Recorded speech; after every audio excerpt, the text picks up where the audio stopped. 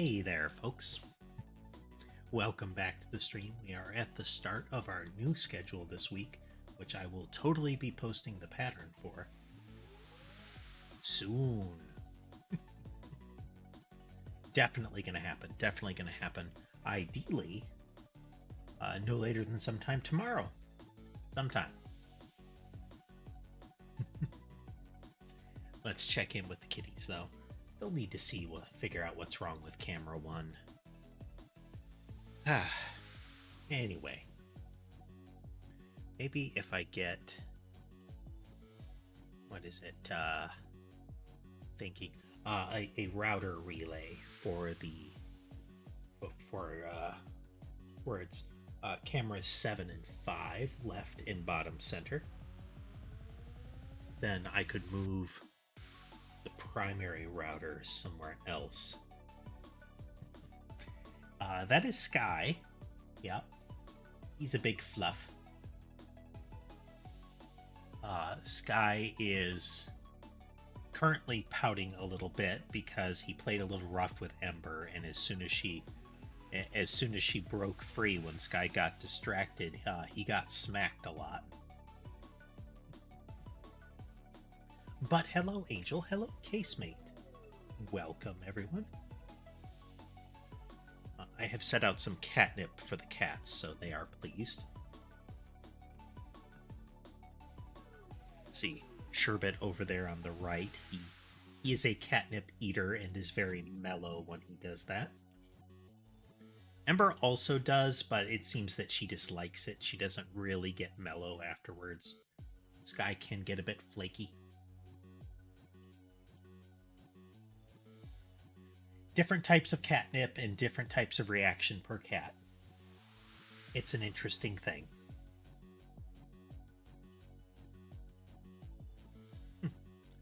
Let's see. So for those of you that are here, the new schedule pattern is going to be Tuesday, Thursday, Saturday, and Sunday. I'm removing one of the days of the weekly schedule, really, in order to make sure that I have plenty of time to do any video work or the like. I want to expand some of the videos that I'm doing, and also to ensure that I don't have 3 consecutive days without a day to work on extra stuff, because if 3 days of video work piles up, it is disheartening.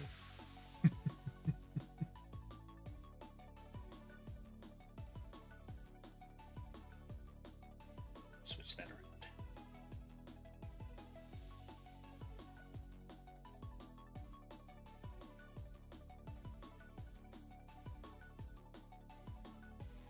There he is.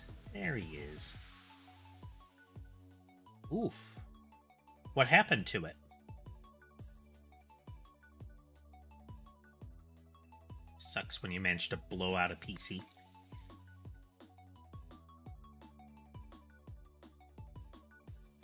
Beverage.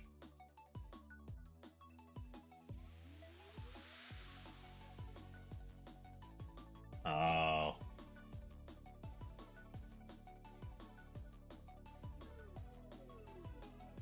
I'm always really hesitant to get down and try to do any sort of deep clean on the computer in order to mitigate that. It's generally just making sure that there's no buildup of gunk. What else happened, Angel? And how'd you brick your PC, Casemate?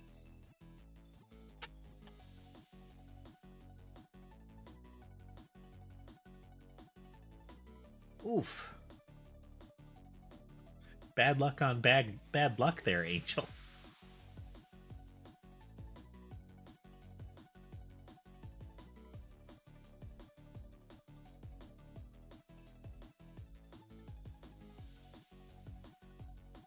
Even if I get the parts, I tend to get a shop to assemble all of them. Couple of reasons. One, hats.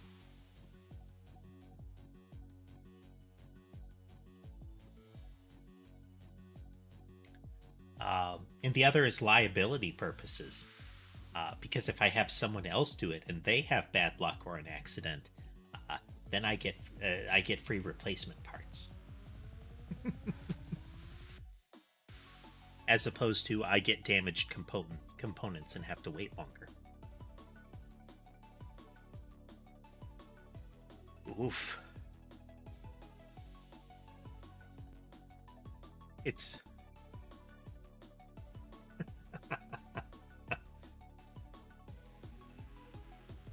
but yeah.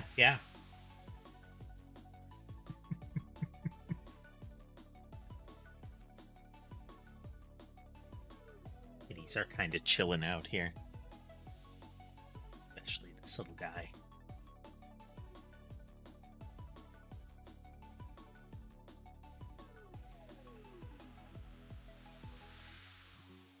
Sherbet is getting increasingly mellow and friendly. Uh, he wasn't a hostile cat, he was just a very skittish cat for quite a bit longer. It's generally only, morning and bedtime that he'll come over and get lots of attention, but he's starting to do that kind of randomly, just in the middle of the day, which is great. He's very soft.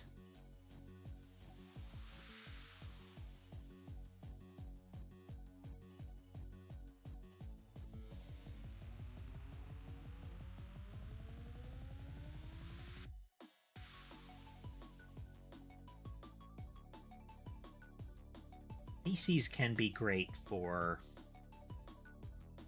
the longevity that you can get out of components, value for gaming kind of stuff.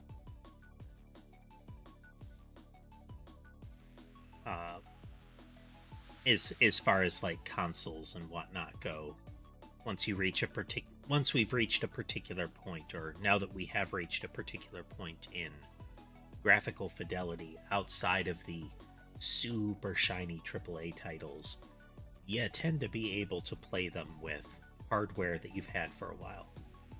So that's great. The problem being that you're kind of on the hook to fix anything that goes haywire.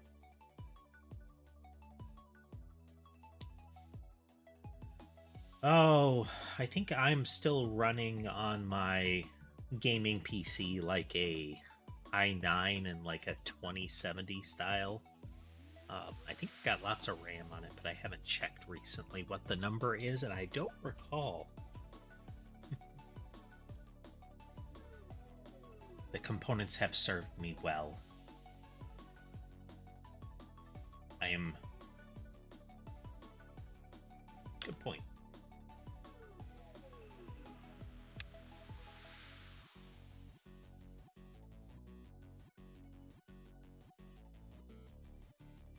Do. Yeah. About 64 in RAM.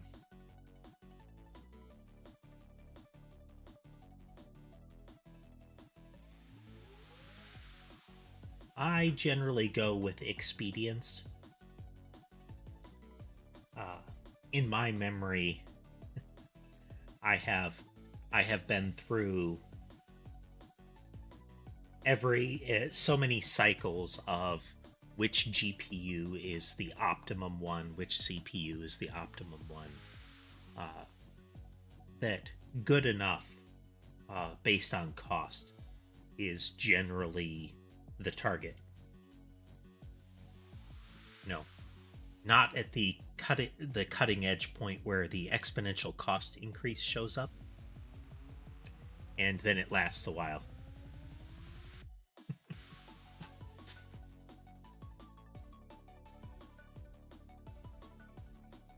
And see, for a while, Intel was like super shiny, best stuff you can get.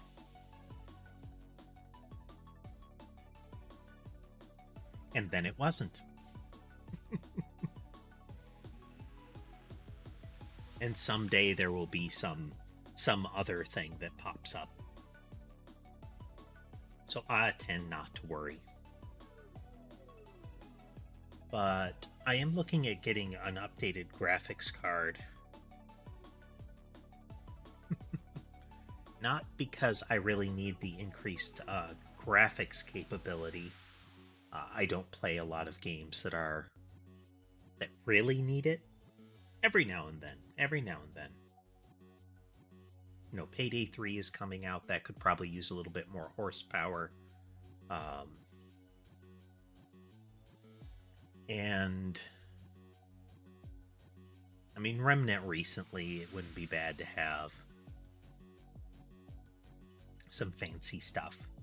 But one of the big things that I want is to move forward into a generation that has the heavy onboard encoding chips. The equivalent of like the NVIDIA RTX stuff. Whatever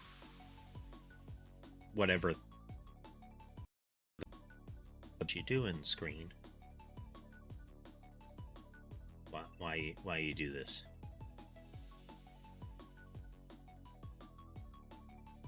My central monitor has decided to turn off and turn back on. It is not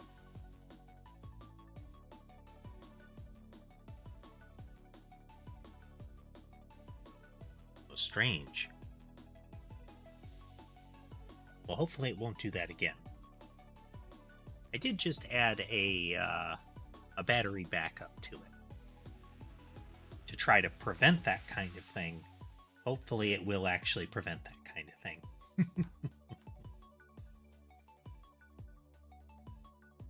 I occasionally get power flickers here at the facility.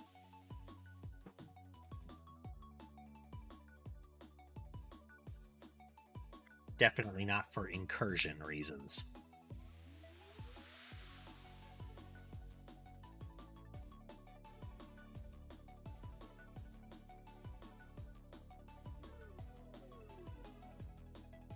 But someday maybe I'll take the hardware in and get more component upgrades. But, what I've got continues to serve.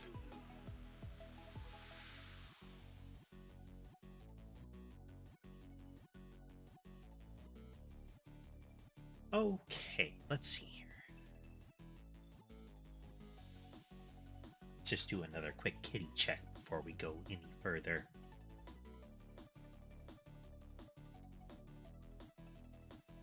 Camera 1 continuing to flake right out. Oh, we can see Mason over by the over on the bed there. They do like laying on that the alternate blanket. I don't know why, but they do.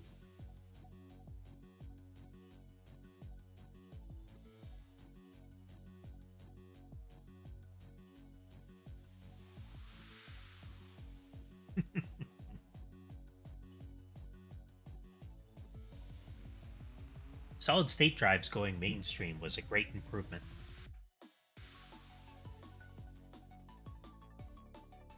I still use spinning disk for long-term storage, like where I put all of my raw and edited video footage. But it's nice to be able to use solid state drives for things like OS and gaming stuff.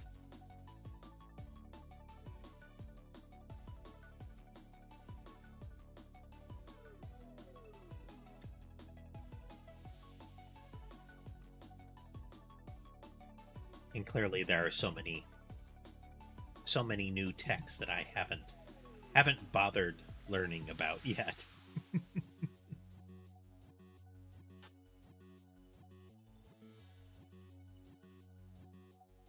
But someday, eventually, the motherboard that I'm working with will be insufficient for what I want to do.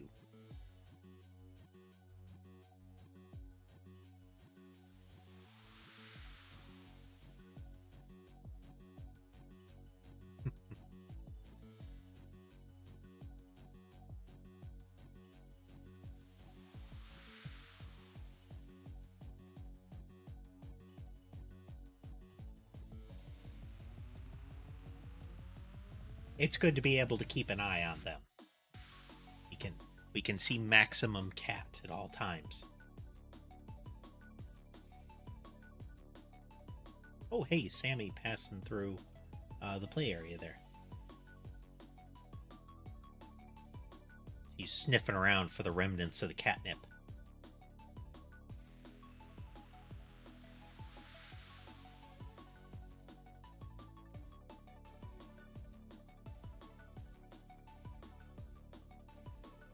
Yeah, the only interaction really with the cameras is Sky messing with them. He'll jump up and grab them and rub his face on them, that kind of stuff. So, before I stream, I always have to fix the cameras. Camera 1, so essentially top center, top right, and right. Actually, from top center all the way down to bottom right, Sky can reach up and grab them. And so he does. And since Sherbet is his little tag-along behavior sponge, every now and then Sherbet will grab him too.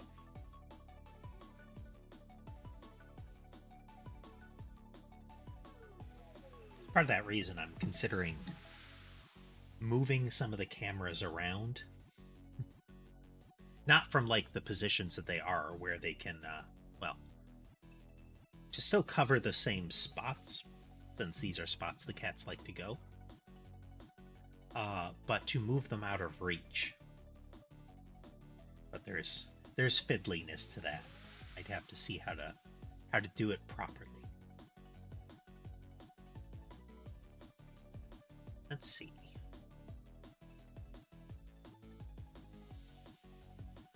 So we're moving steadily through Great Ace Attorney.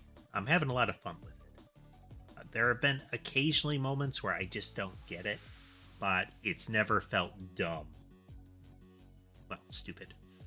How it wants you to progress through the story. Now,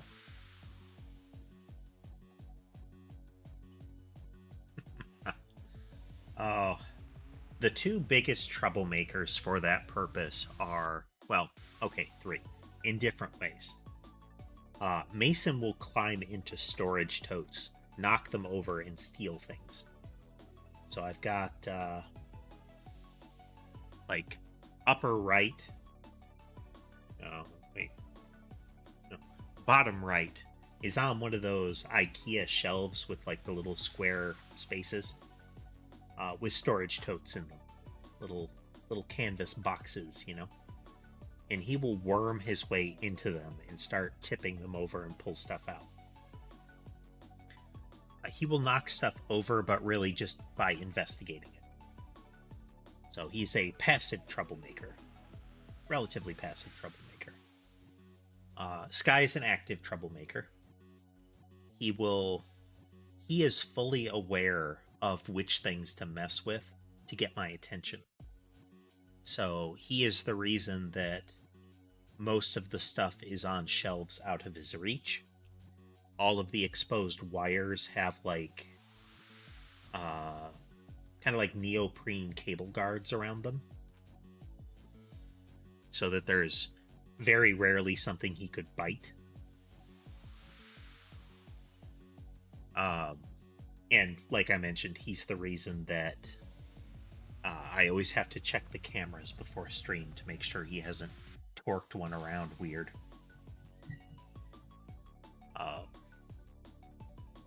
Now, Sherbet is tricky. He'll touch a camera every now and then, but it's not really... He doesn't really find it interesting. I think it's more something to grab and stretch. The thing that he's really good at, though, is acrobatics. He's the best jumper and climber of all of them. Part of that is because he won't ever let me trim his claws, so his murder mitts are at full power. But he will do things like that tree in the bottom center. He'll do a flying leap and like stick to the sisal post there. And when I had heavy sound damper curtains up, he would climb up and down them on a regular basis. The other thing he's capable of doing because of his jumping agility is he can get up on higher shelves than the others can. So every now and then, a very high-placed box of treats gets knocked to the floor. They haven't figured out how to pry it open yet, but I feel like it's a matter of time.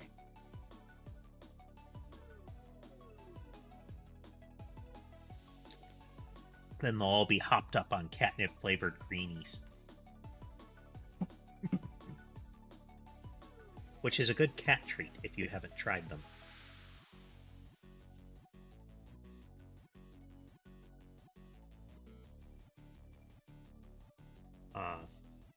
The other one, which I can use to summon Mason and Sherbet at will. To a lesser extent Ember, but Mason and Sherbet will shove everybody else out of the way, are the little... They're like meat Go-Gurt tubes. They'll be like chicken or something like that. It's almost like a pudding consistency paste that you can squeeze out of them. And those two just love them. Like, rabidly love them. The others like them, but they eat them much more slowly, which gives Mason and Sherbet time to home in and tackle them out of the way.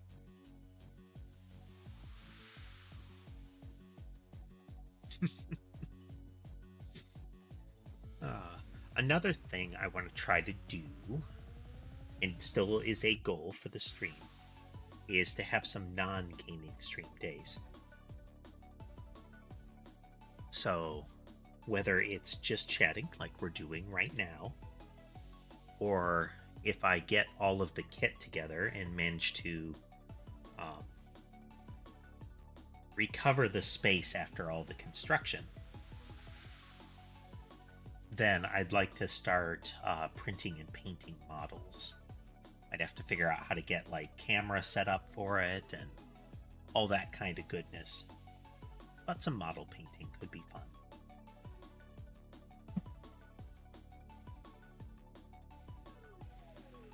I do enjoy it, but I'd have to figure out how to reliably leverage my 3D printer to make the models, because I'm not paying Citadel prices for cool looking sci-fi minis.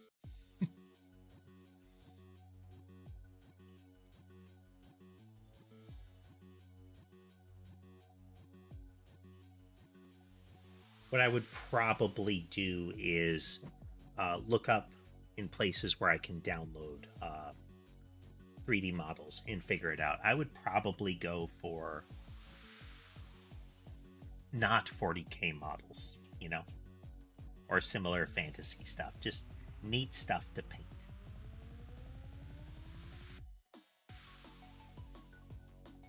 You know, the definitely not Warhammer 40,000 Super Soldier Empowered Armor Record Keeper, which is certainly not a Space Marine Librarian.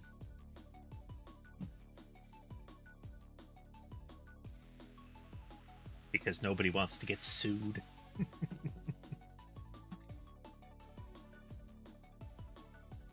But it also opens the door to a lot more opportunities to, like, bash things together. Because then I don't have to get a model kit that I'm only going to use a few parts from at the time.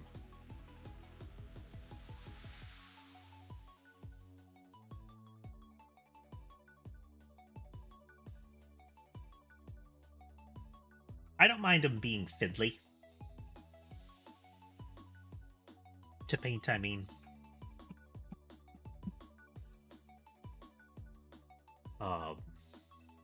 That can be part of the fun, is figuring out ways to make a model look unique, regardless of what it's supposed to be.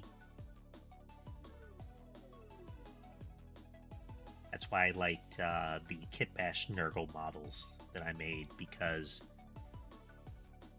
it's interesting to try to go down that road without using the very standard, like, green and whatnot paint schemes for them.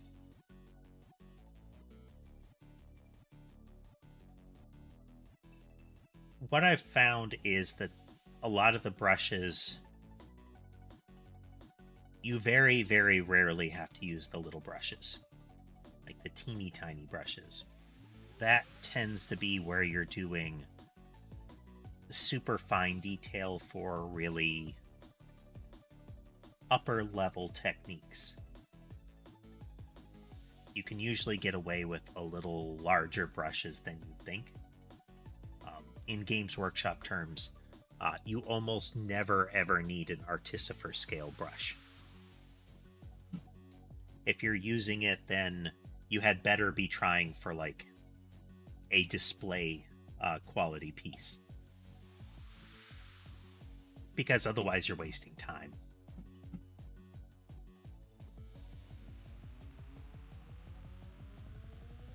But all kinds of things could be fun. You know, realistic and semi-realistic tanks, those kind of things could be fun to mess with and graft parts onto for different themes and looks.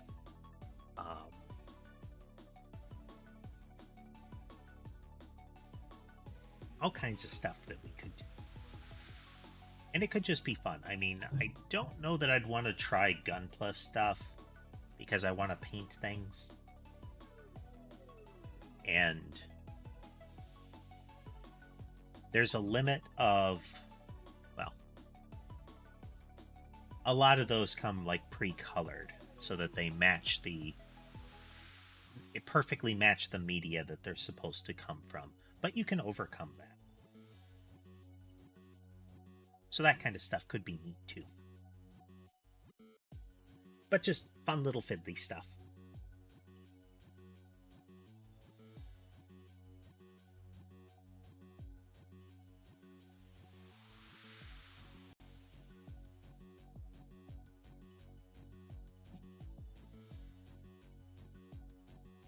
Even then, sometimes it comes down to learning brush control on larger ones.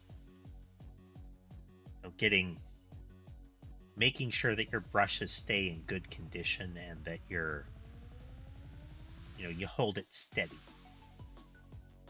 Which is one of the things that every now and then will prevent me from painting for a while is, shaky hands. Can't do fine detail if your hands are vibrating all over the place.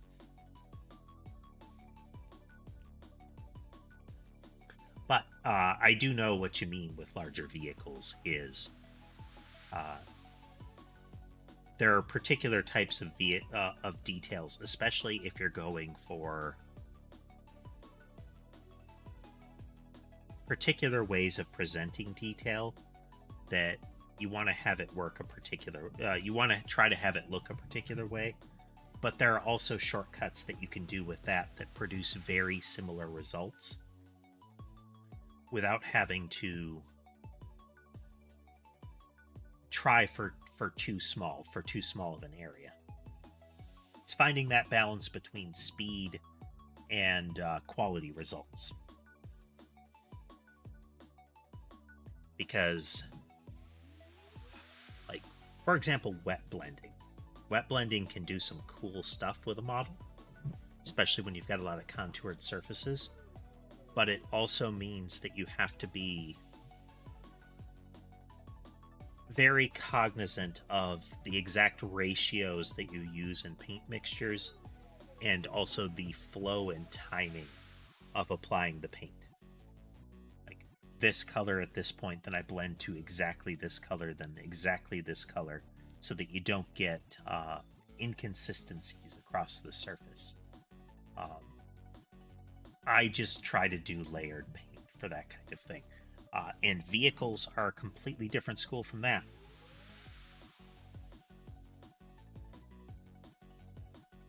Like a friend of mine does, or had been doing Battletech minis. And the style for painting mecha and tanks and whatnot is often very different than you'd use for, say, like a soldier. If for no other reason than wide plates and similar.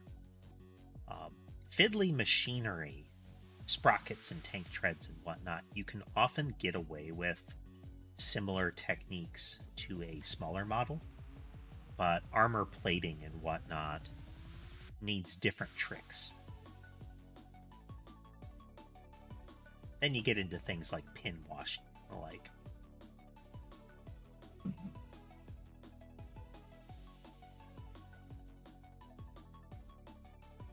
But it can be fun, just the whole process of figuring out how to paint something so it looks cool, you know? Build it to look cool and then paint it to look cool. That's the important thing.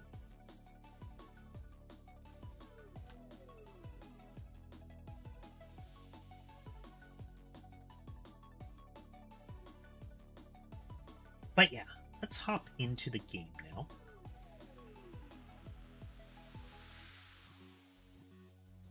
So we had just wrapped up the last case. And that looks like a sci-fi ray gun. I am intrigued.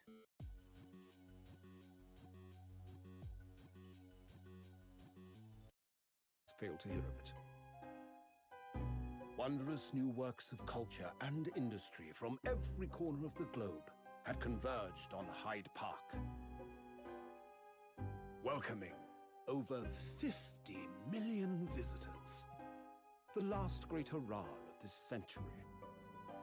Astonished and delighted people of all nations, and ended on a note of resounding success. But as regards there is so much steampunk going on in these scenes. During the festivities, very few are aware my friend Mr. Herlock Sholmes had a hand in unraveling the matter. For from the shadows, it was he who earnestly unearthed the facts of the case. And like the centerpiece of the great exhibition, which rose high into the skies of Hyde Park, Sholmes's brilliant deductions, as clear and lofty as the Crystal Tower itself, brought the truth to light. This is a cool setup.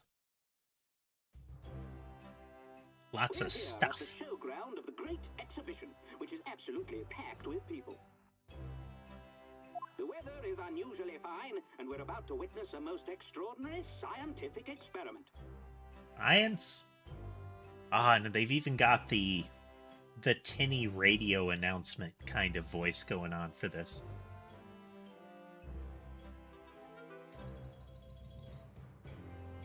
You gotta love that. There's a real particular feel that you get out of that kind of thing. Especially if you get the cadence of speaking that goes with it. Oh, that's some hair you got there, sir. The 20th century will see steam engines and electrical power dominate the world. Horse-drawn carts will give way to the motor car. Ships will sprout wings and take to the skies. And today, we showcase even more advanced technology. A glimpse into the future. A world first. A demonstration of my super high voltage instantaneous kinesis machine! So, there's a lot of goofy science words strung together into that. But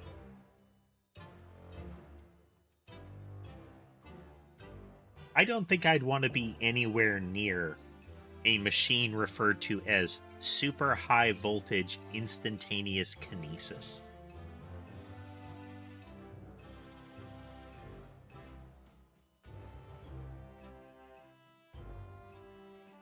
That's right, Casemate. It does sound kind of like an electric chair with extra steps. It sounds like something that is going to go off, kill everyone on the stage anywhere near it through electrocution, like some sort of horrific Tesla coil, and everybody else is going to be launched away by some sort of wide area force field. At least we can hope that that will be the case, because that would look really cool.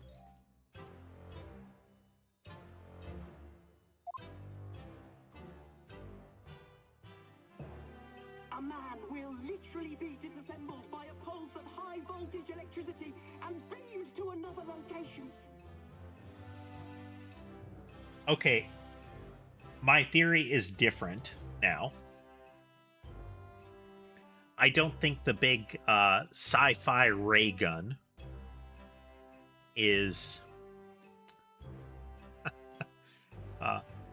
going to have quite the same results. But I feel like somebody's going to die in the process, or a good chunk of real estate is going to die in the process. Maybe both. Cross your fingers. Hello, Sammy. Hello, Sammy.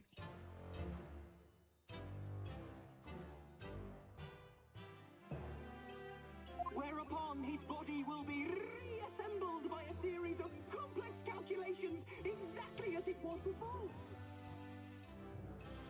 Oh man, some guy's gonna get straight up turned into some sort of pile of ground chuck, you know?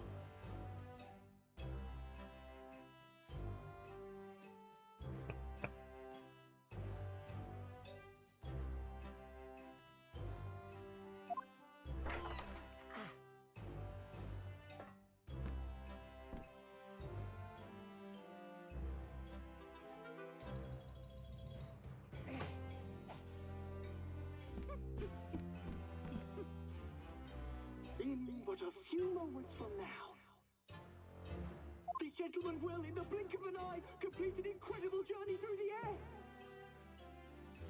Oh man. To arrive an instant later on the Crystal Tower behind you! Laser beam's gonna blow a hole into it and that man will be lost forever. That'll be cool. Come on. Give me this game.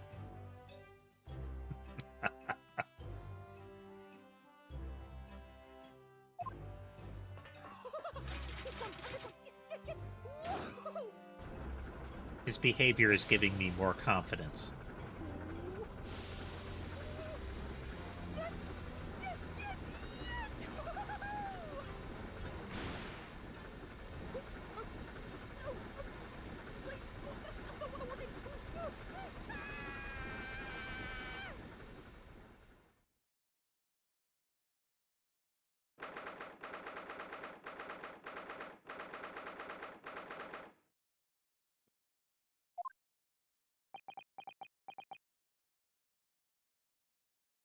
Pause.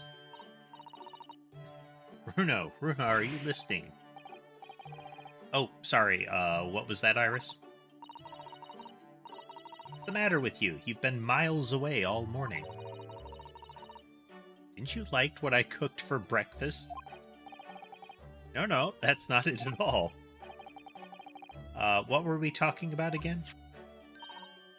Today's paper. It's full of news about the Great Exhibition again.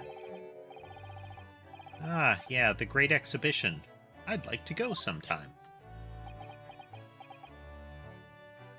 Pause. You're really not your usual self today. You seem very down. Don't you agree, Hurley?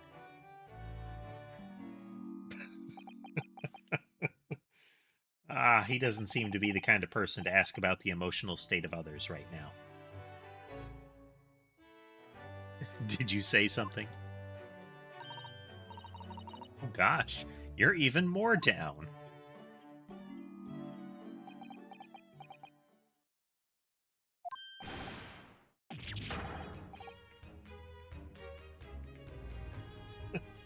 He's such an animated character. When did you arrive, Mr. Naruhodo? I've been here for about half an hour already. We had breakfast together. What? Why didn't you mention it before? I thought you might have known I was there, you know, because breakfast? Iris is quite right. You're clearly lacking in vim. So much so that I didn't notice your presence. Thanks. Of course, I could deduce the reason perfectly well with some simple observations. Huh? Let's see. Yes, for example, your tousled hair this morning, which is all unruly spikes. Clearly, it can be deduced therefore that... let me stop you there, Mr. Sholmes, because I think I can see where this is going. My hair always looks like this. It always has. Ever since we first met, in fact. Oh, really? How interesting. It just doesn't look like a haircut as such, I suppose. Thanks again. Pause.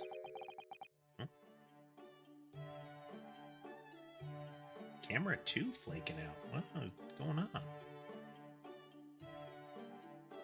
I mean, someday I wouldn't mind getting better cameras. But it's actually really hard to find cameras that can be easily used in a residential setting that are not really overbulked Internet of Things kind of software deals, where they have to hook to the internet, you have to have an account with a service, and all of the video is piped online and then has to be piped back down to you. That's stupid. And these don't. It's RTMSP or something like that, some 4-letter acronym that I can just feed the video feed directly to a viewer. Works real good. But the hardware isn't necessarily tip-top quality. So we get things like the need for the camera to cycle periodically. That's why you'll see just out of nowhere the CAT scan in process or in progress. That is when the camera kind of restarts the video feed. Otherwise, if that doesn't happen, it'll just jam up. But I don't know why it happens more or less frequently.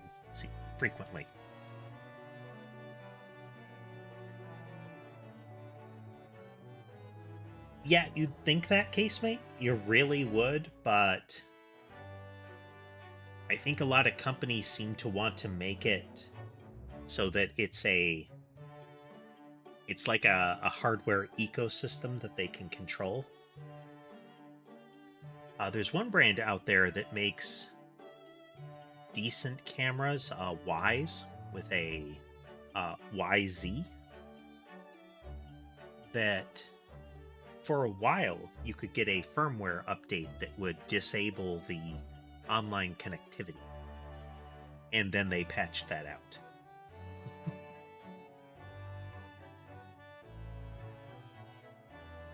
The key thing that I don't want is I don't want to have an internet connection connected for them. There is actually a separate Wi-Fi network that I use to route these things.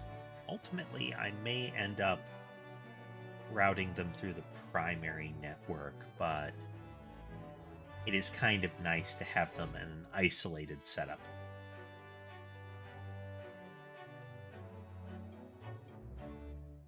Yeah, I'm not fond of lifestyle technology brands.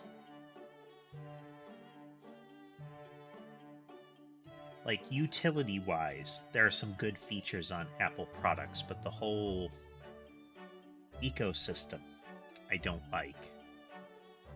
I kind of blame them for the idea of unboxing.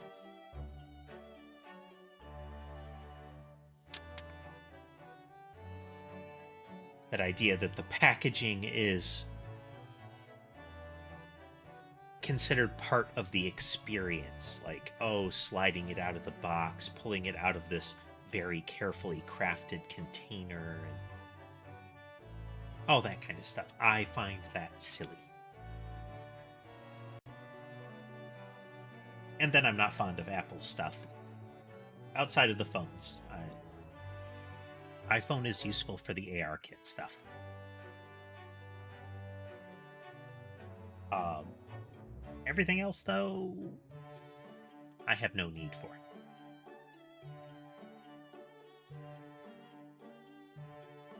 I don't like the idea that some people come across that, like, oh, but apples are better for artistic purposes. It's like, no, there are software vendors that have written products for Apple computers that are good for artistic purposes. But you can get those products on other platforms too.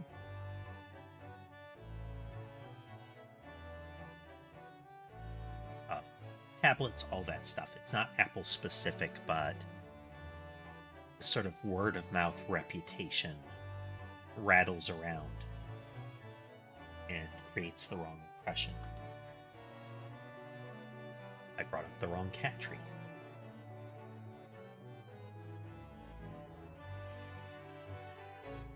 Gotta ping some artists again. I'm still in the process of working with some folks on some new screen chrome.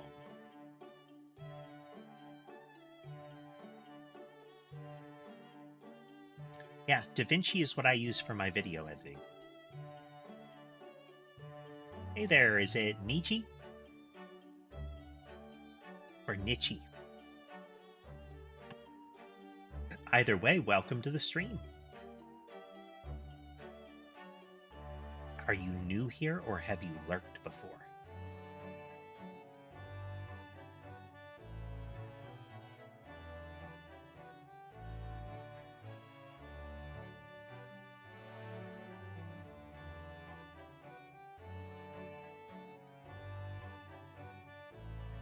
If I have greeted you before and I don't remember, I apologize. My memory often fails me.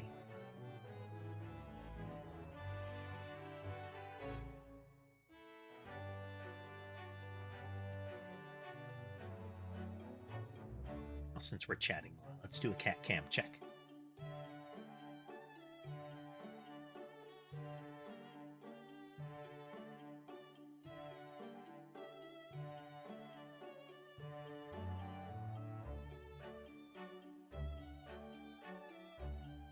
We can see Sammy in the play area now.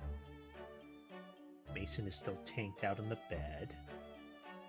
Sky, of course, in his tree. Ember loafed up in her catnip nap, as is Sherbet.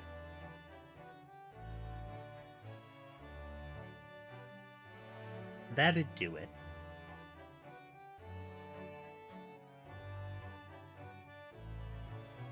Stream timing wise, I'm trying to be a bit more flexible on how long streams can run. Aiming more for goals. The thing that I'm trying to do then is just watch out and try to intercept any sort of like game music that might be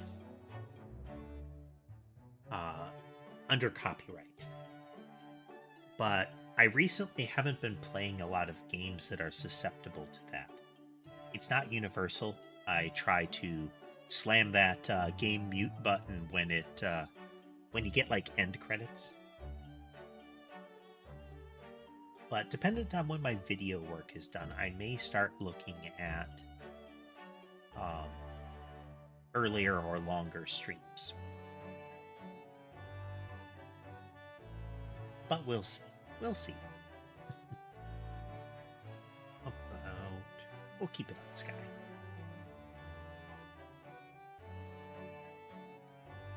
But yeah, Ace Attorney. It's been a good time. Crossed my mind recently that it's been 6 months now. 6 months? Since I was forbidden from working in court. Interesting, interesting.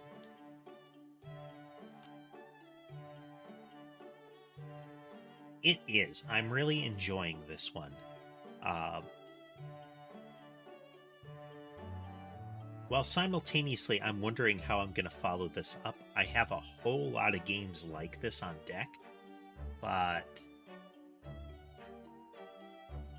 I don't want to get into a Danganronpa 2 scenario again so soon.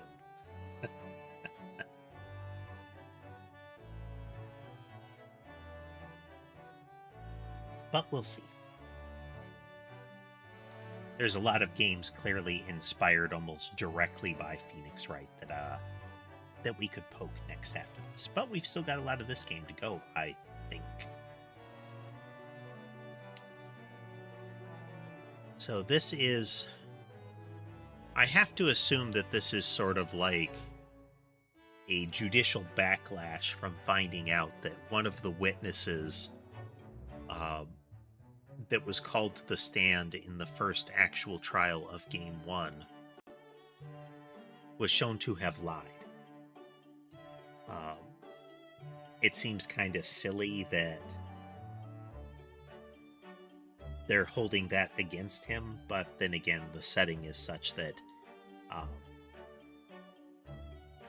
that happens a lot.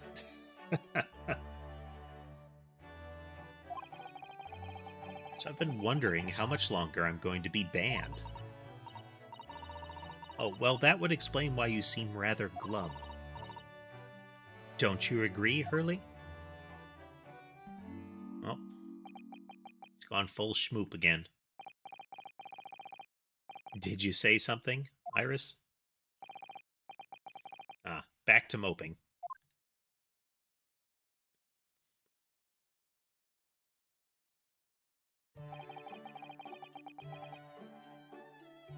What's the matter with Mr. Sholmes today? Sholmes really doesn't have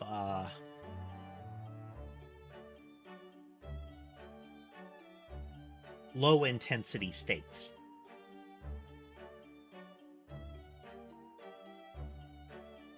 Like, he does everything really emphatically.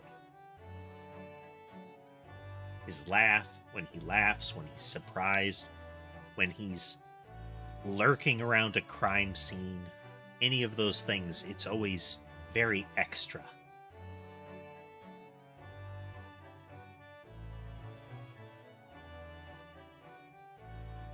I think that's really epitomized by the deduction scenes, that little minigame. How exaggerated everything is, how Sholmes and Naruhodo are twirling around, triggering spotlights on people.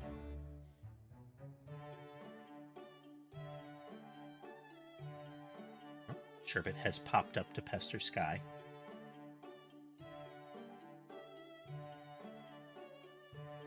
Someday I'll remember to try to record them chirping.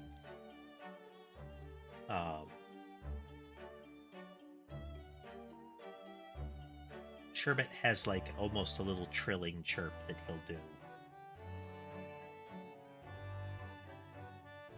I don't know how to describe Sky's voice.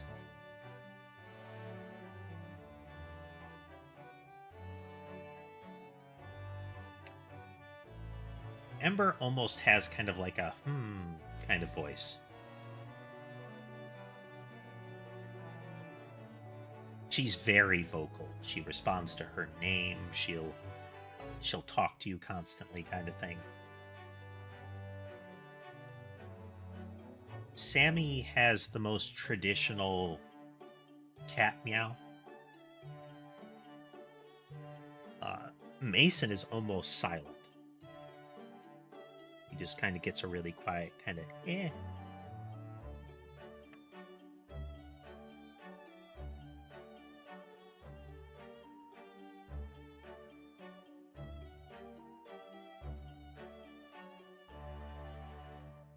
Sky can be very vocal too, but he gets into a lot of like, when he's vocal, it tends to be a hey, pay attention to me kind of thing.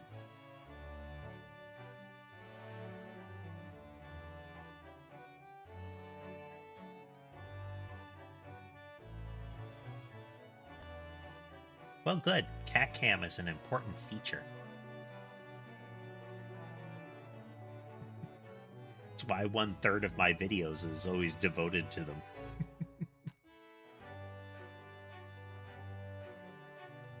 What's the matter with Mr. Sholmes today?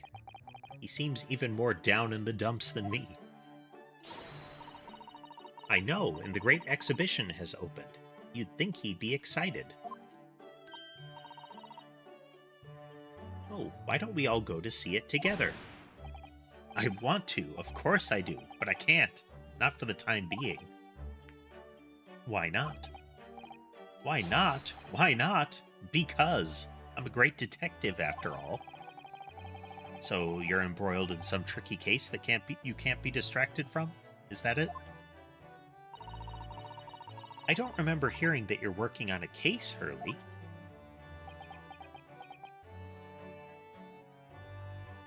Oh, we gotta zoom in on this real quick.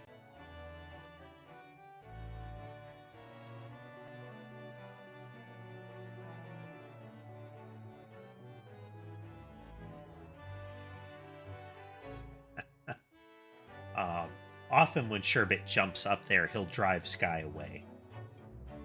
When I first brought Sherbet home, he latched right onto Sky because Sky is sort of the diplomat cat. He is the first one to be friendly and approach other cats. He never gets hostile right up front. Even though he is often met with hostility when he does that. He's kind of chill in that regard. But Sherbet kind of imprinted on him, and you can tell that Sky gets tired of it now and again. So Sherbet will jump up there or follow him, and then Sky will run off.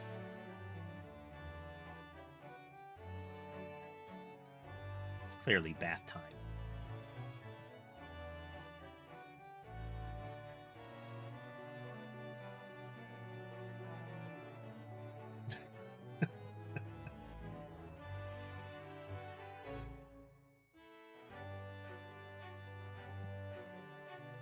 Sky got into a little tussle with Ember earlier. He was playing a bit rough, and when he got distracted, Ember broke free and just started smacking him. And while Sky will play rough like that, he doesn't really get into full hostility. Like, he doesn't strike. He'll wrestle and he'll do the little kicky feet thing. But he won't actually do like a strike or a hiss. Ember absolutely will.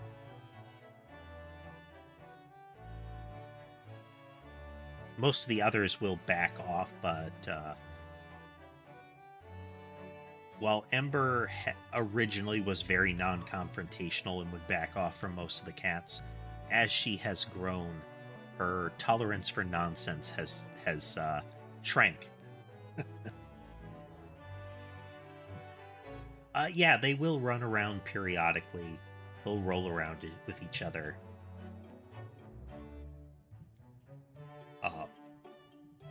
But yeah, I try to have a lot of things around that they can climb on, that they can run around on. Make sure that if they want to exercise, they can. I do have some cat toys that I haven't deployed in a while, largely because Sky and Mason are... They tend to try to steal the toys and keep them to themselves. So I have things like a feather toy on a fishing pole. If Sky or Mason gets a hold of it, they will clamp down on it and try to run off. And they'll growl and tug at it if you try not to let them. Which means none of the others get to play with it once that happens. Laser pointers work pretty well. I need to come up with a way to do that doesn't involve me turning away from the microphone. We'll see, though. Someday. With that said, quick break. Be right back. Just a moment.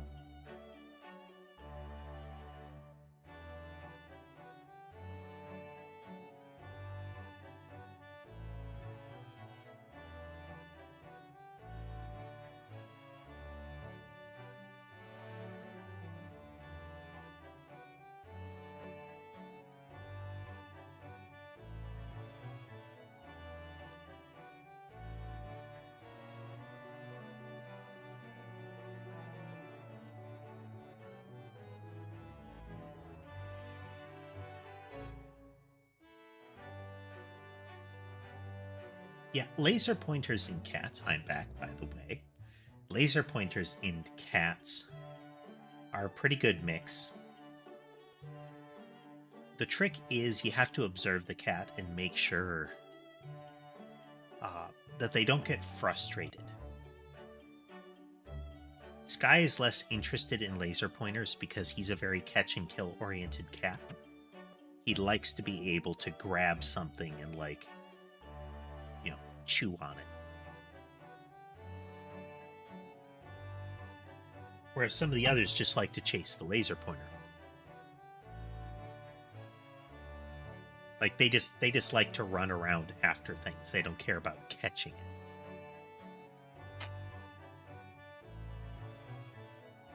The ones that just like to chase tend to be some of the first ones to learn the fact that the laser comes from you. It's not just a red dot out of nowhere. It's you in some way summon the red dot. So I've had situations where I will turn it off or something like that, and they immediately all look at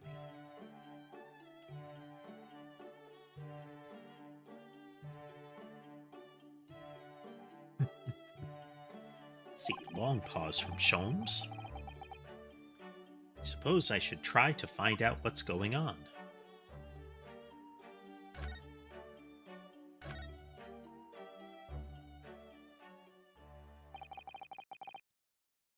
Half a year ago now, I took on the defense of a young girl in a trial heard at the Old Bailey, the trial of Gina. What at first seemed like a simple case of murder that took place at a London pawnbrokery turned out to be one part of a much more far-reaching plot that involved the British government.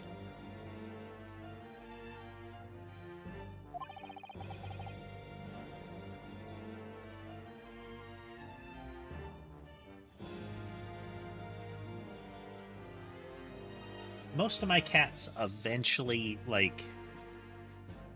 they'll notice that it's something about what I'm holding. Like, it may be that they just see the light that I've been holding,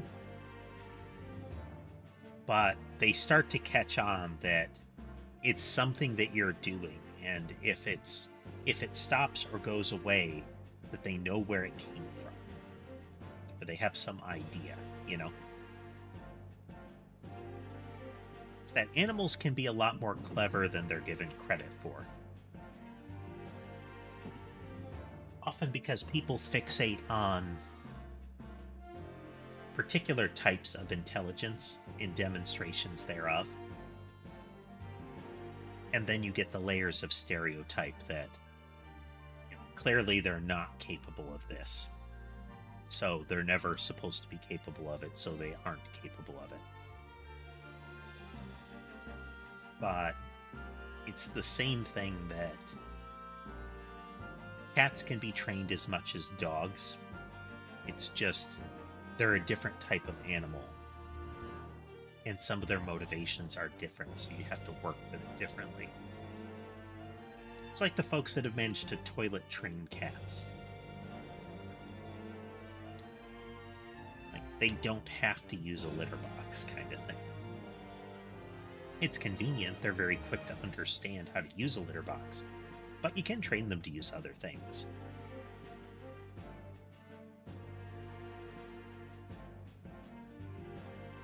And let's come over for pets.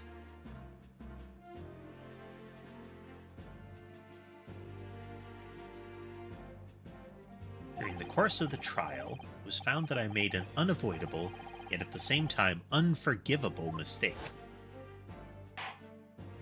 Oh. Words fail me. This situation is utterly deplorable. Mr. Naruhodo. Yes, my lord. I will decide upon your fate following the conclusion of this trial. So this is the part that's kind of interesting, because what turned out is that a witness lied in a prior trial. They perjured themselves. But that subsequently they're like, oh, this is terrible, you're at fault. It's like, that's weird.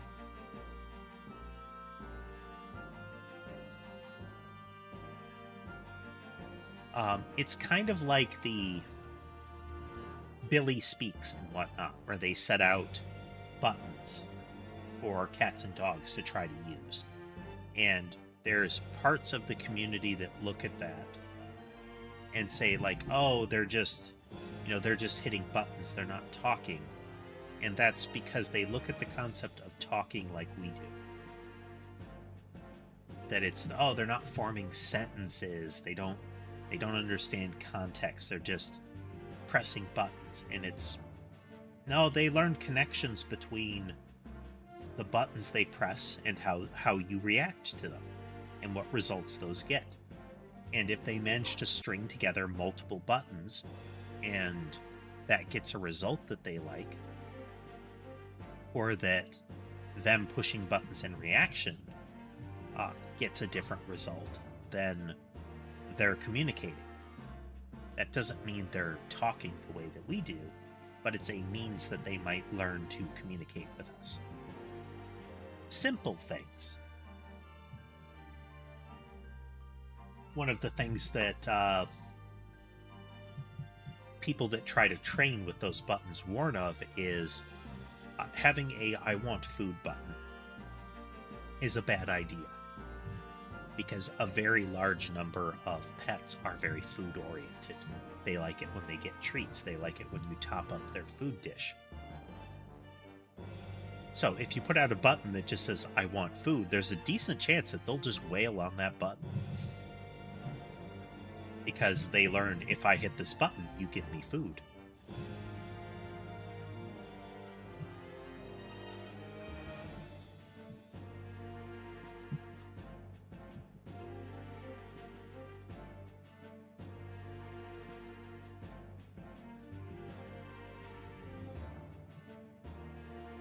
It's another one of those aspects, Casemate, is you'll get people that assume that animals don't even have, like, the concept of sadness.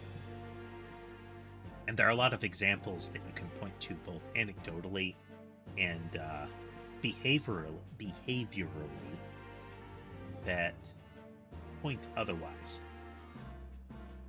The classic ones being like birds that mate for life, and either if their partner dies of old age or unexpectedly that bird won't remate, and their mortality, the likelihood of mortality over time, skyrockets.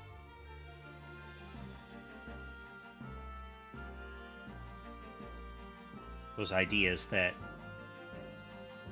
there are concepts that, even if they don't manifest the same way that we understand them, that similar concepts can exist in another creature. That's why Xeno stories can be interesting, where the story is told from the perspective of an entity that is of foreign construction and thought process to the human reader. Is that idea of trying to grasp how a different way of thinking and operating in the world could be.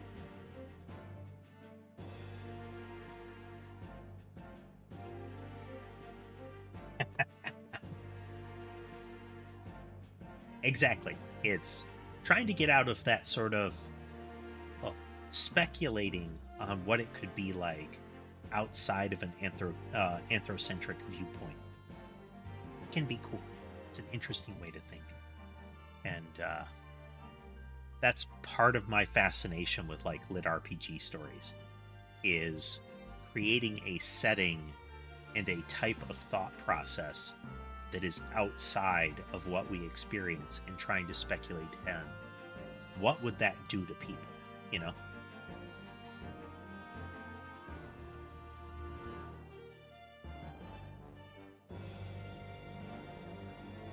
It's neat because even just in generic sci-fi, assuming you're not dealing with nothing but rubber mask humans, where every alien society is just humans with stuff on their face. Or hats. you can get some of those different things, like they function differently. Mass Effect had some good species like that.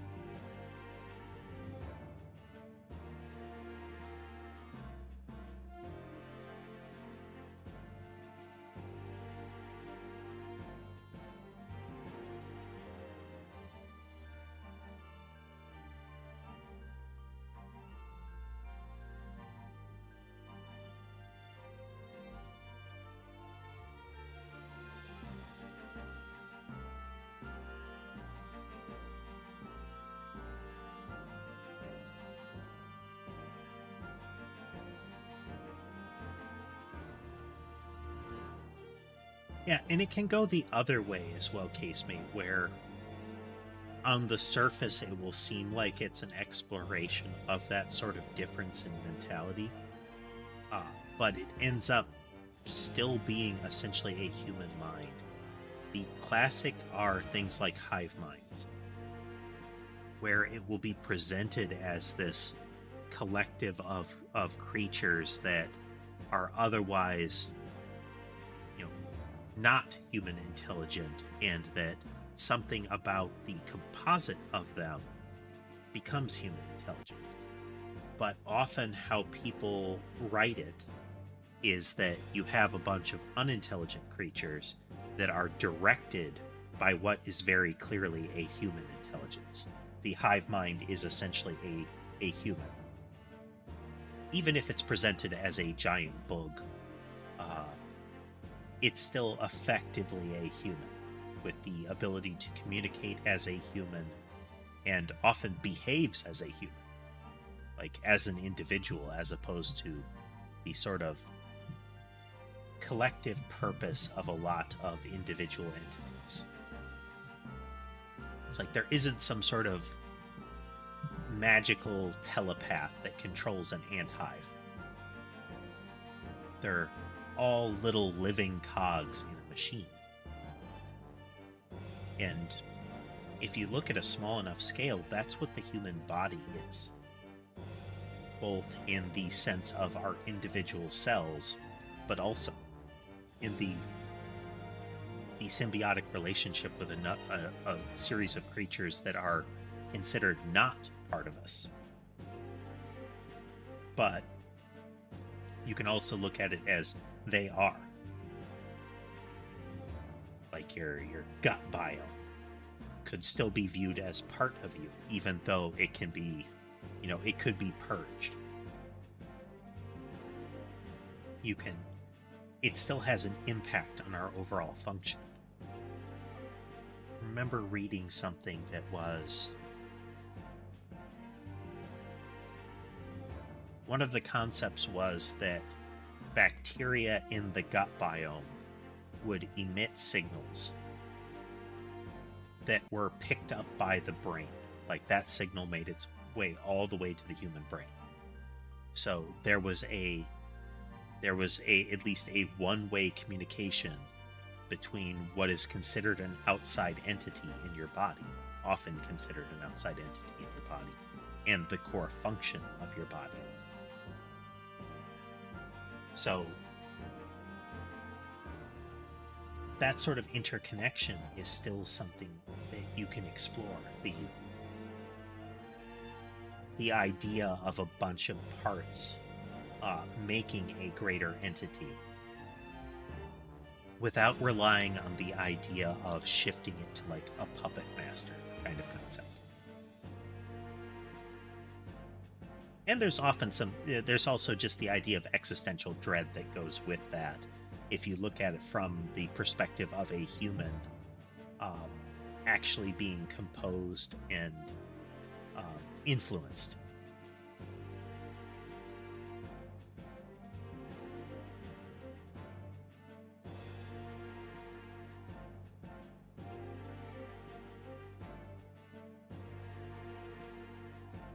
That's right. Even things like plants have really complex construction and like biological machinery that goes with them. Uh, Both the operation of it, how they draw in energy from different locations, energy and nutrients, uh, but also in the way that they spread themselves. So different types of seeds and the like, and how they operate. Um, I believe there is a type. It's a type of seed dropping tree. I can't remember exactly what kind, but they cohabitate with large populations of squirrels, which are prone to, taking dropped seeds and consuming them. And one of the things that species of tree will do is, on a periodic basis,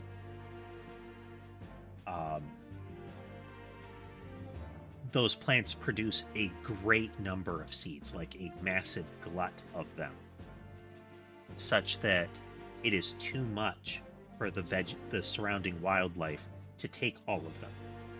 And that's the primary time when those plants actually manage to spread.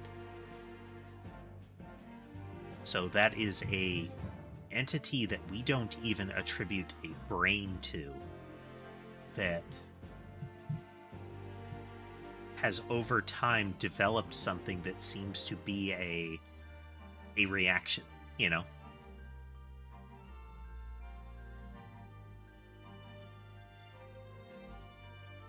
Even though, it's different. But if you look at it from a long enough perspective, you do get that sort of reaction to stimulus. Things like how you can get slime mold that is able to navigate mazes. It's not that it's sitting there and in its biology is saying, I wish to solve this maze, but it's capable of doing so.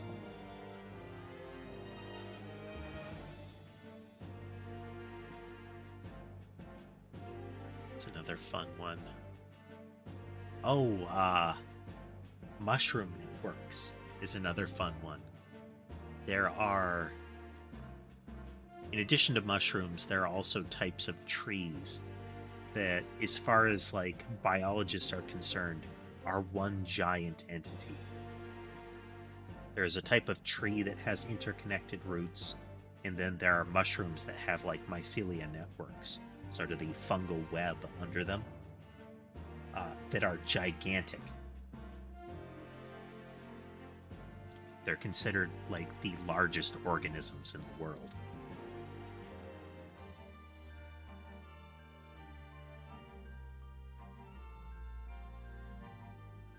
And thinking about how that kind of creature operates, but also fiction that speculates on what were to happen if you bump it a little bit forward and it starts to have a mind in the way that we consider a mind to be.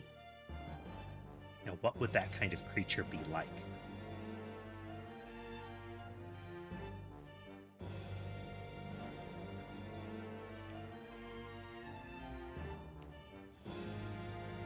Yeah. This tangent brought to you by speculative fiction and biology.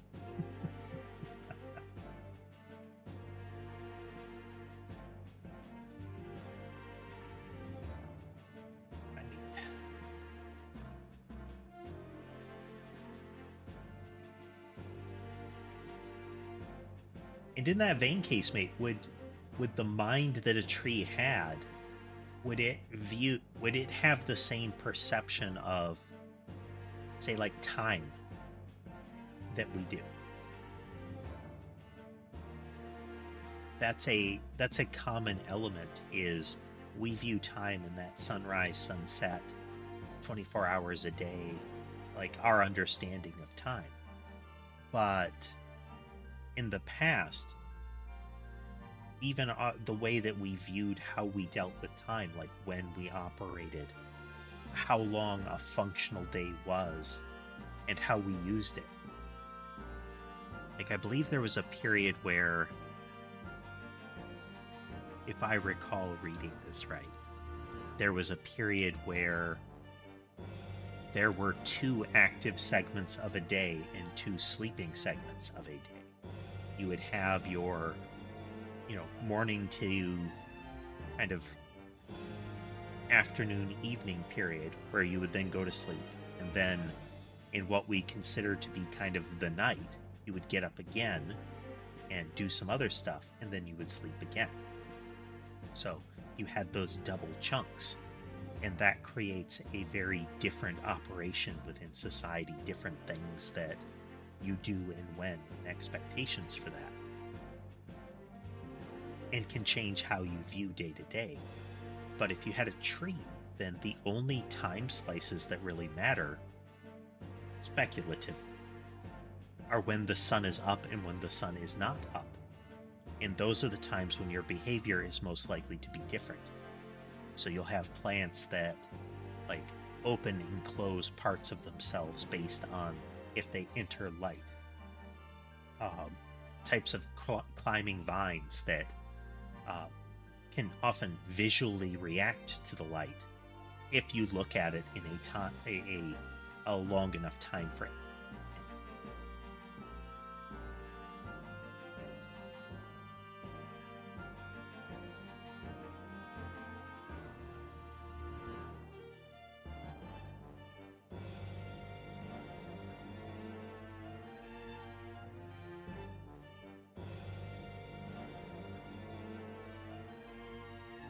It's when your life operates around different concepts, like different goals and central entities and principles, that even your patterns of thought can be different. In the light of like that vine, the idea of if its only ability to react to stimulus is perceiving light and reacting to that accordingly, essentially reaching for that light, if it was given an intelligence, would it perceive things on a time scale that was oriented towards how fast it could grow? So is it going to, would it perceive every incremental growth, or would it perceive it as a like we would look at a time lapse? Is it perceives it as reach a little bit during the light, and then it can't see anymore, and so it waits, and then reach a little bit when there's light, and then it can't see anymore. Would that be like blinking? Those can be neat things. Those can be neat ideas. Just concepts like that are fun to explore. Fundamentally different minds. And real quickly, gotta step away again. Sorry about that.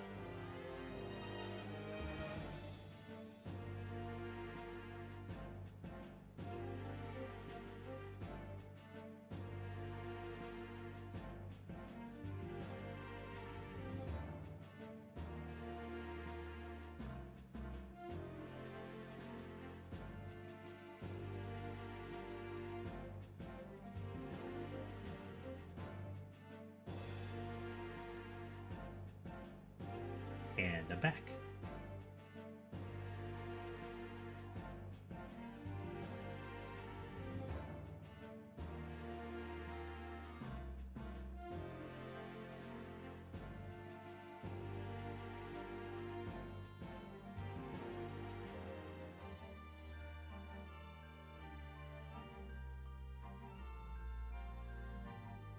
Yep, Nietzsche, it's a how you interact with your environment and when you operate with that environment really does change how things work for you. And that's just at the day-to-day perception level. If you extend that out to greater extremes and consider how a mind can operate differently, how it could operate differently, then you start to get into that neat speculative, that kind of like thought experiment level.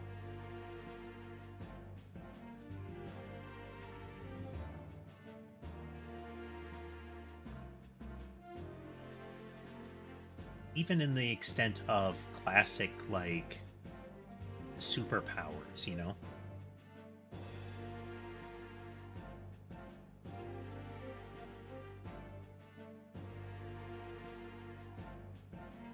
The idea of a receptive telepath, somebody that can hear the thoughts or emotions or anything like that of everybody around them.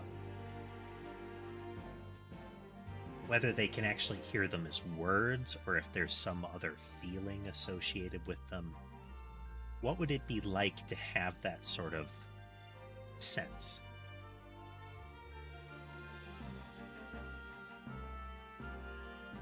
That concept of groups of people and all of that.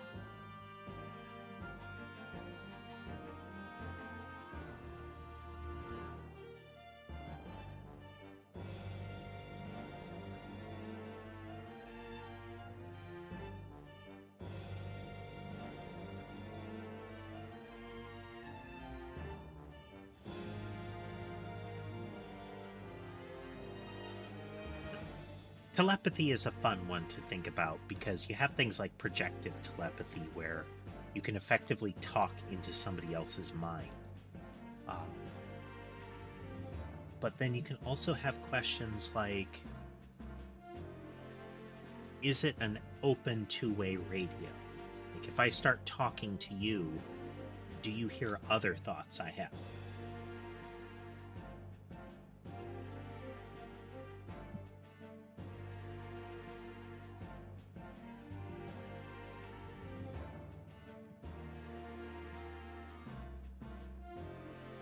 I think that's part of the thought experiment, casemate, is thinking about what that might be like.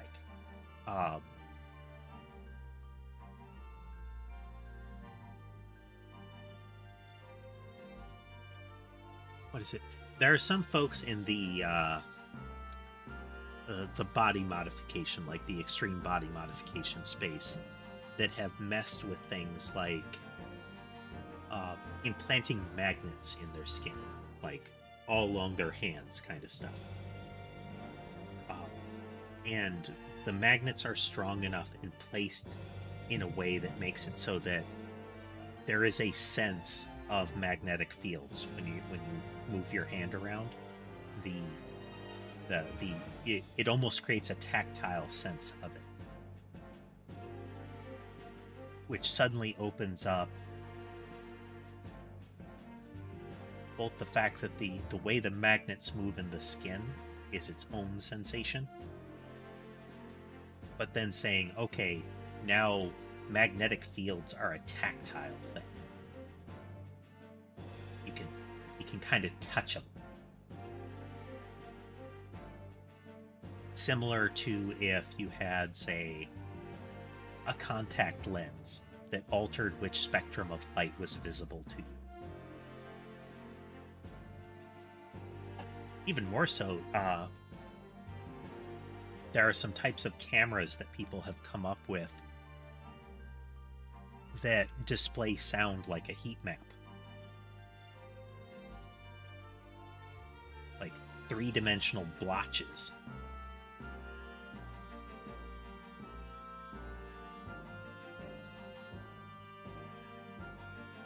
So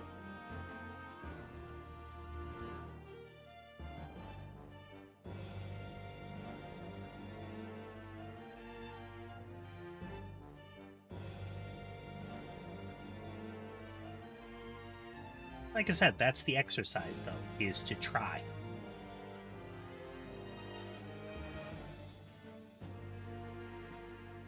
Like, what could it be like? I think another way to look at it is, I don't know the term, there are folks that do not have a mind's eye, so they can't imagine image in their head. It's like a lot of folks can think of an apple and can kind of see an apple. They can think about what it feels like, what it looks like, and there are folks that can't.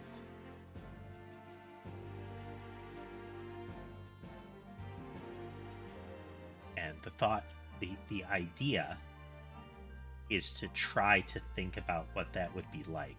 Not that you can actually do it, but is to consider it, to think, what might that be? Another morbid way, and you know, at your own risk, consider it, is, what is it like to be asleep? Let's keep out of the fully morbid territory. What is it like when you're asleep?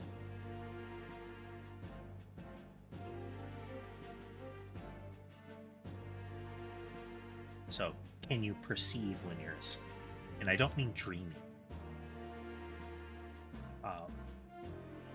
Let's say the period when you're in maximum sleep, when there's the least brain activity, the least active brain activity. What is that like? And then extend it to other states of being.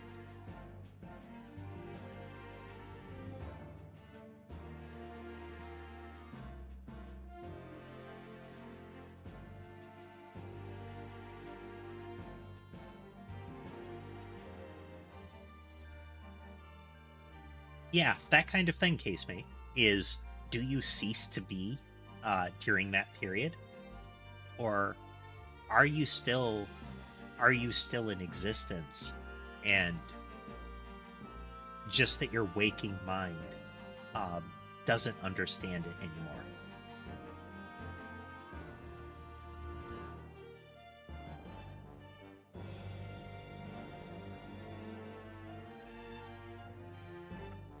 My favorite one is the left and right brain. So, the human brain is in hemispheres, with a series of interconnections between the two. But it is a signal passage thing. They're connected by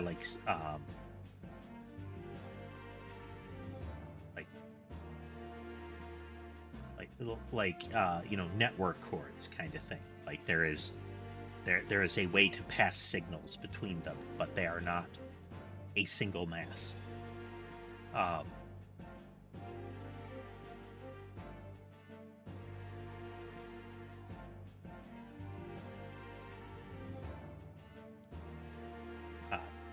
So, Casemate, the idea of your consciousness ceasing, but that's the question, does it?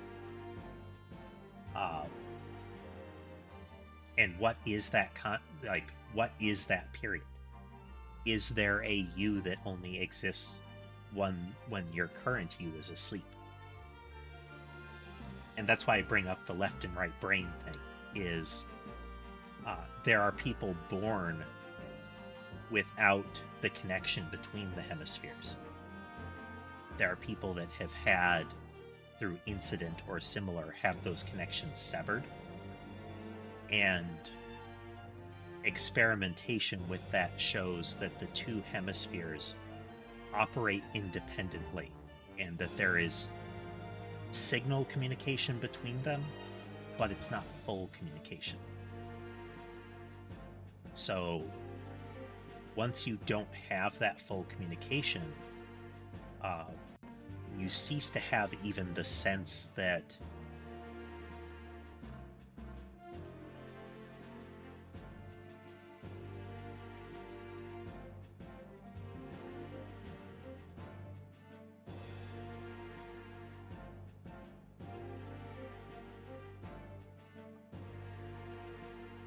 but that's consciousness as we know it, Casey. Like, there's very little activity in the parts of the brain that we know as, like, human thinking. And that's the thought experiment, is to reach beyond that idea of this is what it looks like for a human being to be conscious, and wonder, what is that like otherwise?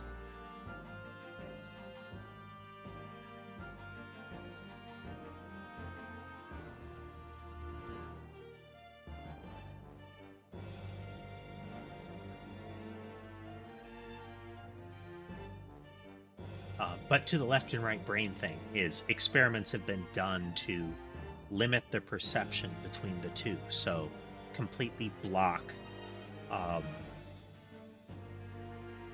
the visibility of like your left eye and left hand from your right eye and right hand. And I believe that the hemispheres are swapped in that case. But you block them off. And by looking at the brains, when the two sides are cut off from each other entirely, the other brain gets no signal from like stimulus on the hand. And what they've seen is that the hands operate independently in that case. I think it's the right brain, I can't remember, but one of the brains doesn't have the centers for speech.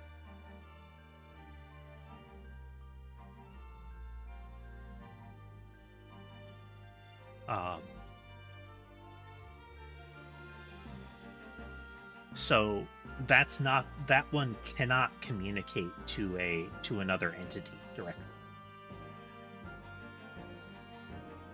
But its actions are separated from the other brain. So what they'll do, a common part or a common experiment with that, is to see when the silent brain, the one that can't talk, picks up an object. Like, it can see, it can operate a hand, that kind of thing. When that side picks up an object, and then the blocker is removed, and the other brain can see the object that it did not pick up, and then to explain why it picked it up, to have the talking brain explain why it picked it up. And the talking brain will justify why the object was picked up, but the talking brain didn't pick it up. Like, none of the signals reached that brain. It's just now that it can see it, that side of the brain is trying to justify why it did it. It perceives it as I must have done. So the creepy way of looking at that is that there is a second you in your brain that can't talk and is unable to interact with the world and must only watch while the other brain interacts with the world, like is able to interact with other humans. And that other brain takes credit for its actions.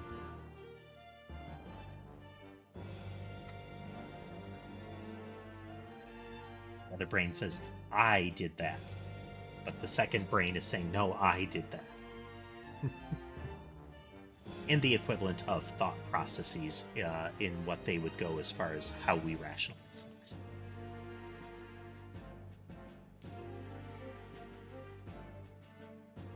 But yeah.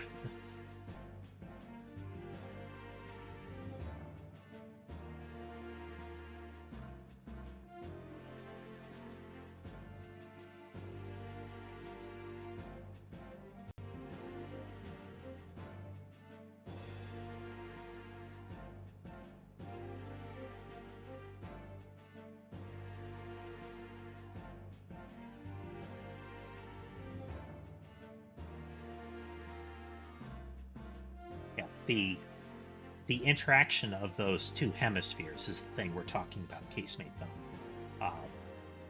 They are tethered to, like, which sides of the brain receive signals from which parts of the body are only communicated to the other by a much lighter weight connection of nerves. So one brain relays to the other what's going on. Like in computer terms, could be considered a separate autonomous processor with a series of connections between them. So what one processor is doing is not visible to the other one, and what signals the other one receives from the other is dependent on what might pass between them. Since we're dealing with meat, it's not a determined property. There isn't a this nerve does this when it's between the two brains. And the experimentation has been both on people that don't have that, like they never developed those connections in their brain, people that lost it, or people that lost those connections through whatever means, along with experimenting with people that do have the connections, control.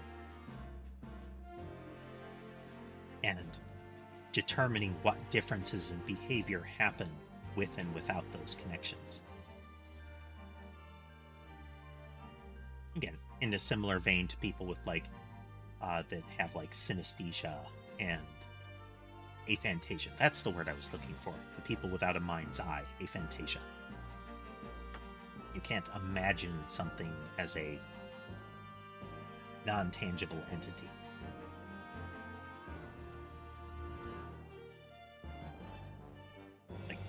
You can't see it in your mind.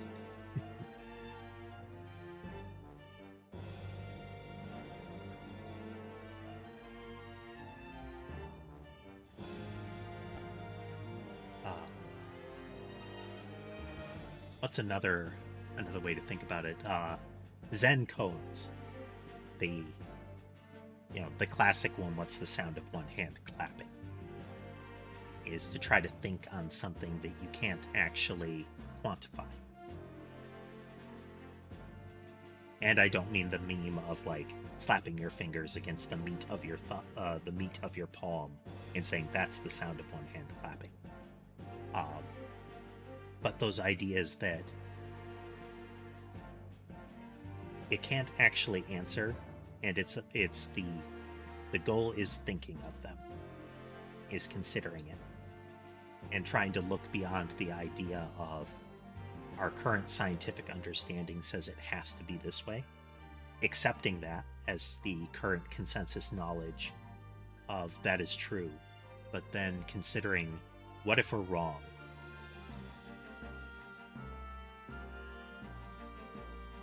What if we don't understand that properly? I believe there's some research starting to come up that the appendix is not fully vestigial, that it does something. It's not something that is functionally vital, its loss is not actively damaging you, really visibly damaging you, but that it did something. And that it's up until now that we have not been able to understand that it does that.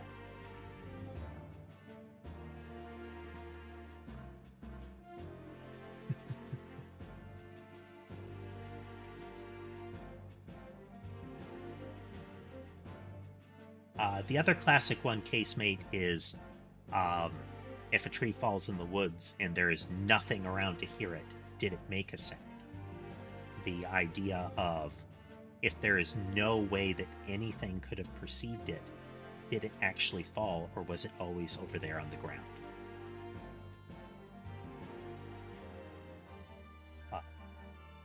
Or if it did fall, did it actually make that sound? Because those sound waves never reached anything. The shock wave was never perceived by anything. The whole quantum reality kind of concept, you know. It's not to assume that it is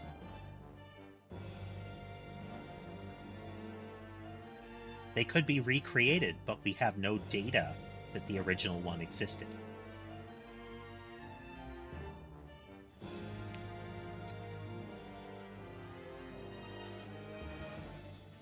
It'd be like you didn't record the temperature of a given day, but the question is, if the temperature was never recorded,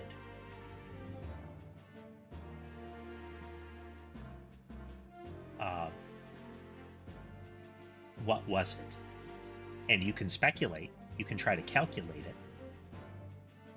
using models that we know and understand, but there's no certainty anymore.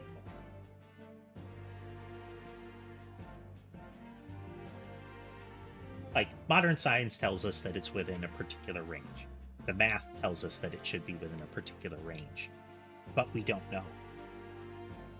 That is something that happened in the past, and we can't be certain of it. So, for the purposes of keeping society together, we have built models, and we understand those models and use those models. But what happens if those models are wrong? And I don't mean what if the flying spaghetti monster is the one that's controlling all the rules and everything is fake? That doesn't matter.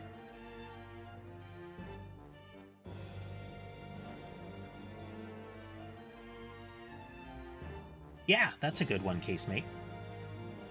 If you had a perfect system and knew what the starting point was, so you had a perfect simulation, and you knew what the starting point of the universe was, and had all the math behind it, would you be able to recreate the universe? Or is there some... is it possible to build that system? And if it is, would it actually have the result that you think it would?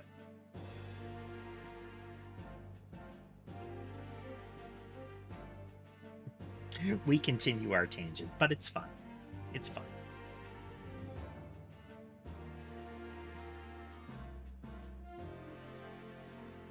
Yep. Our understanding of how the brain works has changed wildly over time. Even the type of medications that we use for, neurological refinement are both wildly different than what had been used in the past, but are still in states where we don't have definitive answers for why they do the things that they do to particular people.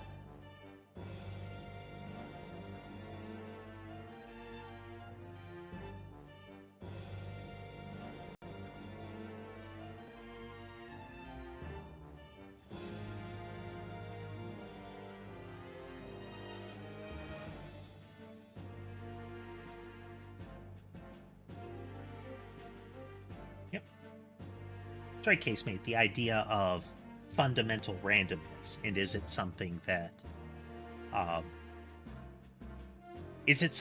the perfect system would actually prevent? Would it remove the randomness, or is it that there is actually a fuzzy number there? That there is actually a, not even an atomic model, a finite model that says there is a concept of a random number, like a fundamental concept that this is not a certainty. And so the system can't define it precisely and has to account for that uncertainty in some way, that you get kind of a cone effect downstream. Or would the perfect system render that into an absolute because the root of that randomness is now known to the system, and so it ceases to be random?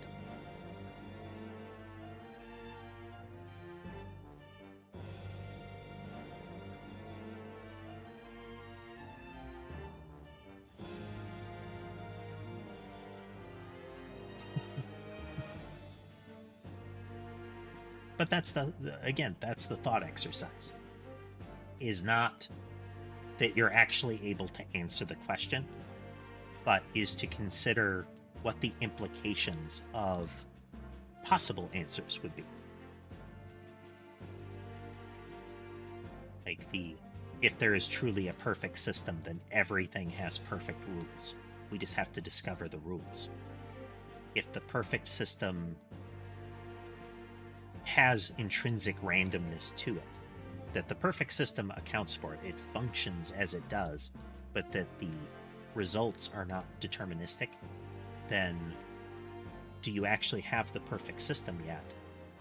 Or is that still a fundamental truth? That it's possible that there is a finite zero, like there is a known random.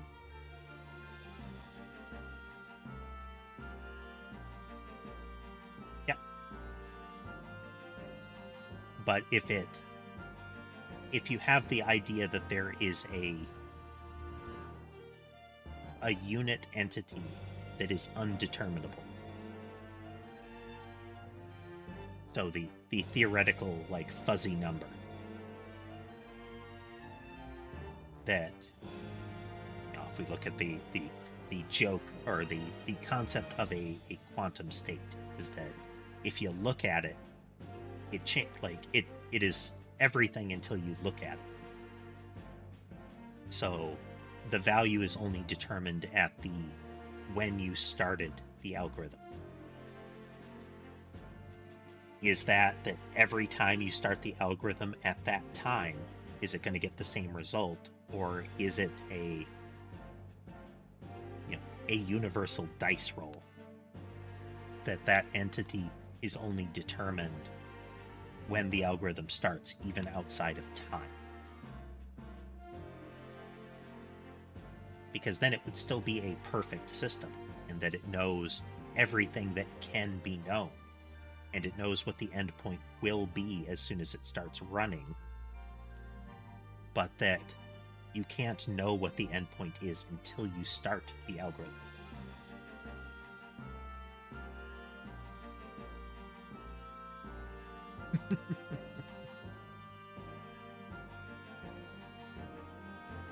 Or we'd blow ourselves up in some way. I feel like that's always a possibility when there's a person with a big red button next to them.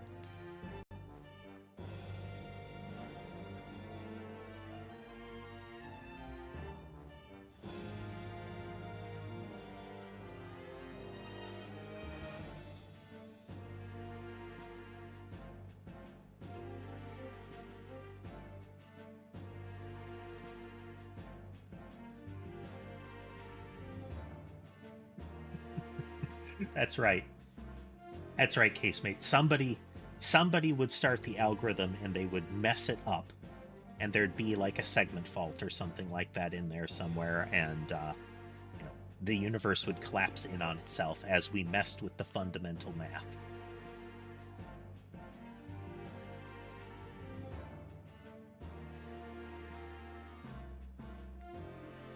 That is another fun one. It's is to consider us operating within our humanity is a state.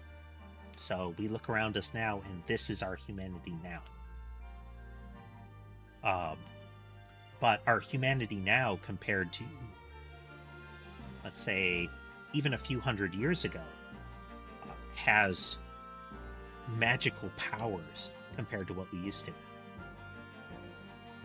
Even decades back, our cell phones would take up rooms and rooms and rooms of space to do even remotely what they can do now. Think of the vacuum tubes.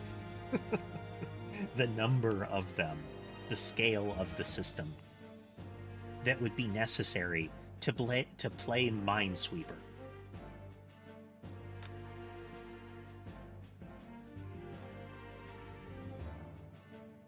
Including all of the randomness.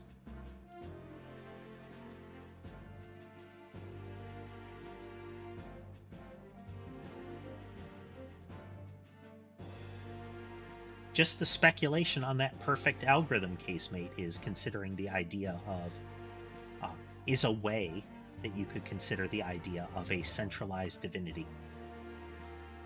That perfect algorithm could be viewed as the like an absolute power.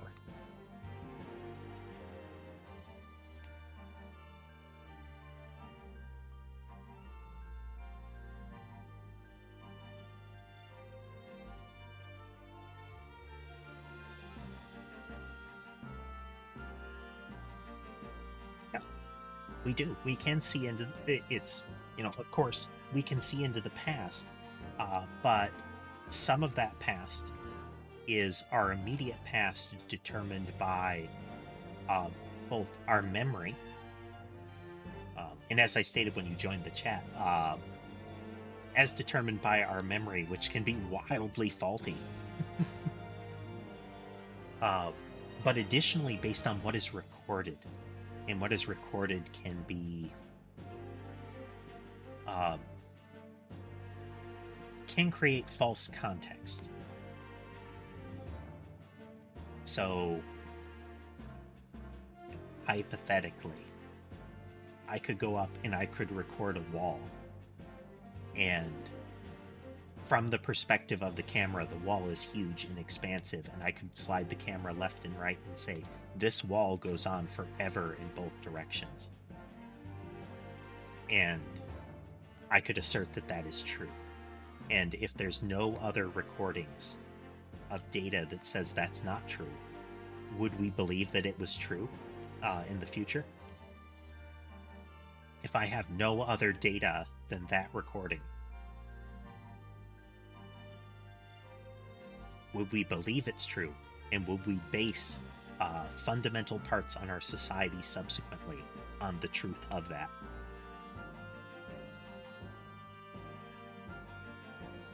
Are we already doing that? I think we're already doing that all over the place. People definitely do that all over the place.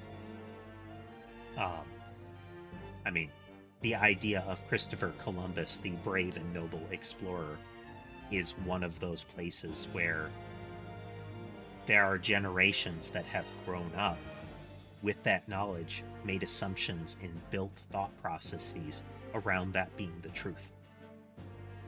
And to some extent now actively resist the idea that that isn't the truth. Or at least not the entire truth, you know?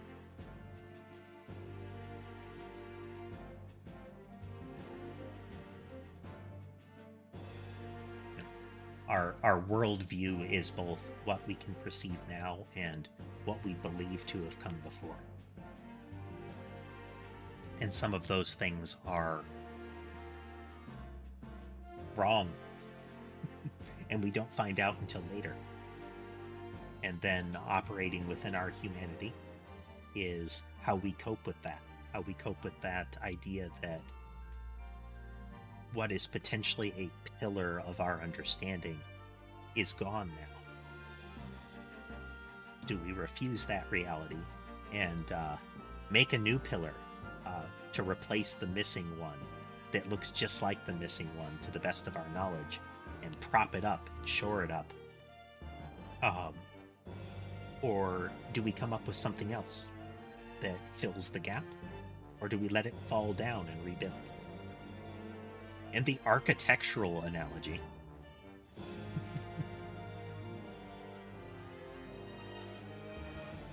Yep. See, we could totally have just chatting streams.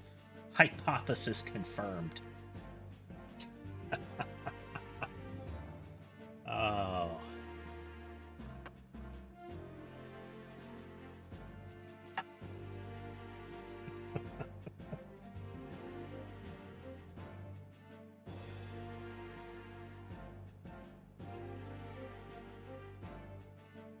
Get some latex gloves and horribly fail to follow simple instructions on the creation of a children's candy kit, you know?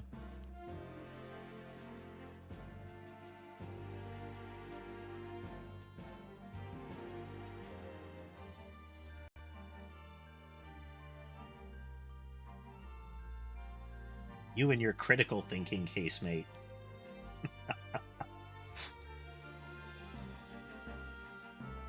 We can't have none of that in our modern society. We need to create Facebook groups and not talk to anybody else that's not in the group.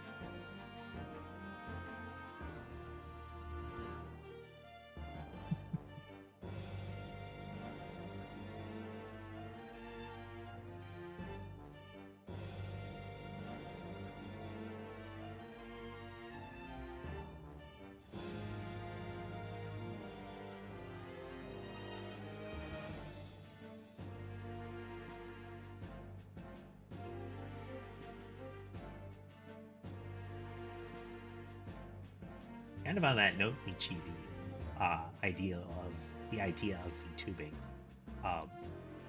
For me, it's a couple of different layers. Is I hate to be on camera, I really do. Even just in photos. But this isn't the same. It also allows me to tell a story, even if I don't tell anybody else that story.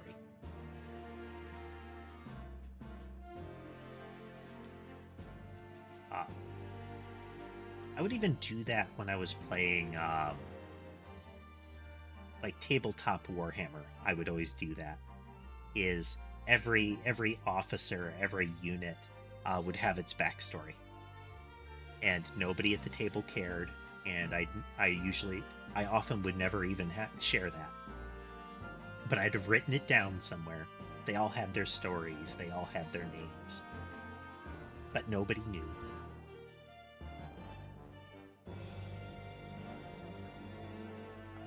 Beverage. I think I was...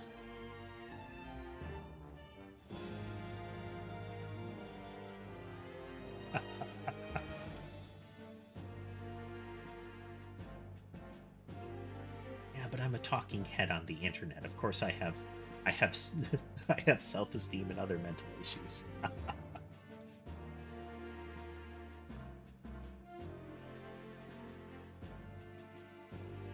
It's like part of the standard kit.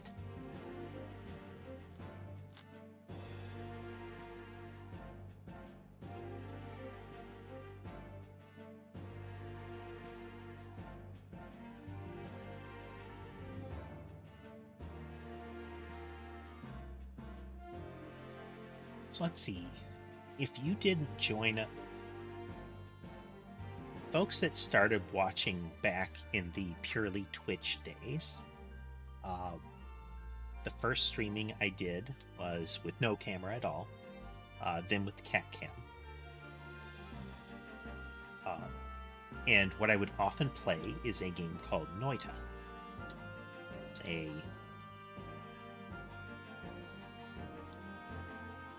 It touts itself as every pixel is simulated, and that's actually true. Is every pixel has a material and a behavior set, a way that it interacted with other pixels.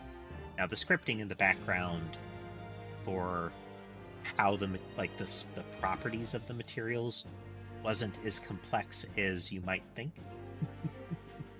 but visually, and how it worked, it looked very cool. Really good look of flames, really good behavior of liquids and interactions of like metal and heat, that kind of thing. So as long as you don't look too close under the hood, it was cool. And I started modding that. And one of the things that ultimately came of that was the catbot. And its first incarnation was kind of it is a murder for RAM, casemate, and the longer you play it, and the bigger you end up making the map, eventually the game will implode on itself.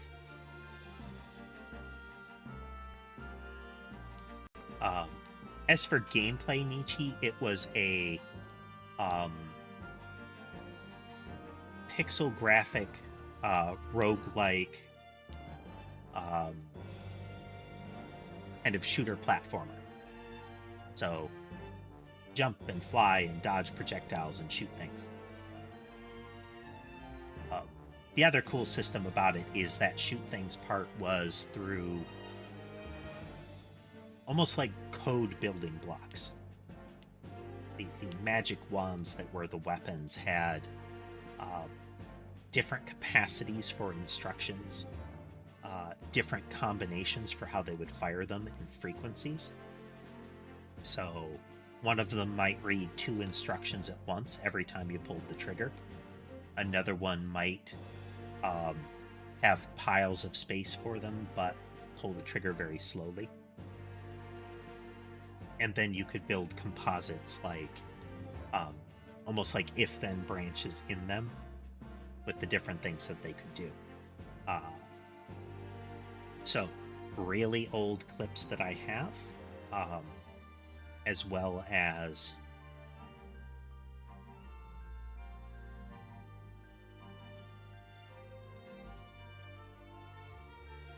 teeny tiny blocks, Nietzsche, and if the Sims all had guns.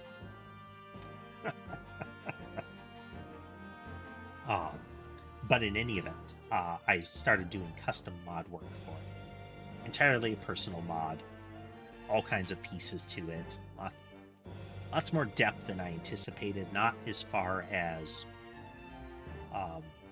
what some people did with heavy conversion work, but I got along, and that was the creation of the Catbot, a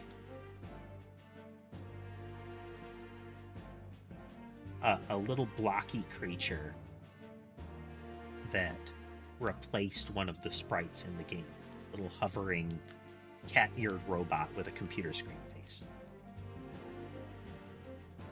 And eventually, I created my first VTuber model, a PNG entity, with the open-close mouth kind of talking animation wired up to the microphone. And that Catbot concept was expanded further and further in Noida with chat getting like avatars based on their interactions, replacing the central character model with one of them. And eventually, I got the PNG entity rigged up to Live 2D. It was pretty crude, and I don't like the investment that went into it. But that was the next stage. And then this is the evolution that followed that. But over the course of it, a whole fiction was built up around the Catbots that continues through to this. And that's why there are also a series of shorts, and like events that went into Twitter posts that are part of the backstory of this. It was fun, and it continues to be fun. I like having narrative to everything.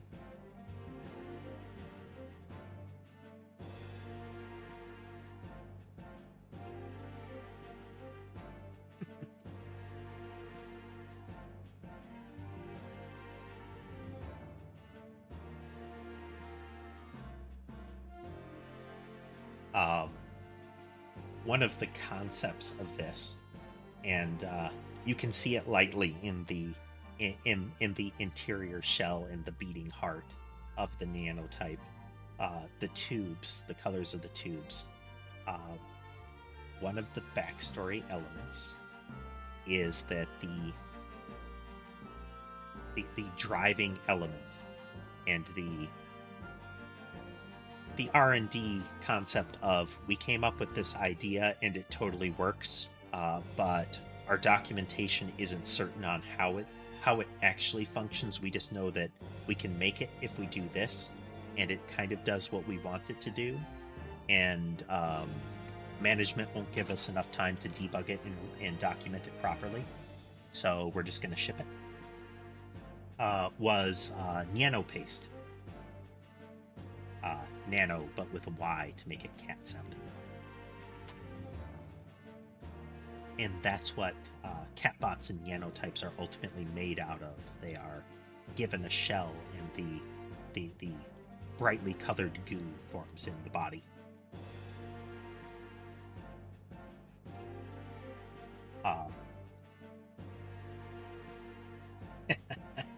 Um, exactly, casemate. It's only heretic if we tell anybody about it.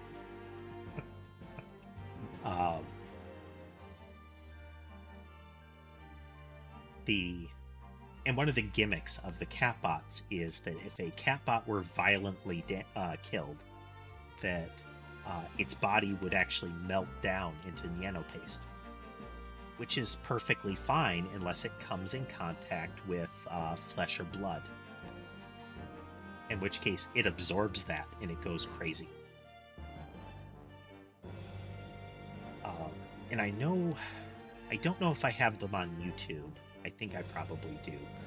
But I do have some. I did make some clips of nanopaste going bonkers in my Noida mod, consuming the world. Eventually, I made plausible ways to deal with nanopaste. You can freeze it to slow it way down, or you can destroy it if you superheat it. The idea that, you can burn just about anything if you get it hot enough. But otherwise, it would, unless all of it is destroyed, it could spread and consume the whole map.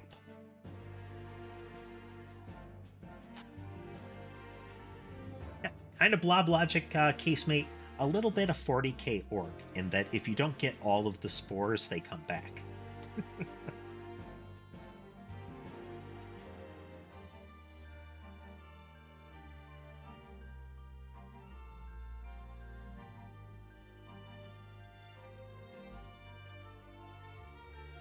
Good times, good times.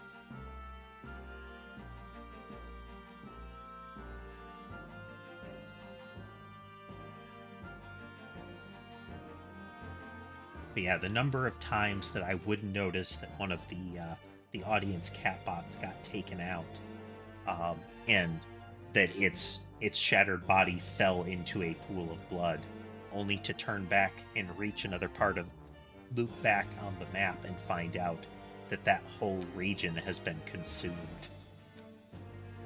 At that point, it becomes a race, is to get far enough down in the map that the physics simulation of the game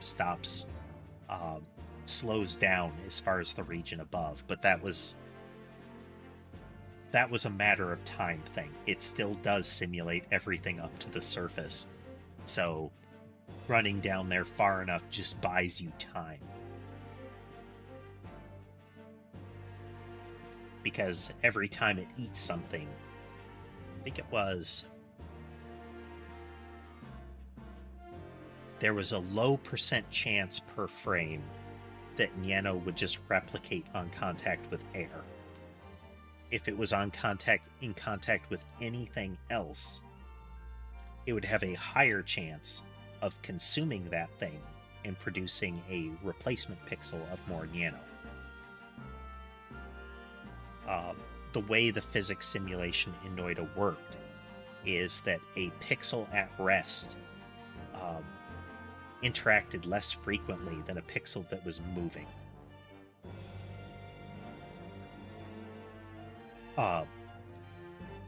So, for example, if something fell into a pool of Nano, like, say, a rock fell, that object was very likely to be consumed super fast, because every time a pixel moved, it did an interaction check with all pixels touching it.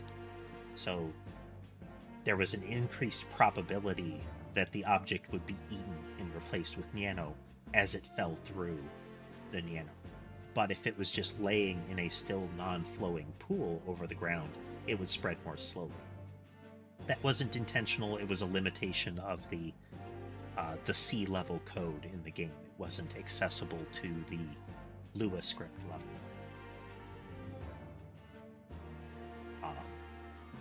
but still, it created really fun circumstances. um, to the extent where the audience often actively tried to kill their get their catbots killed at the right moment to trigger a spread event.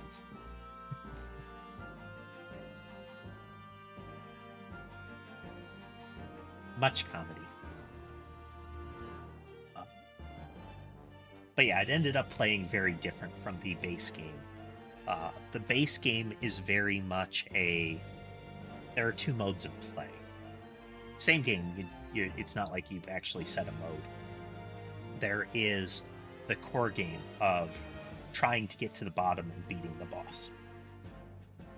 That is the most shallow level of the game. That is the fundament of the game. Like, that's the core of it. There is exploration. The game world that exists out of that core game loop is enormous. There are places that you would never think to go, and places that require you to do things like dig your way back up through the world.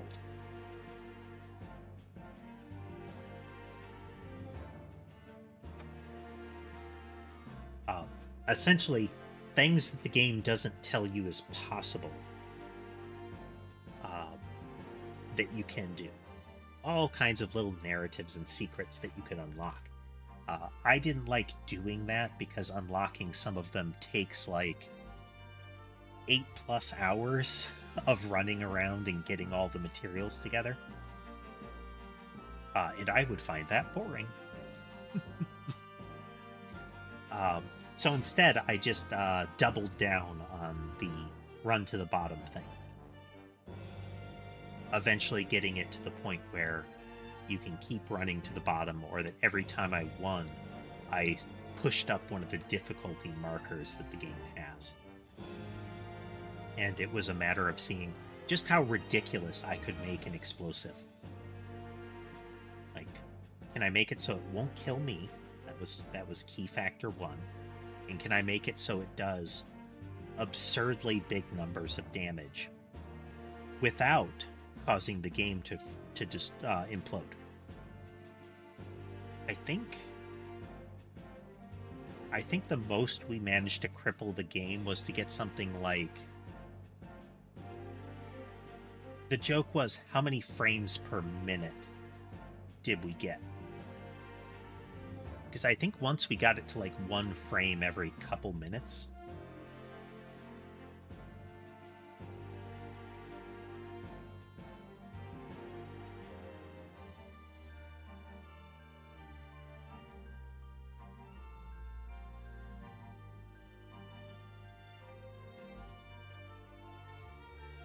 I think the most damage we managed to do in Noida in a single shot was somewhere in the quadrillions. The fact that the screen only updated like every couple minutes was useful in counting zeros.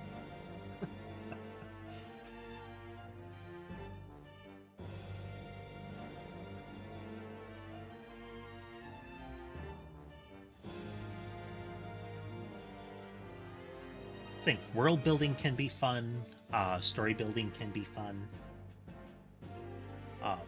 Turning that into something like gameplay or interactivity is a completely different thing as well. Like, you can have all the amazing lore in the world, but if it's not fun to figure it out, then it's wasted in a game.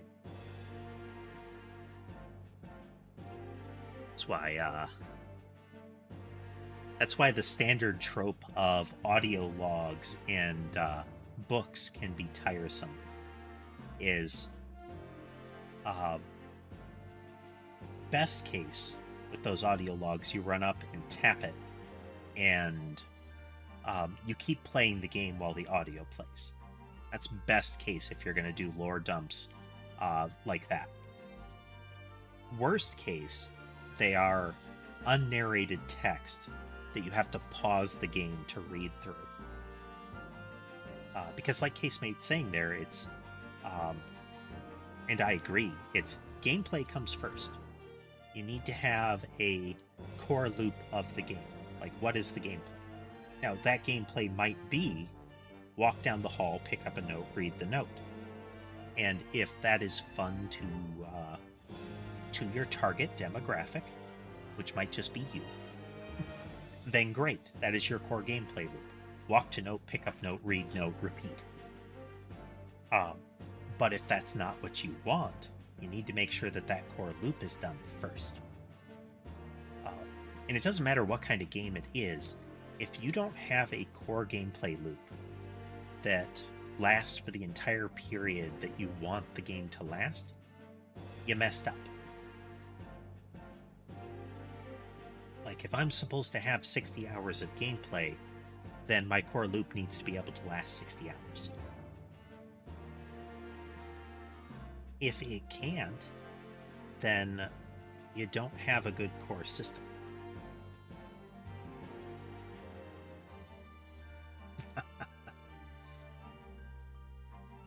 I mean, setting aside the points in Death Stranding where they suddenly decide, and now it's a shooter,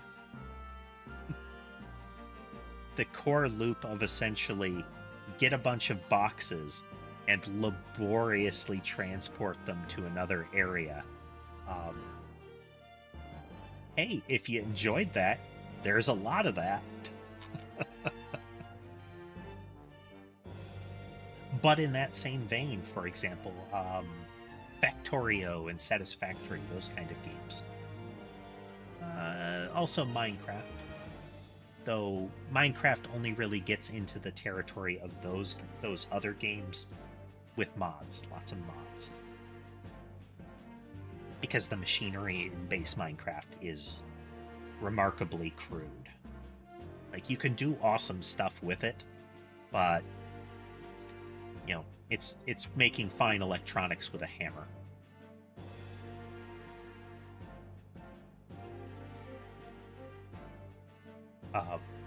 But Satisfactory, in their latest branch, has some toggles for things like building without resource costs.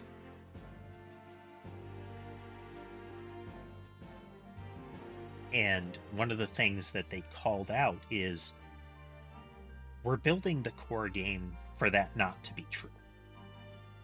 But we also understand that there's something about our core concept of build the system that doesn't need, like, that core loop doesn't necessarily require the aspect of a building cost. You can still get some of the core loop without that.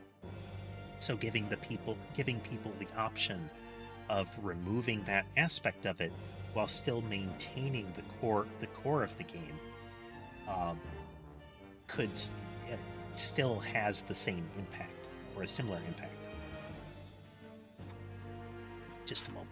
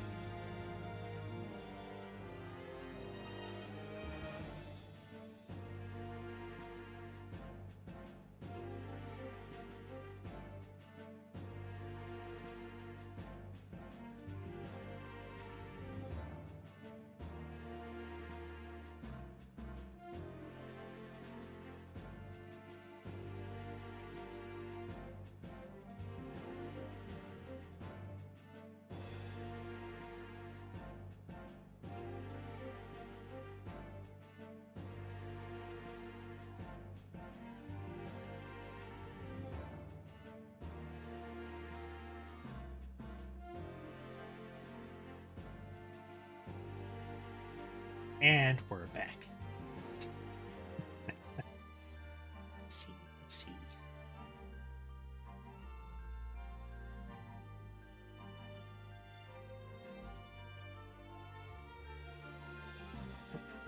Bumped the off switch on my microphone. One of the things that I would like to change at some point is the pop filter solution I have for the microphone. This is the second one. This was my kind of replacement one. It's the bendy armature with kind of circular net kind of pop filter. Works okay. It is cat vulnerable though. Pretty much all of them like to climb up and try to like mess with the bendy part, or like ram their face against the actual pop filter, that kind of stuff, which doesn't functionally damage it. It's just that one of the things that can happen when they do that is there's this big stupid button on my microphone that turns it off, that disables it. And I get why there's a button that does that. I just wish it wasn't located protruding obviously on the side of it like that. You know, maybe like a depressed button or something like that you have to very intentionally press, as opposed to can just nudge slightly and cause it to turn off. That'd be neat. But in the interim, having a pop filter that doesn't risk being cat bumped into it would be cool.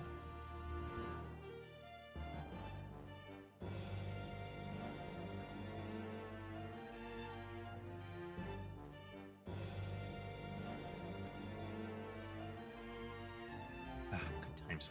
Let's continue with the game. At least for a little bit.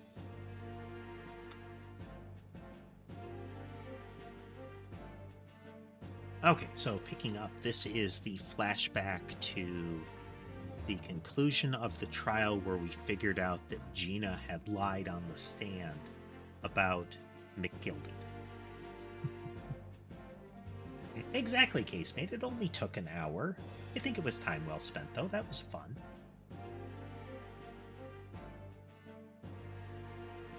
And since our goal is to generally hit milestones in the game, I don't mind playing longer.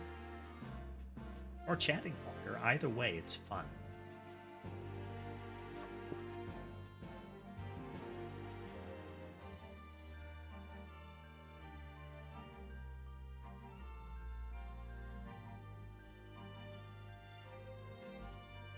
We'll see if on one of my video work days, it's one of the things I'd like to do is if I have time and thought space, I really would like to do some extra streams, extra casual streams. So I wouldn't even be playing something that requires this sort of narration, but things that I find really chill, which is anything from like Vampire Survivor style games, puzzle games, to like I find Remnant 2 fun, like a low thought requirement game. Love the story behind it. Like Remnant 2 is akin to, it's got more overt narrative than a Souls game, but it still has that big passive narrative going on. Like you are entering worlds where there is a story going on that you're not part of. Like you are skimming the surface of that story, not as the central participant, but as an intruder. I think that's cool. Where it's just, you're passing through and bump into the story as it has been going, and you may redirect it. You might have a tangible impact, but it's not like you're the chosen hero that the plot started around and centered around and ends around. Things will continue after.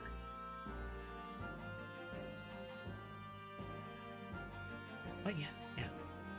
Though I still love this kind of game. And like I mentioned, I have a lot of these games. We've played through the Phoenix Wright trilogy. We're moving through the pair of games that is the Ace Attorney Chronicles. We're on game 2. Apparently the Apollo Justice games, which are, you're kind of playing as the successor to Phoenix Wright. You are actually sort of like, I think almost literally sort of his apprentice, or the one that follows after him.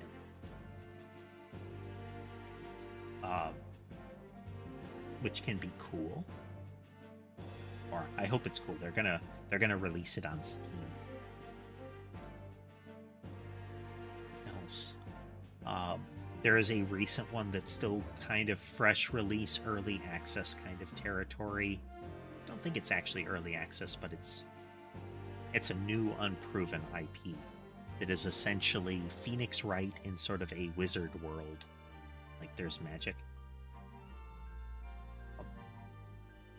There's another one that looks like Phoenix Wright, but in a kung fu cultivation world.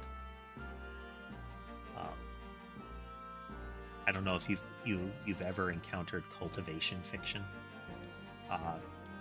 It's more of an Eastern concept. You actually encounter it some with kung fu stories, martial arts stories. The idea of, through like study, meditation, martial arts, those kind of things, you can perform particular tasks to refine your being and become like a greater entity. You know, purify your body and soul and allow you to ascend to another plane, like another state of existence. Depending on the fiction, perhaps a more physically powerful state of existence.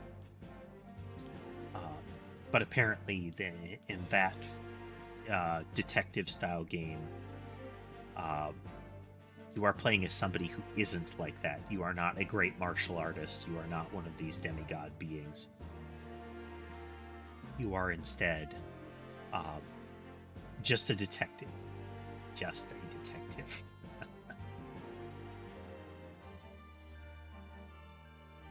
That one could be fun. I picked up one since Steam was doing a visual novel sale. I found one that definitely isn't a visual novel, but it is a highly narrative focused one. But the content description, which I always look at ever since I'm on observation duty to completely sideswiped us with some questionable content. This one listed that the game was not oriented towards people with nervous dispositions that have problems with horror themes and things like jump scares and brutal death. And that was kind of a, oh, sign me up thing, because it also looks like it uses cute pixel graphics, which is, that's just all of the win right there.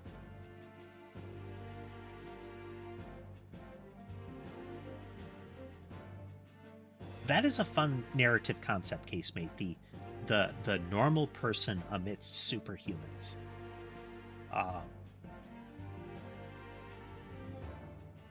Sadly, in anime, it is often disingenuously explored. My Hero Academia starts like that and rapidly drifts away from it. Black Clover notoriously claims that it is, but absolutely isn't.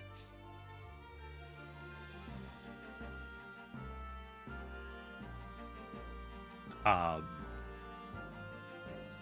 would actually like Dr. Stone in terms of like anime and manga, popular media. Dr. Stone is close to that, I think, in that you do have a brilliant individual, but the thing that they are facing off with, at least in the initial story arcs, are people that are superhumanly physically capable. Like, ridiculous physical capability, you know, leaping over trees, lifting rocks kind of nonsense.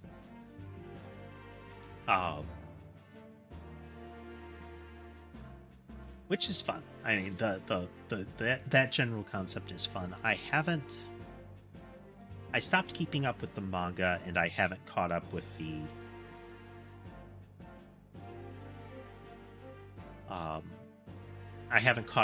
anime yet. So I don't know how the second major plot arc unfolds. Along those lines, another place that failed to really leverage that concept is One Piece. And I don't mean Luffy and some of the others. The one in particular that I'm thinking of is the Usopp character, who is largely played up as stupid comedy relief. But he has had some scenes that make you want him to be more than he is, because he is surrounded by characters that have superhuman capabilities. Even some of the other normal human characters eventually start exhibiting supernatural powers. So the character, originally the character that's just the thief and the navigator, has magic. And similar. You'd hope he'd be Hawkeye, casemate, but he's not. Anytime he gains an ability that seems like he should become like Hawkeye, he loses it by the next story arc. He could be amazing like that. He could be the normal human striving to refine his abilities amongst superhumans, but they waste him. They really do. They waste several characters like that, which is a shame. I still like some of the other characters, and I like some of the stories they tell, but they also waste a lot of opportunities, which is one of the disappointments I have in that series.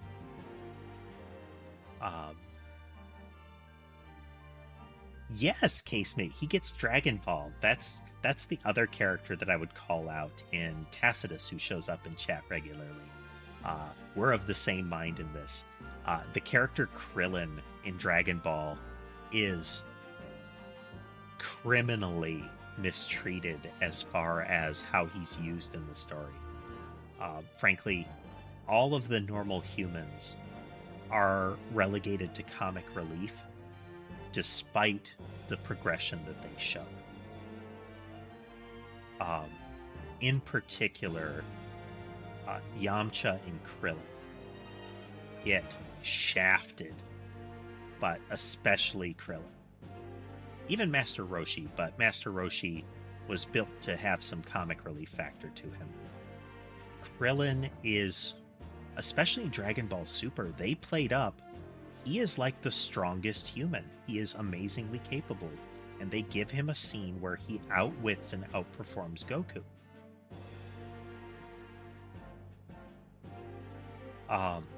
That was amazing.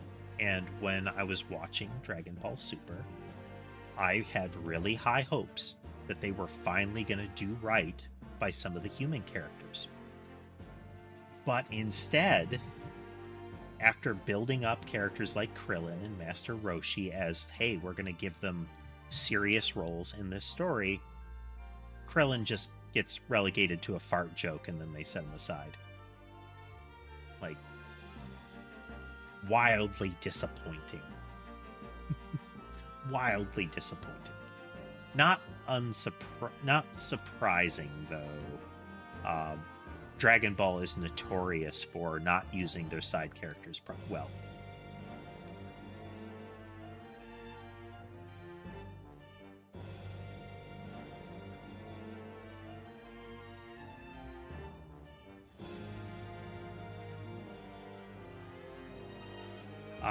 The original Dragon Ball series has problems when viewed through a modern lens. There's a lot of like really cringe-inducing stuff that you'll see in the original Dragon Ball. Some really bad stereotypes get rolled out, like really bad. If you can get through that, it was, it was never good, but it definitely was written during a time when people got away with that more often. The thing I love about the series is that's one of the ones where martial arts happen. Like, actually happen.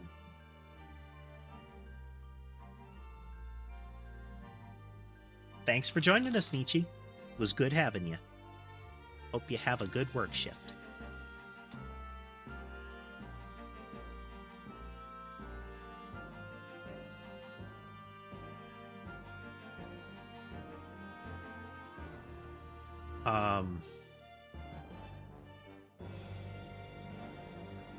Caseman, I think that character was like Rush or something like that. She was the one that if she sneezed, she went between housewife and like gun-happy gangster that used guns that didn't seem to hurt people. I think she's one of the characters that largely vanished.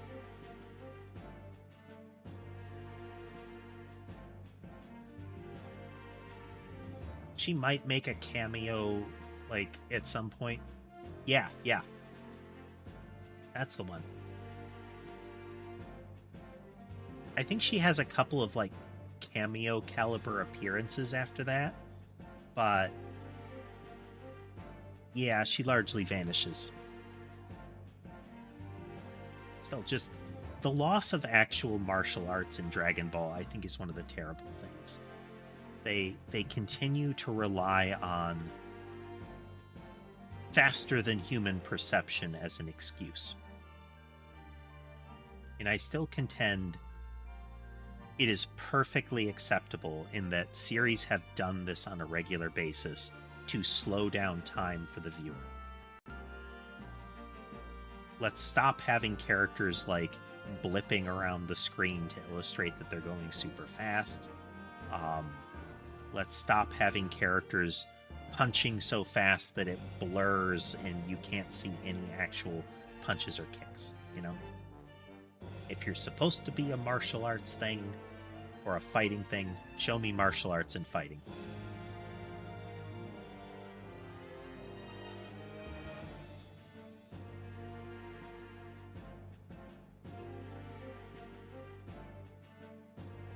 Yeah, that is true, Casemate. It would be more expensive, but at that point, then focus more on the key frames of the series.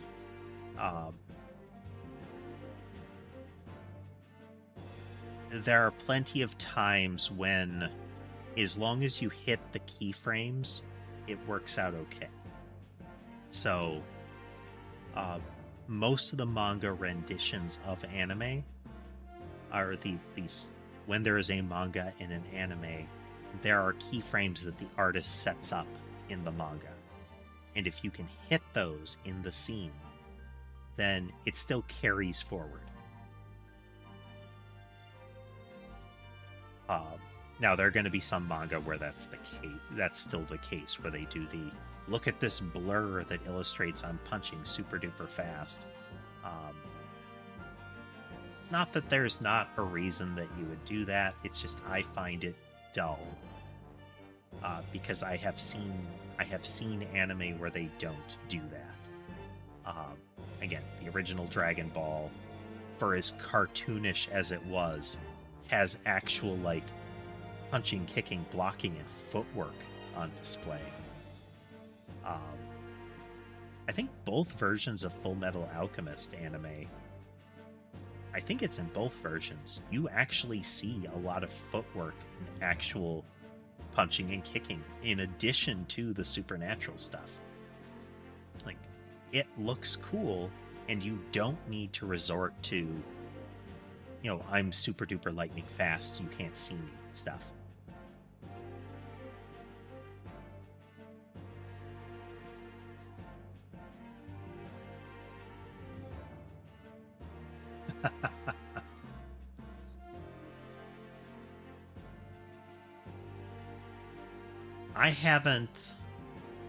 I don't recall, I haven't looked at the manga that I have, and I haven't reached the point in anime where they get to that. But that can be that could definitely be a problem, because boats are where you get into the it needs to look right, not from a, I want it to look pretty, but there's a functional part of the form of a boat. Above and beyond like land vehicles and whatnot, the size and configuration of a boat is what does the float part, you know?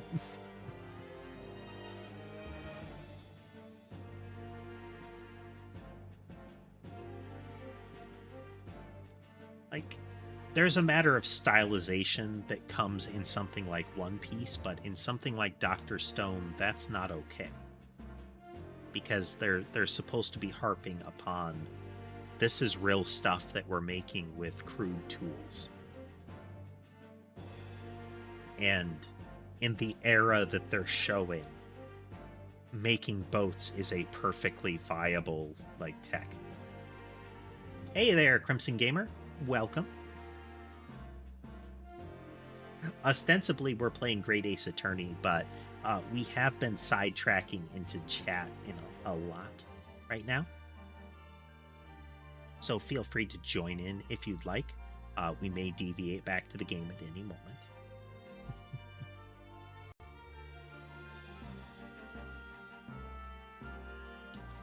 If folks are new to the channel, just let me know and I can do the whole introduction thing. If you're not new to the channel, you've been lurking, or you greeted me before and I have forgotten, feel free to correct me.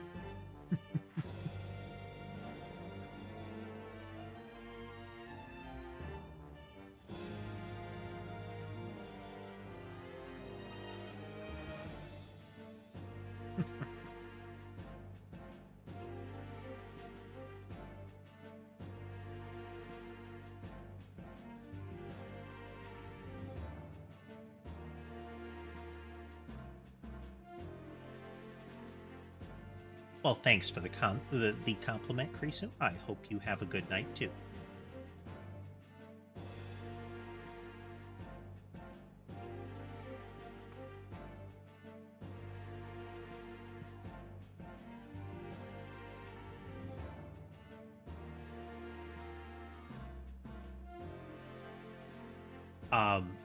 The Phoenix Wright era of the games, the very two-dimensional posed sprite version of the game, is crawling with memes. Like, there are a lot of memes that came from that game. This is one of the later incarnations of it, where they've moved over to, personally, really well done 3D models. Very expressive, but you get the same... It's still rife with meme opportunities for silly things that you can see. A lot of the characters are very animated and comical, and you still get the amazingly melodramatic scenes. Dialed up even further, the classic Phoenix Wright point and shout objection still shows up in this, but even more so. The guy gets some real, like, spin before he points.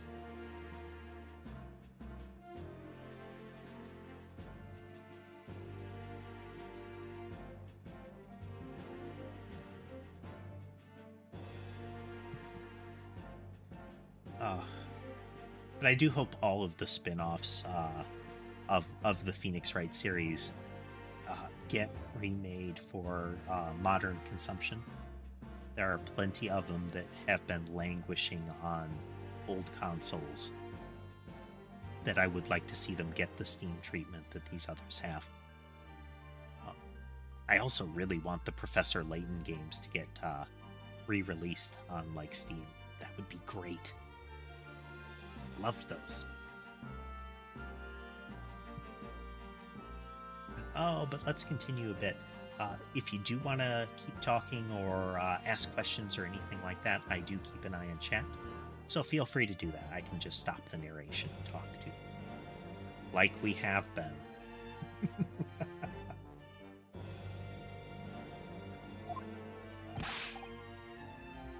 Of course, my lord.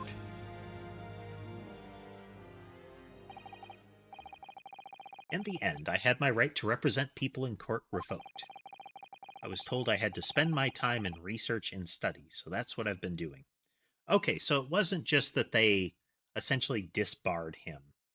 What they said is, you need to do some studying. You need to get yourself up to the standard that we expect a lawyer to have.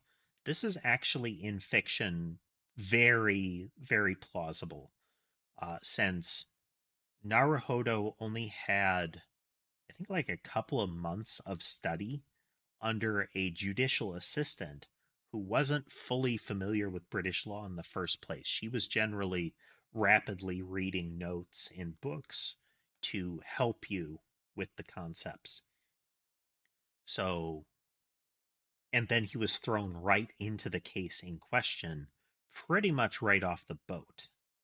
So, uh, having them realize that an error was made, even though it is entirely outside of his control, it's kind of goofy that they're blaming him. Having the reaction be, you need to study and qualify as an actual lawyer here. Okay, that's a reasonable explanation that we've finally gotten. You have, haven't you, Bruno? Reading all those big fat tomes about British law up in your room, and the notes about Sholmes' cases. Brewing Iris's special blends of tea, fetching my daily bread for me. But you've been something of a manservant around here. Start on the silverware next, Master Naruhodo. Get to it, Jeeves. Well, I'm thinking of going to ask the powers that be to reconsider. Specifically, Lord Strongheart at the British Supreme Court on Whitehall. Lord Strongheart? Ah, the delightful Lord Chief Justice? Not my favorite fellow. Yeah, that guy kind of screams villain.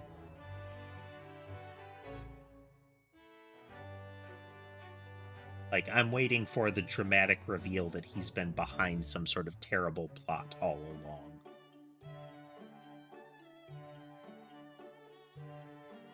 He's not mine either, but he's the man I have to talk to.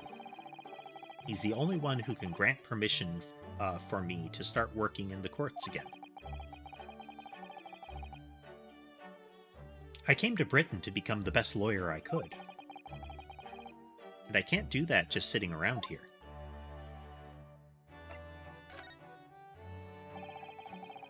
The whole of London has been swept up in this great exhibition, hasn't it?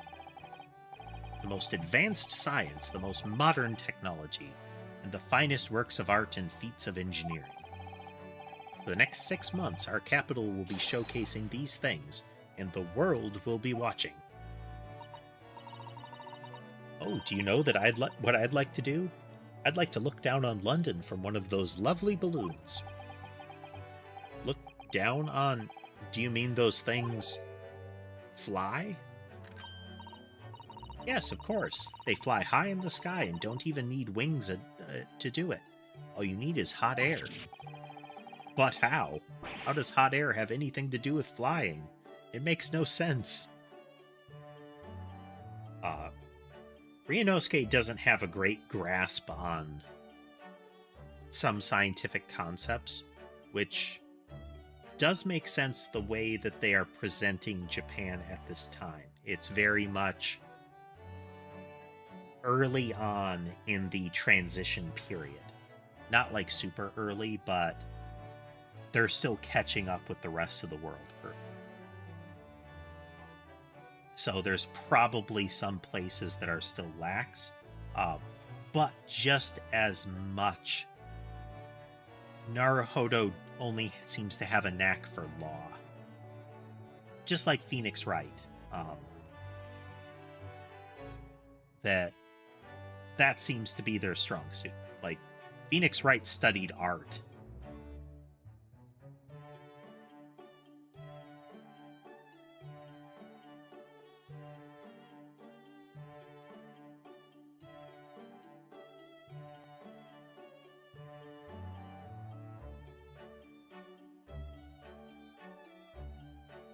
Um, so what we may be seeing is that Ryunosuke is just a bit dense on those topics.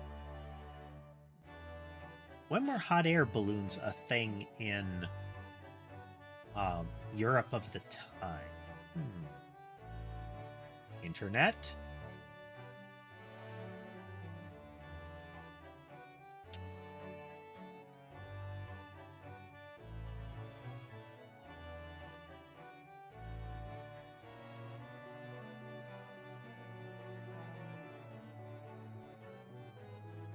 It's like at least the first Western, like the popular modern one, was apparently in 1783.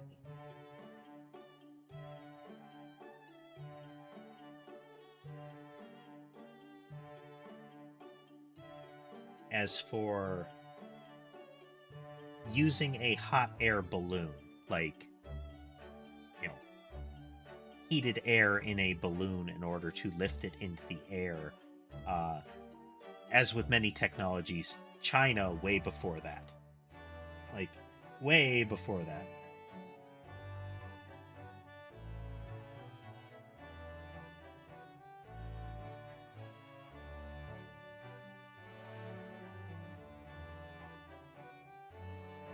Apparently, like, the Chinese, like, hot air signal balloon, like, it would be run up in order to, like, act as a big flag kind of thing, potentially, was like 220 to 280 AD, apparently.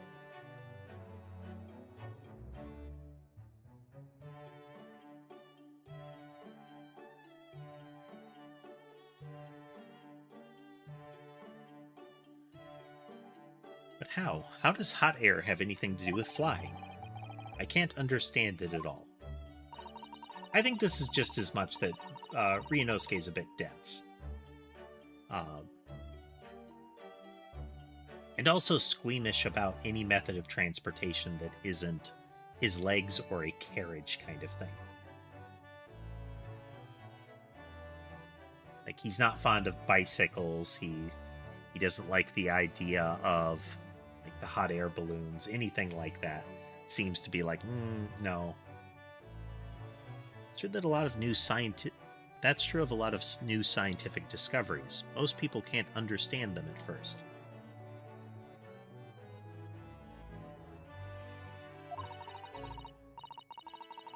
But in 100 years' time, all these things will just be common knowledge. I suppose they might be. Mind you, some of the science being demonstrated seems very questionable.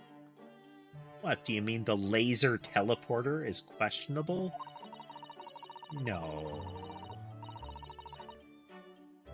Seemed perfectly safe to me.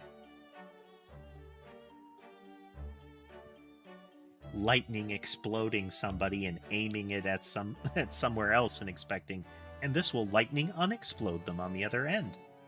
We clearly haven't tested this.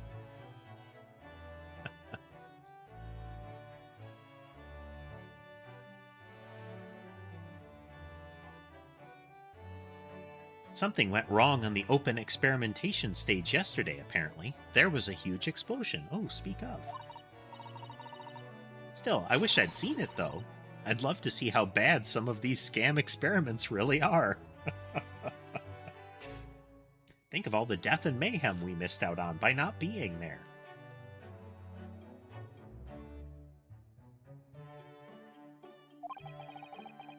Says the innocent 10-year-old girl.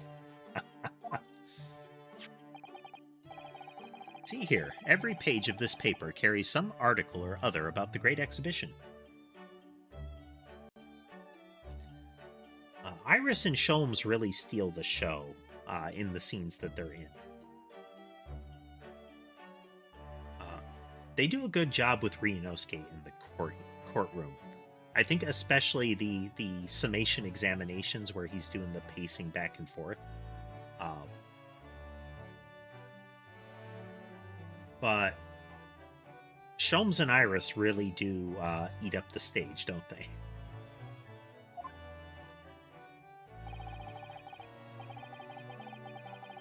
but the brighter things shine, the darker the shadows that are cast behind them. Personally, I find myself drawn to the darkness, the impenetrable. That is my proper atmosphere. Okay. Shadows cast behind? Is that a metaphorical way of saying referring to the back page of the paper? Let's look. Front page. Oh, there's the guy that potentially blew himself up and probably killed his test subject. Every article on the front page is news about the Great Exhibition. Public experiments to demonstrate brand new scientific ideas, cultural exhibits from around the globe. It's also positive and hopeful about the coming century. We must all go see it properly before too long.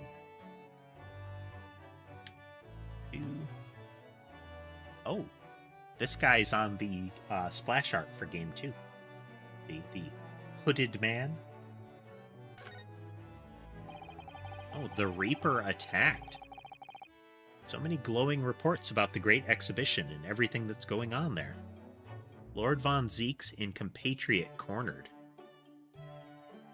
Someone lost a cat. Oh no.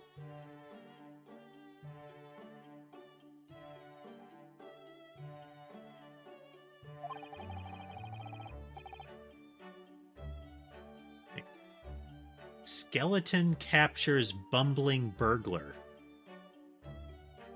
I want to know more about this article right here.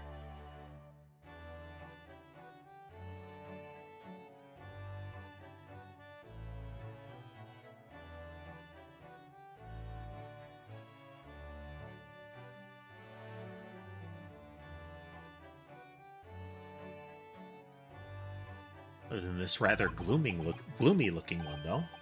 Wait, what? What's the matter, Runo?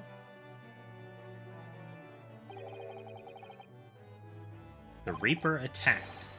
That's Lord Von Zeke's. Must be what Mr. Sholmes was talking about. Does he know any more, I wonder?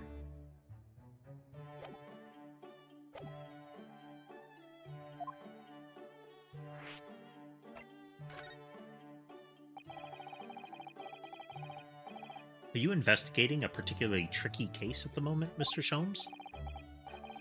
You could say that, I suppose. Nothing more to add? That's not like you. We know that the Hound of the Baskervilles case has him go tight-lipped and that he actively seeks to suppress anyone in his circle knowing about it. He won't allow Iris to publish the description, her fictionalization of the case from her dad's notes. He ensured that a collar tied to that, a bloody, like, giant dog collar tied to that, was immediately given to the police after we saw it.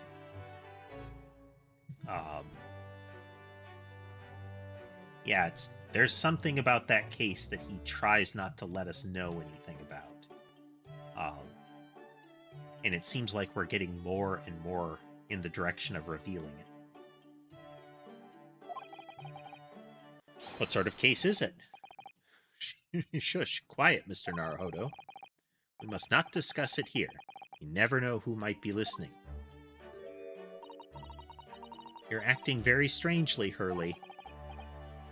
What do you mean, Iris? Well, usually, the more mysterious and complicated a case is, the better Hurley's mood. Ah. Is it really a case that's bothering you? Iris, please, you mustn't exercise your astute powers of observation and deduction on me without invitation. Remember what I always say, put yourself in the shoes of the individual about whom you're making deductions.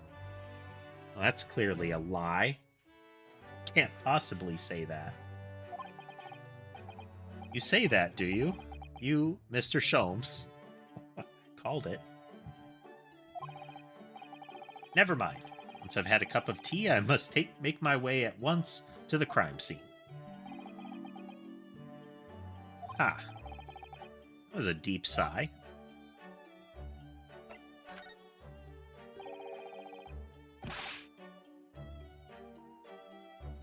It says in the paper that Lord Von Zeeks was attacked. That's terrible. You know the legend of the Reaper of the Bailey, of course, don't you? Only too well, in fact. Yes. Prosecutor Baron Von Zeeks. Barak Von Zeeks. They say that if the Reaper is the prosecutor in a case, that there's no salvation for whoever's in the dock. Even if the defendant is found not guilty. Once the Reaper has someone in his sights, one way or another, that person's time left on this earth will be short.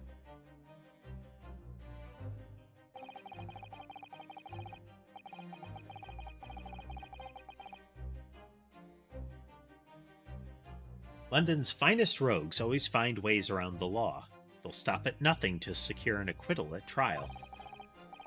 Falsifying evidence, paying sham witnesses, threatening jurors, bribing judges. But even such devious tactics as these cannot save them from the hand of the Reaper. As you've experienced yourself, haven't you, Mr. Naruhodo? Yes, I've seen the Reaper's retribution at work.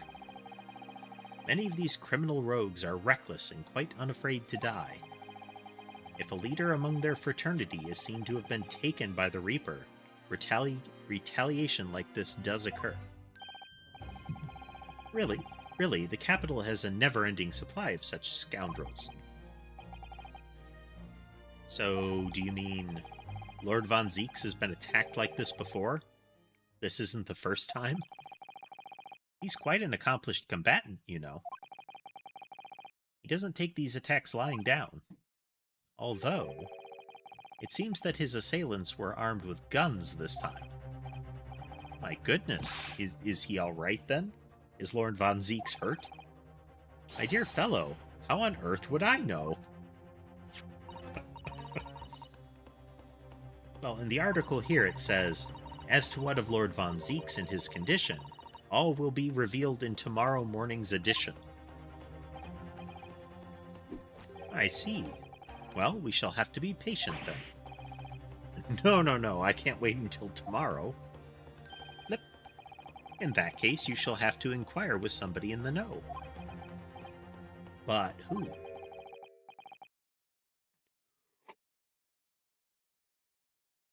Lord Strongheart, perhaps? A little wearier than I have been since, did not sleep well last night. Technically did not sleep well this morning.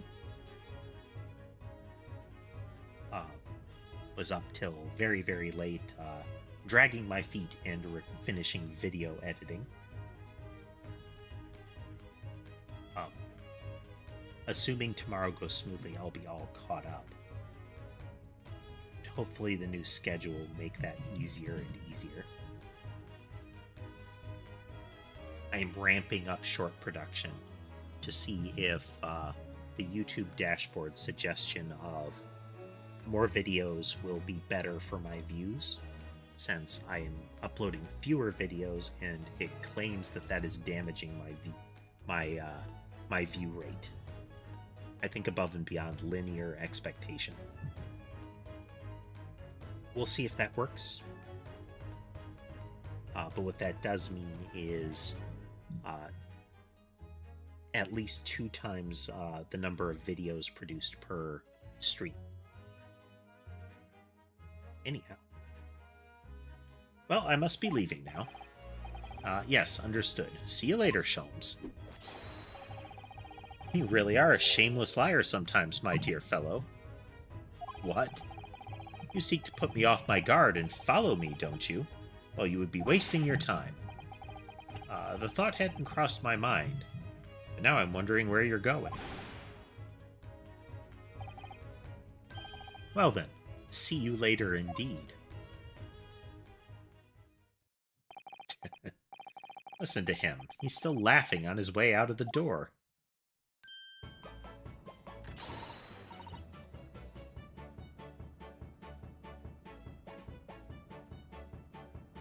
Her travel outfit is cute.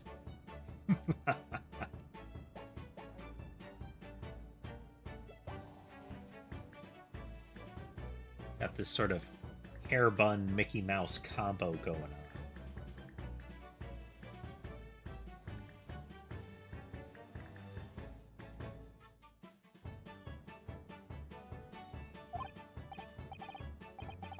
Iris, what are you wearing? I've got change to go to the great exhibition. You're going to take me. But I was just going to go to the Supreme Court. Oh, well, that sounds fun, too. You're going to take me there, then. She says, holding a gun on us, indicating that it is not a request.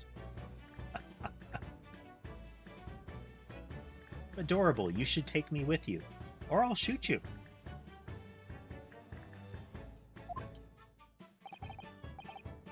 All right, fine, just lower that weapon, would you? Of course, and after the Supreme Court, then we'll go see the great exhibition. You have no choice in the matter.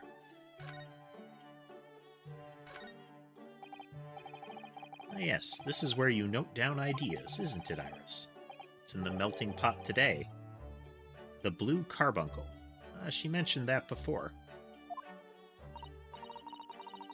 It's from the case of theft that Hurley solved ages ago. The theft of a precious stone. The carbuncle is another name for a garnet, you see. Don't look it up. Especially if it's cut with a rounded top. I think there's a reason that they say cut with a rounded top. This garnet was blue, was it? Well, that's the thing. They're usually red. No blue garnets have ever been discovered. Oh. So who knows what the stolen gemstone actually was? That's the real mystery of the case. A proper Sherlock Holmes conundrum, huh? Like I mentioned previously, carbuncle is one of those things that even if you think you're going to get, like, a reference to this gemstone or, say, to the Final Fantasy summoned creature, that's not what you're probably going to get. They did talk about this case previously in the first game, I think, towards the end of it. I wonder if that's meant to be a heads up, this might come up kind of thing.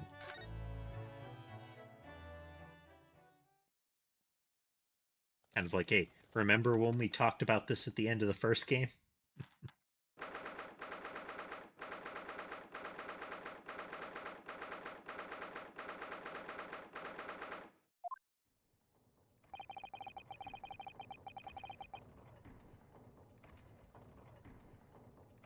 It's been about 6 months now since I was last here.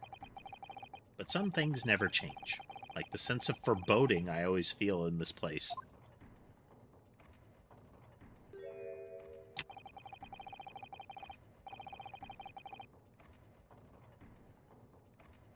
I like how she like the little hair baubles on her head. That's the only thing I didn't think to call them. Have both a floral and a gear motif at the same time, you know? Doesn't seem to be bothering Iris at all, though. She's happily reading over there.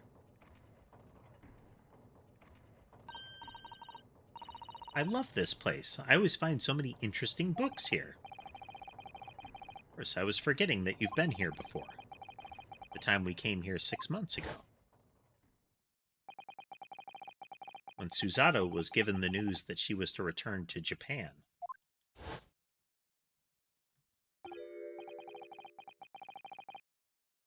Ah, I understand you wish to speak with me. Lord Strongheart, I trust you've been keeping well? Let's see, since you arrived and requested an audience, it's been 4 hours, 32 minutes, and 26 seconds. I've kept you waiting a while. My apologies. Oh no, not at all. I like nothing more than standing around staring into space.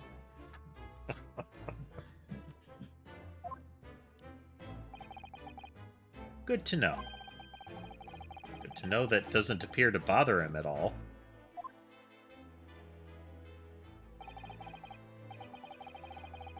Isle Strongheart, Lord Chief Justice of London.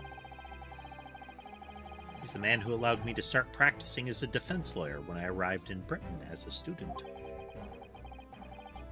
You need only savor the air for a moment in this grand office to understand his preeminent status. This coloration, without it being blue and parenthetical, usually indicates that he's saying that. At least in a scene where it's actively in the real world. That might have been essentially narration to the side. As you will be aware, the Great Exhibition of London is now underway at last.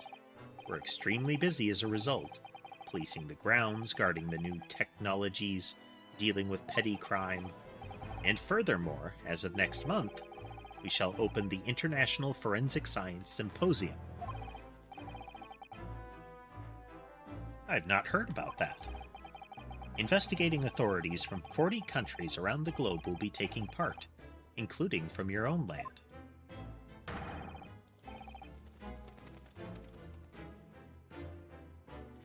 It probably would be very loud in a room full of gears like this, yes.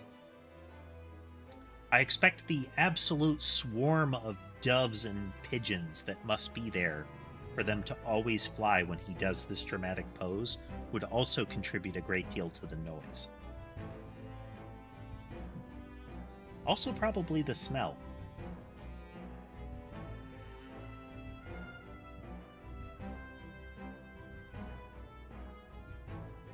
Forensic science is the future. The world must embrace it.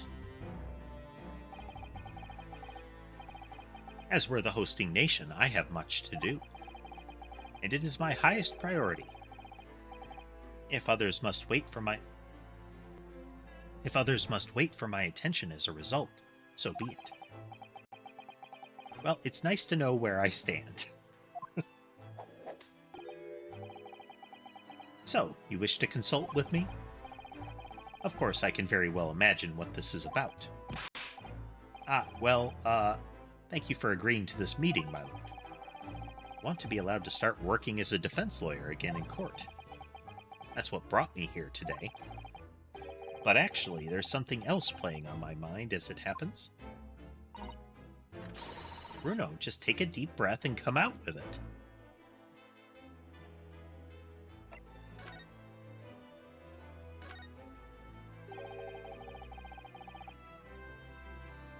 I actually came here today to ask for your permission. Go on. 6 months ago, my right to work in court as a lawyer was revoked, and I was told to spend my time studying. Obviously, I'm very sorry for what happened, but the thing is, it made me understand what it really means to defend someone under the rules of a foreign justice system. And I desperately want to have another go. Please, permit me to enter the courtroom again. Mr. Naruhodo. Yes? Here it comes.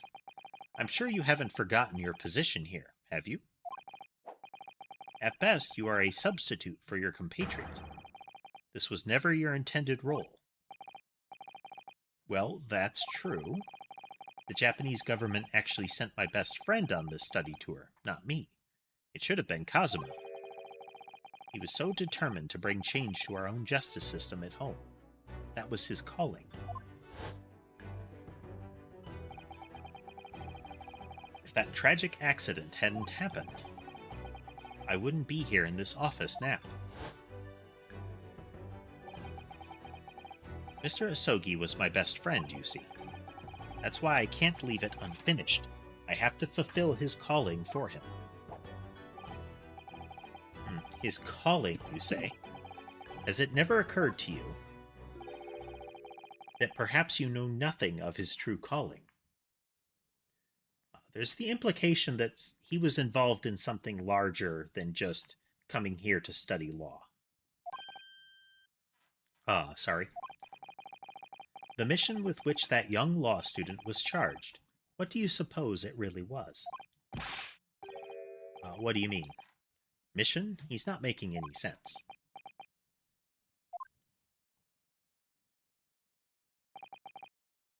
Never mind. I've read all the reports you've submitted over the past 6 months. It's clear to me that you regret your actions and have been studiously obeying your revised instructions. Do you mean... See? More doves and pigeons. There is a lot of them there, because we can't see them, like, looping back around unless they're flying wide and then flying low. Just swarms of the things hiding back there. As of this moment, I reinstate your license to practice law here in Great Britain. Thank you. Thank you so much. It's wonderful news, Runo. In fact, I believe I have the perfect case to mark your comeback. A curious affair. You'll consider it, I hope. Of course. Please tell me more.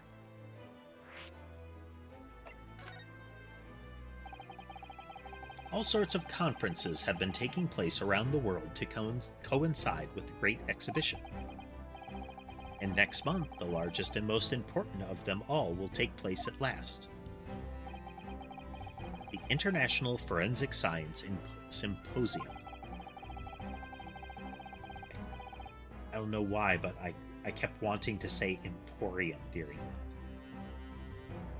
Which would be cool in its own way. Kind of a Walmart, but with investigative tools and chemicals.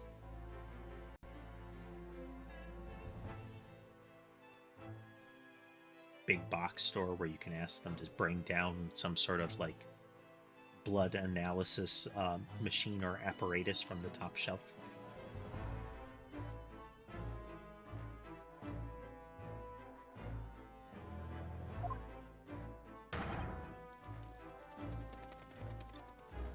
So many birds. I speculated before that there's got to be this amazing team of people with those birds in cages waiting for the cue of him stomping. Ah. I do love that cane twirl. London, the global epicenter of culture, science, and wealth, and humility. Don't forget humility. Now has a population exceeding 6 million. Sadly, crime in the capital is growing at a similarly startling pace. Wait. So it's imperative that we use the latest scientific methods to investigate and resolve cases as efficiently as possible. Why don't we be like the modern Phoenix Wright world and just institute a 3-day pipeline? Get acquitted in 3 days, or else we, execute you. Seems to work great there, especially if you add the same prejudice to defense lawyers. None of this fair trial nonsense, just right down the chute into the carnal pit.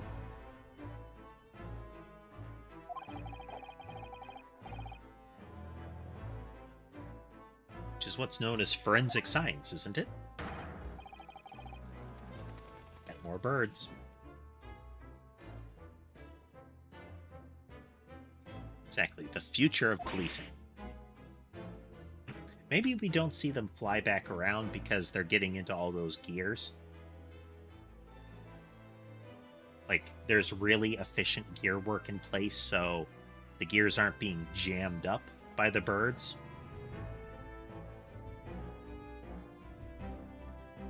Just might as well be throwing them into a wood chipper, Those gears just smash them up and spit them out. I guess it's a way to deal with the sometimes infestation level problem with pigeons in some cities. Maybe they capture them and bring them here so that they can have dramatic flights of birds to emphasize big statements, and then remove them. It's a 2-for-1 deal.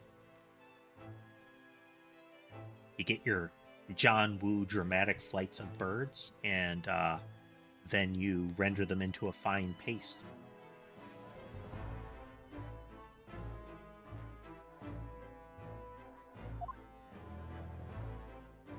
Of course, the proper answer is just to release domestic cats into the city in large quantities. Then you won't have any birds ever.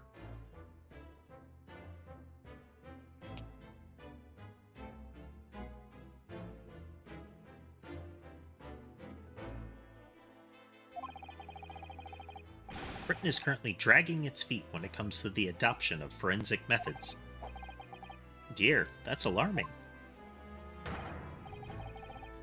Still more birds. Fresh meat for the grinders. Exactly, it's extremely alarming. He agrees with me.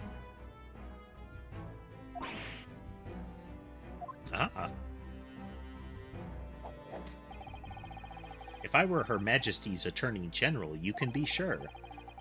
The number of crimes committed and resolved in London would be very different to the current figures. I can cite 12 solid arguments and 223 individual reasons to support my claim. Sorry?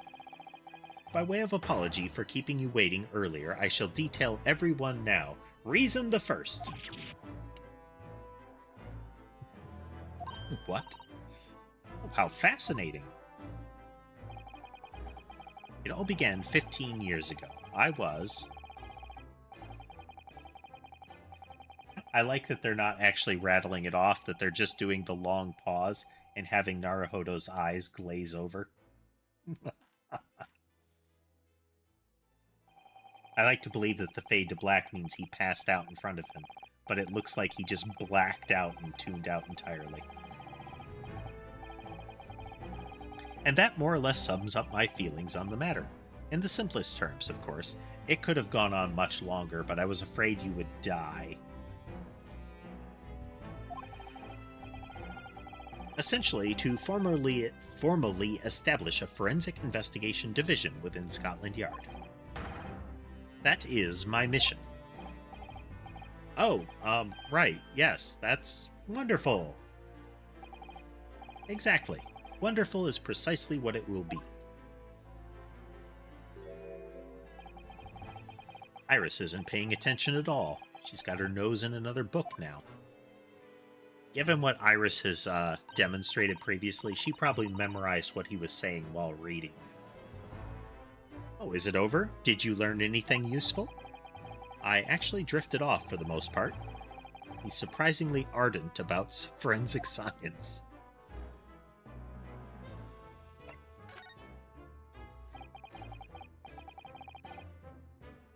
You described it as a curious affair. Yes, that's right.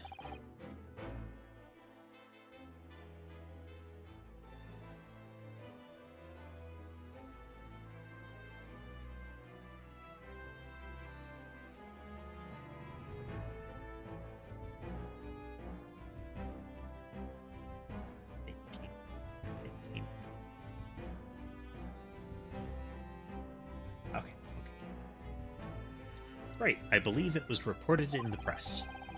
Are you aware that there was a serious accident at the Great Exhibition yesterday?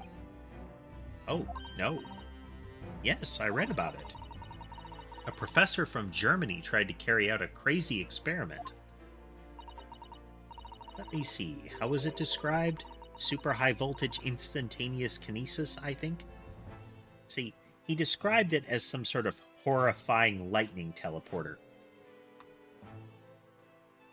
But I feel like the inclusion of kinesis into the thing it was much more like a passenger railgun. The receiving end was some sort of powerful cushioning device that would slow the projectile rapidly without crushing the passenger. But it clearly went wrong and propelled him through the building. Fingers crossed, that's my guess.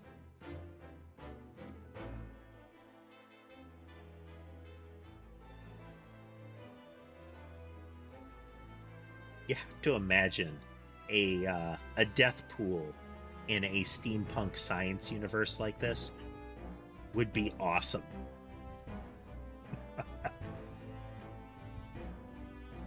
Like, the sorts of causes of death that would be plausible in a setting that they are describing with that kind of technology being proposed would just be amazing.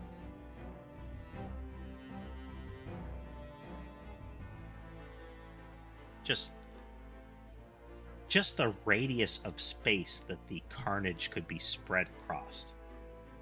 Bits everywhere.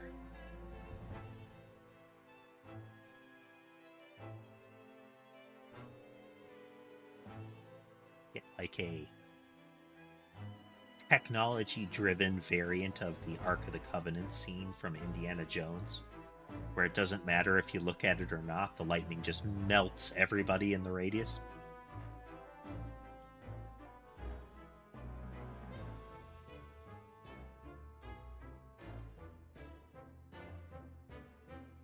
And the paper the next day has some sort of cutesy alliterative title describing the mayhem.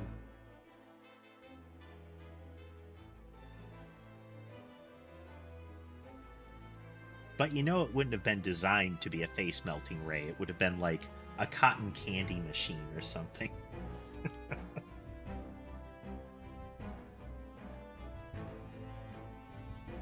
Made all the more tragic by the demonstration having all of the children line up in front of it so that they can get free candy. They were the first to die.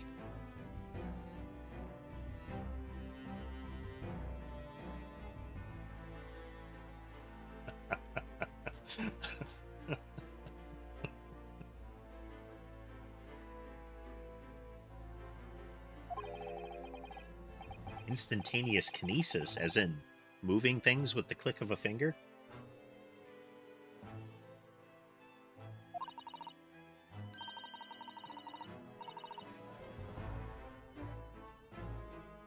An incredibly tragic event, made all the more poignant by the fact that it was still delicious.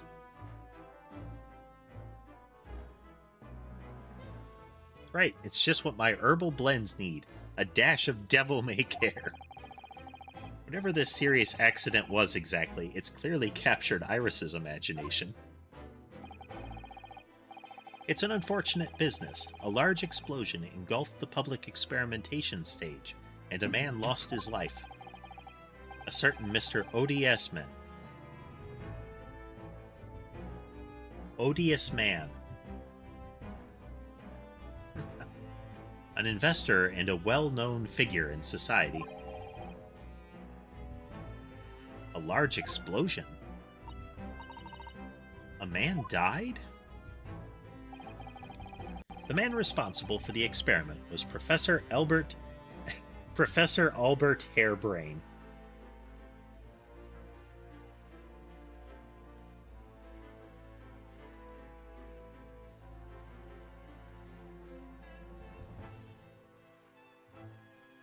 That remains to be seen. Given the nature of the device and the cage that they put him in to launch him, I feel like if he wasn't rendered into some sort of like sugary floss, he was at least air fried.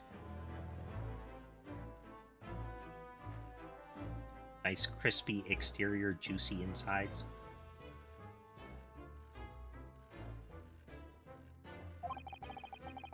He was detained immediately after the incident. It is due to appear in court tomorrow. On the charge of murder. Shocking. What? Murder? If you intend to take on this defense, you should hurry to meet with him at the prison. There is very little time left for you to carry out any kind of investigation. A great exhibition, a scientific experiment gone wrong, and murder. That felt like a good stinger for a to be continued or an opening to a television show. Feel out of my depth before I've even started. Still, we should go to the prison straight away then, and try to meet with this German professor. Flip, don't you think? Definitely. Ah, yes, one more thing about the case. There's a connection with our mutual acquaintance, the Reaper. Interesting. Oh, with Lord Von Zeeks? How?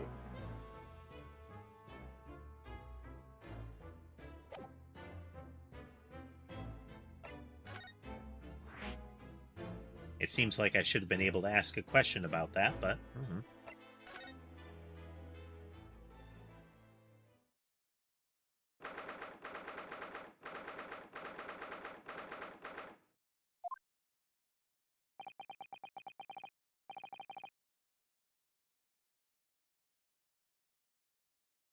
The warden said cell 11. That's this one.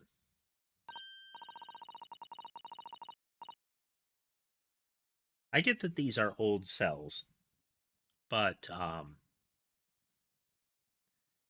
it's kind of interesting that they still have the wall shackles,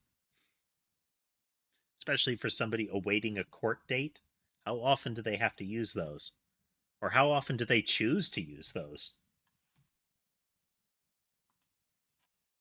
The fact that they're still there and seemingly in very good repair from what we can see here, still all black and shiny and not rusted over,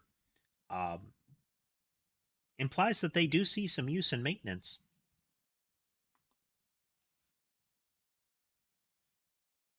Though maybe they only get maintained because it adds to the ambiance, you know?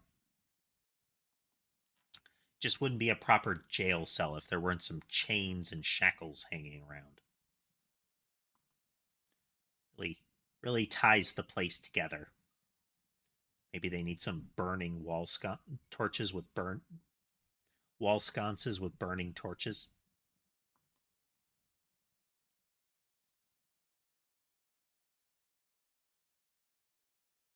Have to have the, bare-chested, black-hooded jailer stomping down with a big key ring and a open torch in his hand, saying something ominous when he unlocks the cell and shoves you in to talk with the occupant. It's all part of the experience, that's his uniform. He's just paid to be harsh. He might apologize under his breath once he shoves you in. He's really a very nice guy.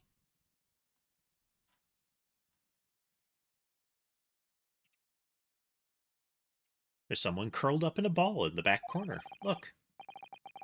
What's his name again? Professor Albert Hairbrain, was it? Wasn't it? Excuse me, Professor Hairbrain.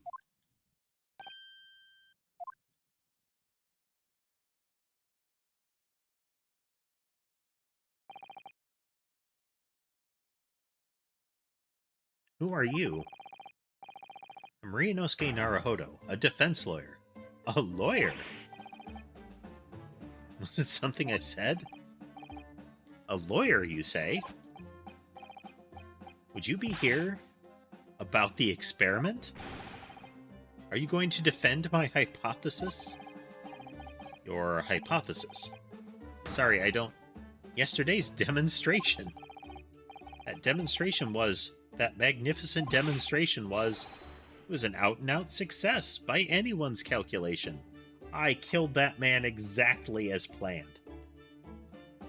There is absolutely nothing left of him, per spec.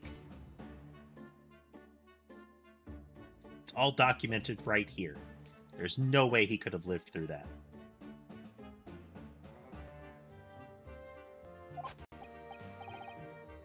But despite that, no one listens. No lawyer believes in the science. When it's explained, they all leave at high velocity.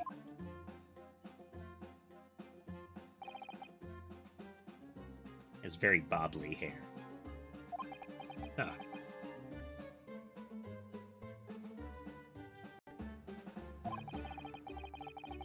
It was probably not a good time to mention that your zeal made my concentration leave for a while, too.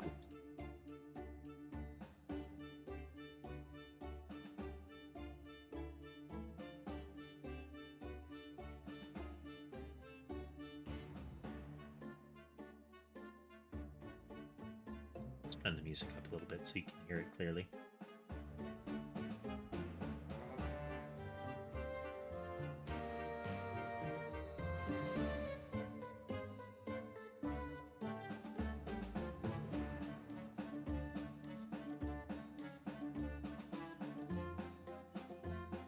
Got a bit of a March vibe to it.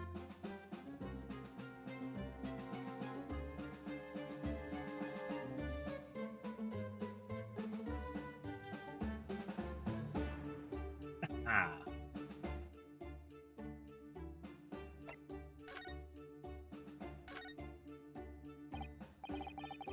You mentioned the demonstration yesterday.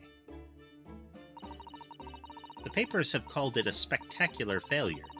After all, a man died in the explosion, didn't he? Scream. Yes, you could interpret the results that way if you really wanted to. I choose to ignore the death, though. It's important for my data. Given that we've only tested it on one person, if you include that one person dying, that gives us a 100% failure rate. That looks bad.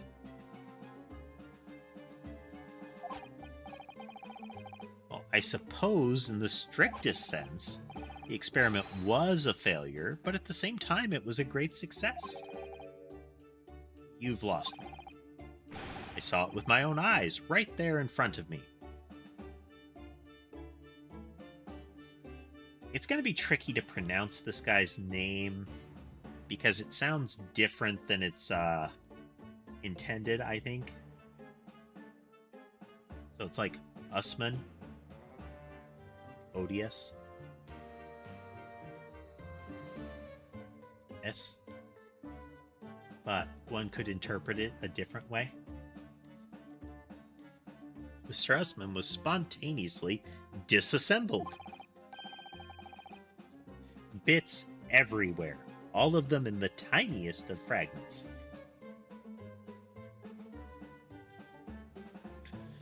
The man was aerosolized instantly. It's exactly how it was supposed to work. Until then, everything was going exactly as my calculations had predicted. At that point, he should have been beamed to the Crystal Tower by instantaneous kinesis.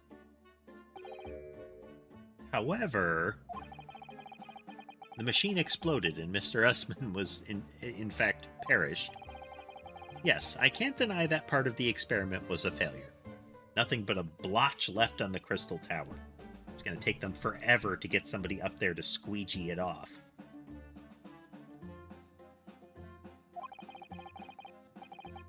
So what you're really saying is the large explosion that killed Mr. Usman was an accident, correct? But the bigwigs had you arrested on suspicion of murder. I was responsible for a man's death. That is the immutable truth here.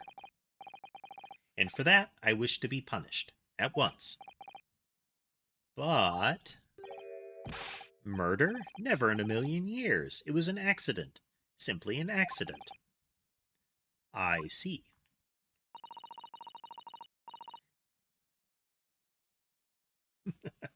Exactly. It was an entirely accidental vaporization. This is interesting, though, is that the guy is saying, like, yeah, it could be manslaughter. I accidentally killed him in this, but I did not set out to do so. Like, it was not my plan for him to die. Normally, in most of the Phoenix Wright settings, it's accidental death isn't what you're going for, anything like that. It's they were completely uninvolved in the killing.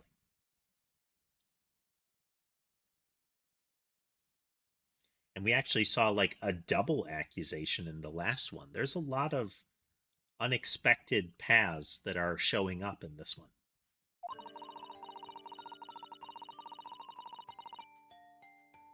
He said the situation would change completely depending on whether it was treated as an accident or murder. How exactly? Well, if it really was an accident, then the professor's machine would be kept in protective custody. On what grounds? Ah yes, it's newly established here in Britain, the Special Dispensation for Scientific Equipment Act. That one passed me by. But if the case is treated as murder, then they'll say that my machine was the murder weapon, and they'll be able to pour over it as much as they like. Okay, so there's the concern of industrial espionage, essentially. If they examine it in detail, they'll find out how it's made, and then they'll be able to copy my idea. My precious hypothesis will be stolen. The machine must be protected from that at all costs. That's why it's imperative this whole incident is shown to have been an accident in tomorrow's trial. I see now.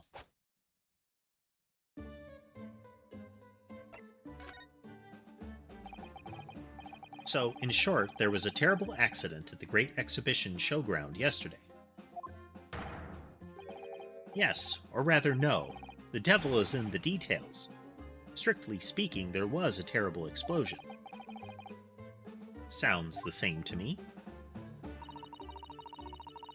You were demonstrating super high voltage instantaneous kinesis, weren't you? How fascinating. Humans, like all matter, are made up of particles that are held together by electrical bonds. Like, that statement compared with combined with super high voltage does sound like a distinct possibility in testing this on a biological entity is that you would render them into atoms. Setting aside the whole nuclear result, you know.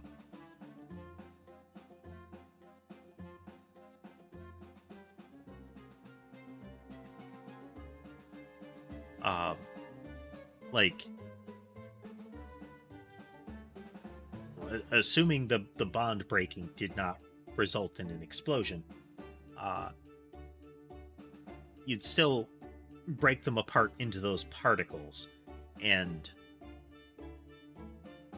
you would need really good tech on the other side to know exactly the pattern those particles were in, let alone gluing them back together.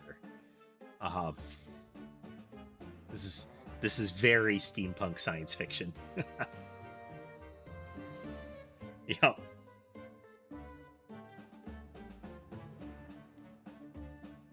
He set out to make a teleporter, and instead he made some sort of nuclear bomb laser, you know? It converts the entire human body into energy and directs it via means of this gun.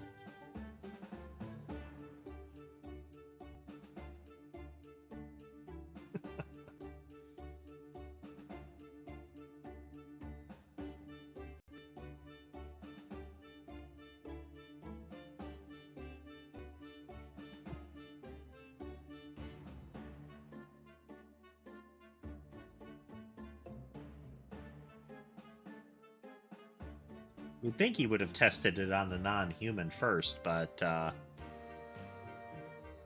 there was a lot of let's just try it on people right away in science around that era.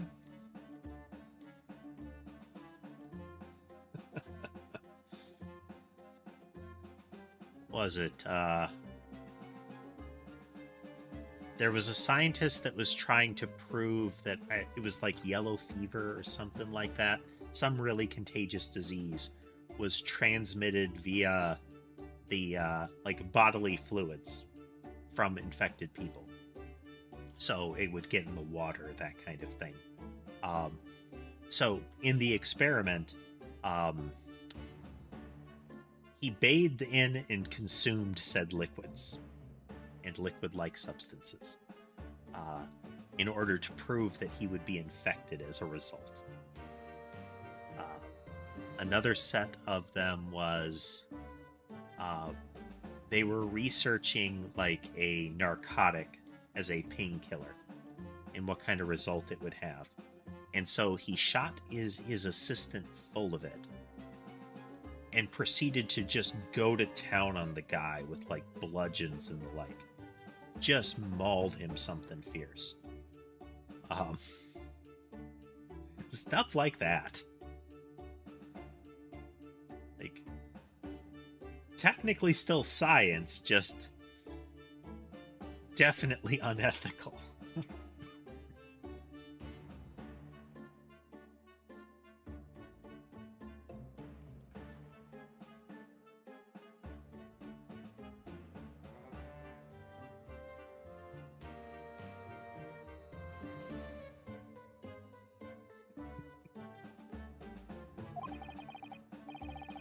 I mean, when it's somebody experimenting on themselves for the purposes of drastic investigation, like they really want to see if it works and they're willing to risk themselves, it's very different than them getting volunteers and essentially saying, hey, if you participate in this study, we'll give you $1.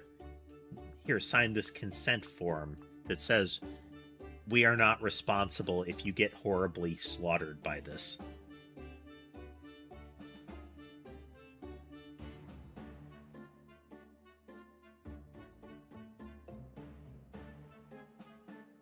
So it must be possible using a sufficiently high voltage to break those bonds and beam the particles through space.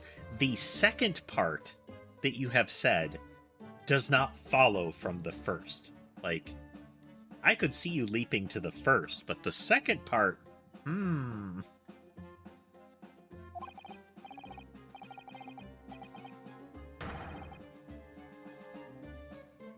That's it in a nutshell. That's my idea, you see. That's my amazing hypothesis. Gosh, that's unimaginably high-level science. But dare to imagine it, dare to dream of such incredible technology. Think one moment I could be here in this cell, and the next I could be at the Great Exhibition again.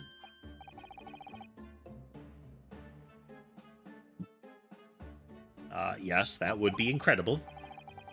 In the next, in the mere blink of an eye, I could be at the Great Parisian Theater, say.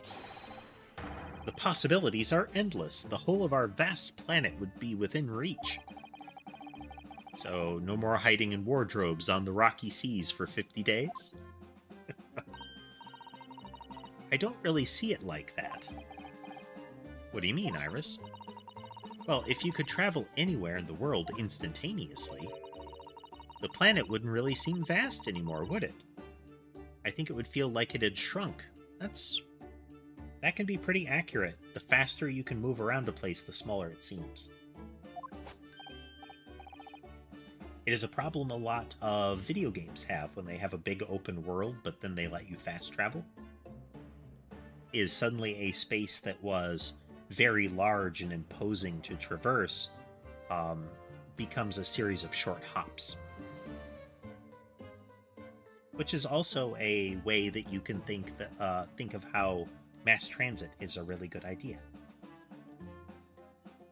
Is you have a series of shorter distance hops, closer and closer to your target, with greater and greater accuracy as you get to those shorter distances. Potentially plane, then train, then bus, then, potentially bike or something like that, or just on foot. Urban planning, go! Word, that's exactly right. What are the implications? What does this mean? Oops, that's got Professor Bunnybrain really worried by the look of it. Clearly, this is yet another case of just because you can doesn't mean you should, I suppose. I mean, just because you could theoretically cause a person to move some distance by destroying them with a lightning cannon, maybe you shouldn't.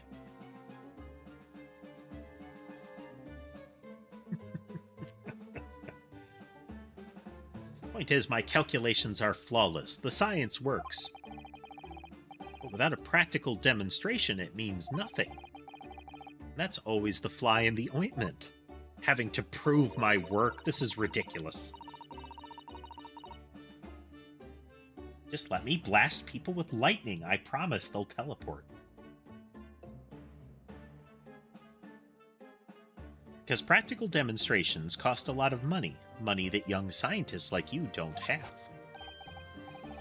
That's exactly it, yes. Hurley's always complaining about it. He says the government should invest more in science. In modern day, they actually do quite a bit. It's the source actually for a great deal of scientific advancement.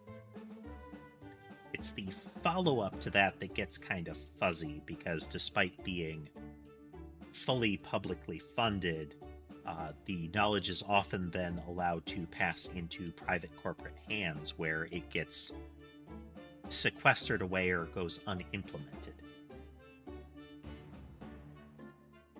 But it's how we got a lot of neat stuff. Whether through military research or just general public good kind of things. Here in the US, at least. I can't speak to other places. Anyway, I bumped into him at the right time. I met the well-known investor, Mr. Usman. Don't care if it's pronounced differently, it's Usman.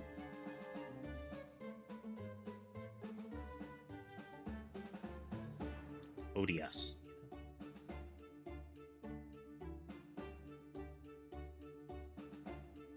The victim who died in yesterday's terrible accident, you mean? He has very jerky motions, this guy. Like, swift state transitions. The full name of the man who died yesterday is Mr. Usman.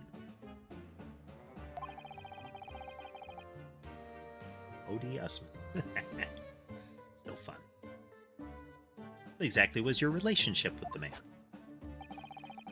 He first visited me in my laboratory in Germany a year ago now. He said he wanted to invest in my immaculate hypothesis. I thanked my lucky stars. I see. So you hadn't really known each other until then.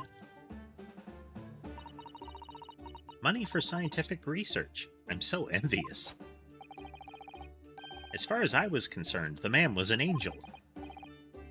Really? An archangel, even. He was prepared to fund a practical demonstration of my hypothesis for presentation at the Great Exposition. Okay, the way he's describing it, Casemate, he hadn't tested it at all. Like, he skipped right to human testing.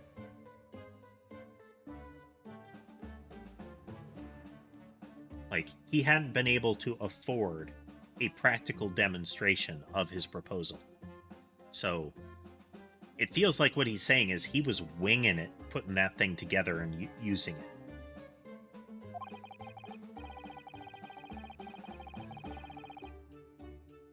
Very wiggly. And if that went well, I could expect additional financial support from my research from the British government. Mr. Usman provided me with money and an exceptional engineer. He produced a machine to my precise specifications. Yep, he did not have the machine until this. But then, your dreams were blown to dust in one enormous explosion. As you can see, I owed everything to Mr. Usman. I would never, ever have thought of taking the man's life. Well, he seems genuine enough. I don't think he's lying.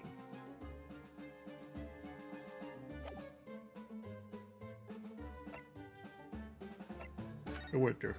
Oh, excuse me.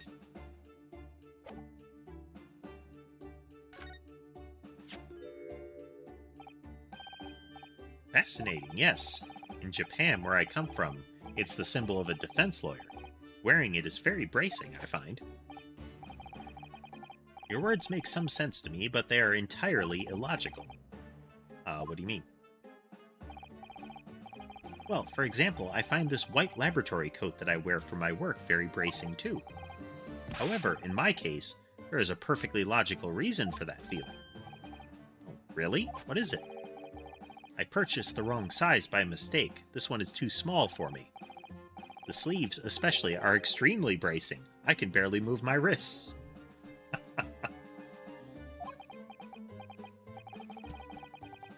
That's what you call logical, is it? Of course, it's entirely logical. That's science, Mr. Naruhodo.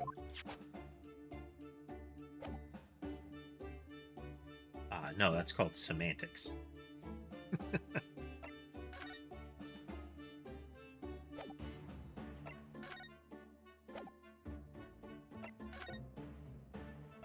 I try the Lord Chief Justice's office again.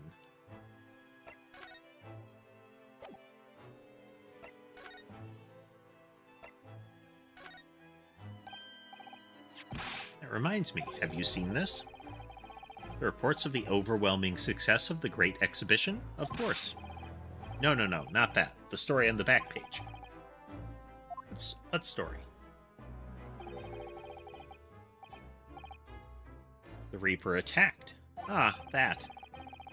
You've enjoyed some victories in court against my #1 prosecutor, have you not? Poor Mr. Reaper. What happened to him? Like how he's Mr. Reaper, not, Lord Von Zeeks to her here.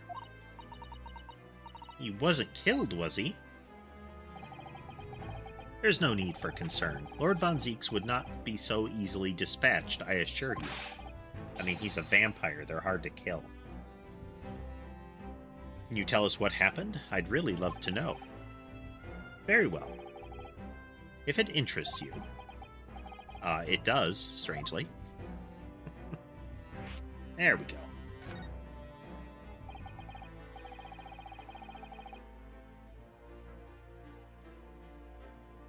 Fortunately, Lord Von Zeeks emerged from the attack unscathed. Street ruffians are no match for that man. He's a very capable fighter. But that's incredible. They were armed with guns. Why was he attacked, though? Do we know? It's related to events that occurred a month ago. A leader of one of the capital's criminal organizations was indicted and prosecuted by Von Zeeks. But the man was acquitted. I've no doubt large sums of money were involved behind the scenes. Large sums of money? A deplorable situation. Members of the jury were bribed, it seems. However, despite winning his freedom, the man in question met a dramatic end yesterday. But you're not suggesting that was the work of the Reaper, surely? The victim's henchmen certainly seem to think so. Ah, he was a man by the name of Usman, Mr. Odious Man.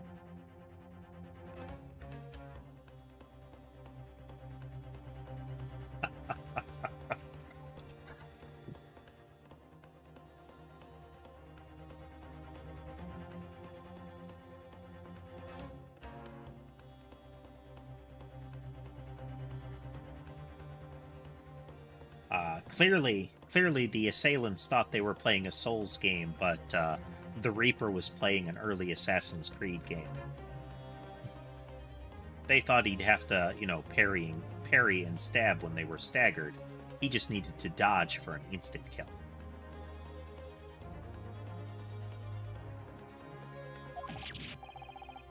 Did you say Usman? The man who died in the big explosion at the Great Exhibition? Yes, known publicly as an investor, but in reality, the head of a significant criminal organization. Unbelievable. Wonder, could I ask you something, Lord Strongheart? Try me. Why do you use Lord Von Zeeks as a prosecutor? All the criminals who manage to get off in court then meet with mysterious ends outside the courtroom. And fearful of that fate, they seek to strike at Lord Von Zeeks first. I know there's no evidence that he actually is the Reaper in that sense, but still. Something is clearly going on here.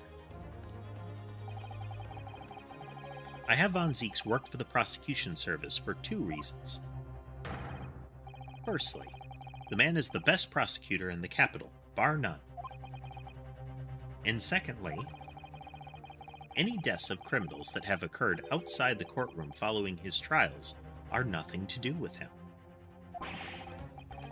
That doesn't make sense. How can you explain the way so many have died, if not by someone's hand? I mean, based on the descriptions and variety of the deaths, then either God is on the Reaper's side, or coincidence.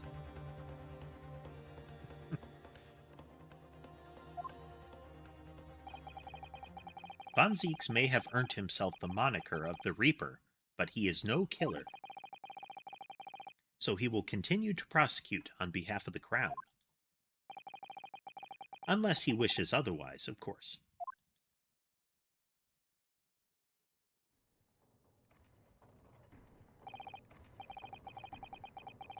Well, I must be leaving for my next engagement.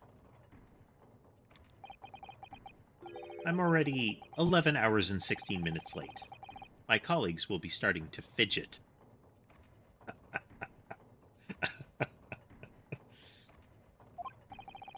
11 hours late? That's quite something. That meeting had already started when I arrived back here for this engagement with you. So lateness was inevitable. Time stops for no man. I'm sure it stopped for me during those 12 solid arguments and 223 reasons. Oh yes, where would I find Lord Von Zeeks now? I would assume he's at his office.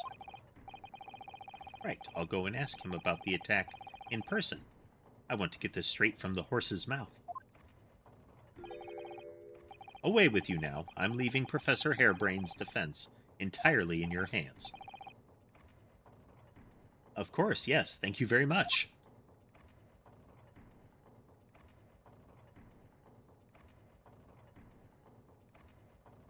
You can hear the ticking.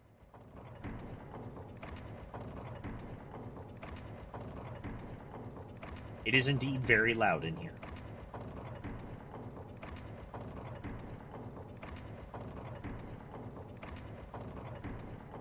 Actually kind of rhythmic. I mean, one would expect, but there's a definite beat going on here. Thump thump click, thump thump click.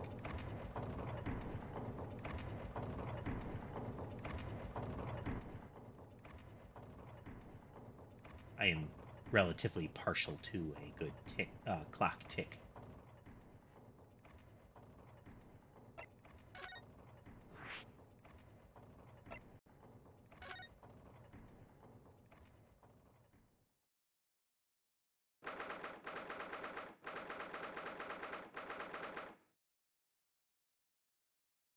Okay, he does have both many bottles of his wine, but also a lot of spare chalices. It makes sense given how many he goes through. Oh, okay. We have the chessboard, very similar to how Edgeworth had one. We don't see the same setup. On Edgeworth's chessboard, he had red and blue pieces, with a lone blue piece that was spiky topped, surrounded by red pieces. We don't see that same setup here. But what we can see is over here, there's a scale replica of what I assume is the fairgrounds or the exhibition grounds, given some of the opening cinematic stuff. And then we have a scale replica of the definitely not a death ray. Oh, so this is the legendary Reaper's office. Yes, it appears so. Sends a chill down your spine, doesn't it? What an amazingly deathly atmosphere. Oh, is that... Hooded figure was so still I hadn't noticed his or her presence. I wonder who it is. What are you doing here?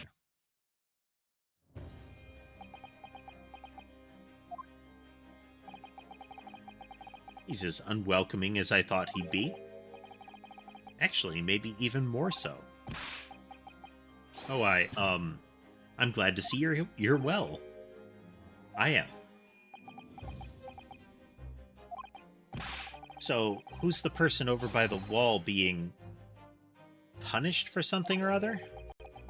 No punishment is taking place here. Oh. That's my apprentice, and he's sitting there of his own free will. I didn't know you had an apprentice. Must be the same person who is pictured in the newspaper.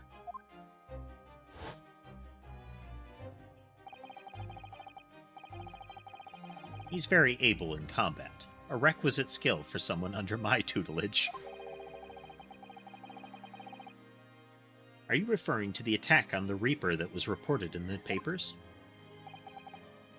The Reaper? I'd be interested to know the Reaper's true identity myself. Assuming, that is, such a fabled fiend genuinely inhabits our great courtrooms.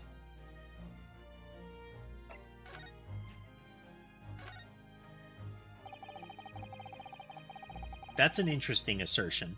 The idea that everybody refers to him as the Reaper of the Bailey, but he is making a statement that says the Reaper of the Bailey is its own entity.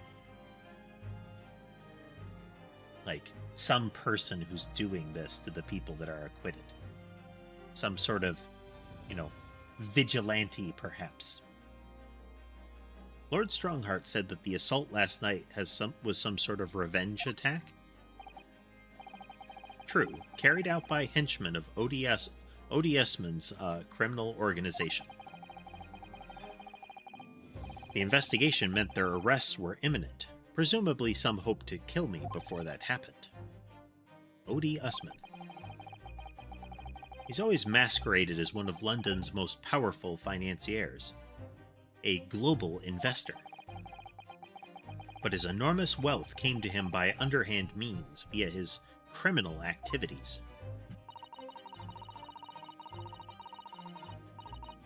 And he used that money to buy himself a verdict of not guilty when he found himself in court, didn't he? Being prosecuted by you, Mr. Reaper. But the man got his comeuppance in the end. Yesterday, in fact, in extraordinary circumstances, it was a most unusual cause of death.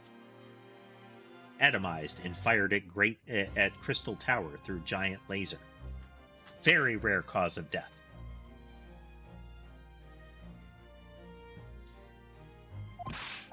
The entry in the obituary was quite long, both to cover the cause of death, but to also explain all the words.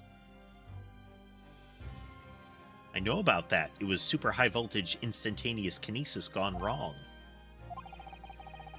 Mr. Usman died when the demonstration on the public experimentation stage ended in an enormous explosion. Correct. And you think I have some kind of divine ability to cause an accident like that to happen, do you? Well, no, that does seem a little far-fetched. If this man really is the fabled Reaper, then he has to be innocent of this particular death, at least. It's strange how this has worked out, isn't it, Bruno? I mean, what with you taking on the professor's defense for the trial tomorrow? What? You're going to be defending him? Oh, yes, that's right. Though I barely know the man's name yet, to be honest. Albert. Albert Harebrain. That's right. Do you know him by any chance? Of course. He's a contemporary of mine. We were at university together. You're... What? But that's a conflict of interest. Oh, are we going to see a different prosecutor for this reason, though? His apprentice, maybe?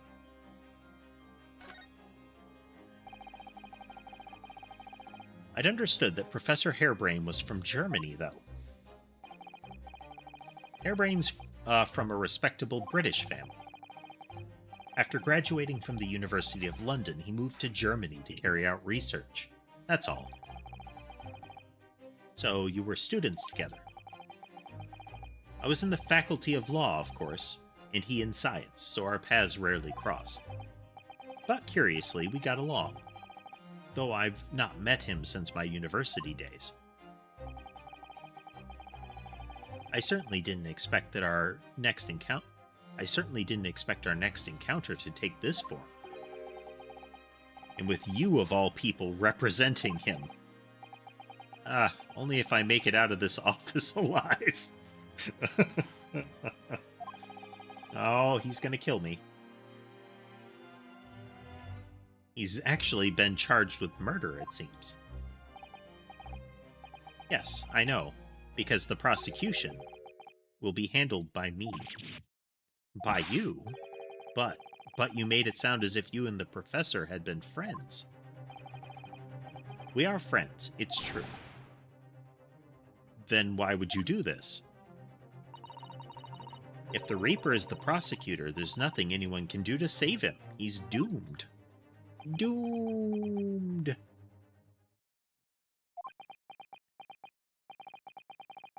What's Lord Von Zeke's thinking?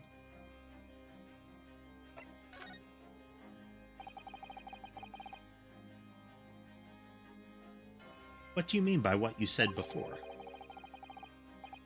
If you'd like to know the Reaper's true identity, does that mean... I'm a crown prosecutor and immortal like any other. I'm no demigod.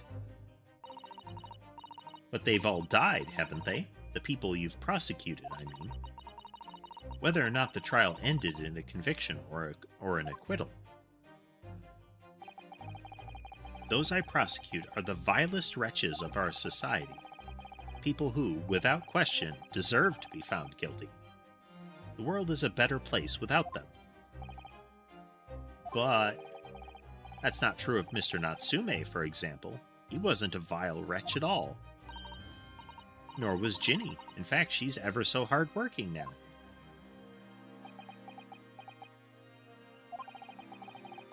I can't deny that since I encountered you, things have taken a turn.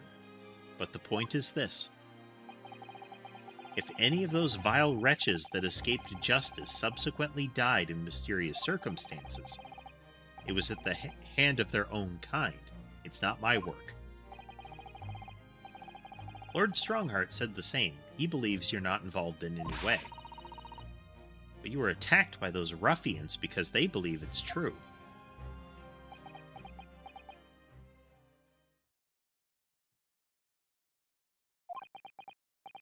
The fact is, since people started to call me the Reaper of the Bailey, the number of serious crimes in the capital has dropped substantially. It would appear that even the most hardened criminals can be made fearful for their lives. Do you mean to say... I mean to say that if my pseudonym serves a useful purpose, I adopt it gladly and with honor. But it's putting you in danger. You could be killed. If that is my fate, let God decide. Lord Von Zeeks.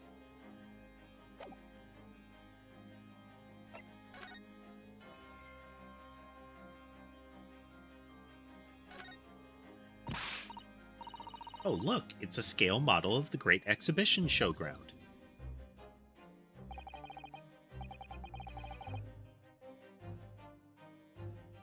That's amazing. I wonder why it's here. Perhaps he made it to take his mind off the sadness of being too busy to attend in person. Or perhaps he's too embarrassed to queue up for a ticket. Surely it's obvious that I'm using it as an investigative aid. Ah. You Nipponese have no business painting others as overly reserved. I really didn't think he'd overhear that.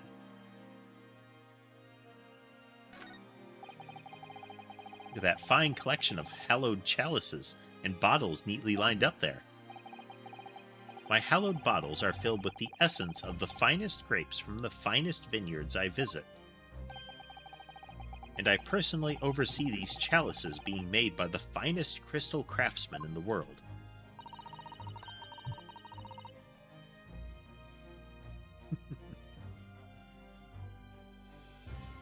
And yet you throw them around in court like they were worthless.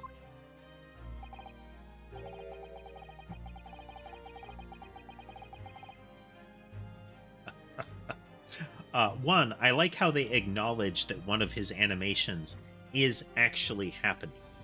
It's not that everybody is like, oh, well, that's... Like, they're just reacting to his emotional state. That is a demonstration of anger, not the fact that he is actually destroying objects. It's akin to, like... people react to being whipped by Francisca and spoke about it. But nobody seemed to speak about Godot's wild consumption of coffee.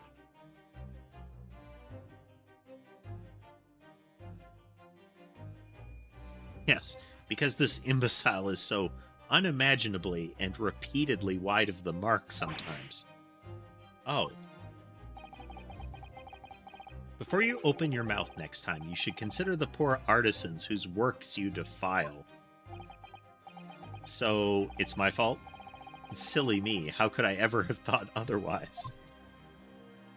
It's very much a you made me do this kind of argument.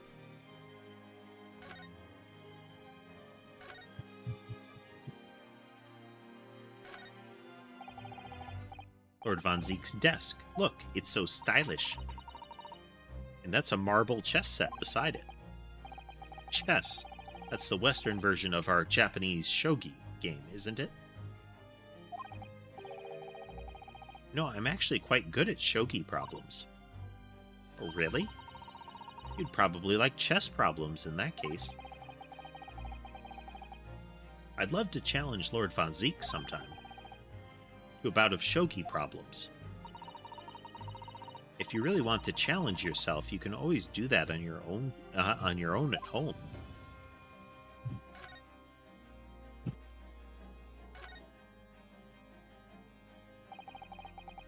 That portrait really dominates the room, doesn't it? I mean, it's a vaulted ceiling and the thing still goes up there a ways.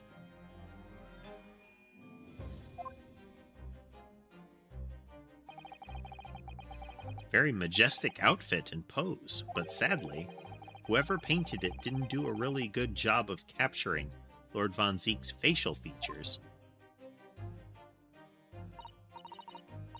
Yes, you're right. I mean, it's not far off, but the artist has exaggerated his subject's handsomeness, I think. That reminds me.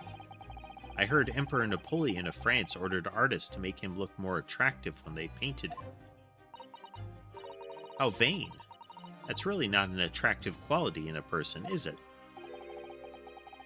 That portrait does not depict me. Surely that's immediately obvious. Then who is it?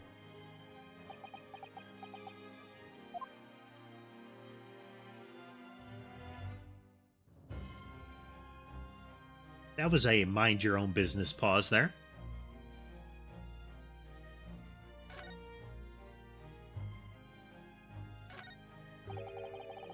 Look at all those ancient casks lining the wall there. Casks in the Reaper's chamber. Or are they caskets? You don't think all those people who escaped conviction in court are lying inside them? Dead, do you? I like the slow kind of dawning horror with Iris, how her hands slowly crept up to her mouth. What ridiculous notion is going through your head, man? This is a collection of fine vintages. Oh, yes, of course. Thank you for clearing that up. Yeah. The arc here is very much akin to what you see out of Edgeworth, how there's an active disdain involved, like some sort of active antagonism, while simultaneously they slowly humanize him more and more. And those are bats, I just realized that. Let's lean into the vampire vibe, you know?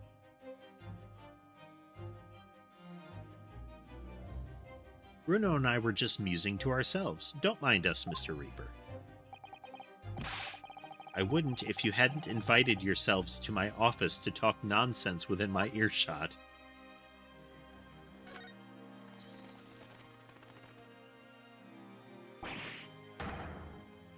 They were bats. The Reaper's familiars, I expect. What about the mute man in the dark cloak? I thought he was the familiar. just not the flying kind. He must be a dear friend of Mr. Reaper, then. I think the familiar idea is more likely. Scary, though, either way. Really looks like a punishment to me. I've never seen someone sitting like that before. He hasn't even moved a muscle since we arrived. Do you think perhaps he's dead?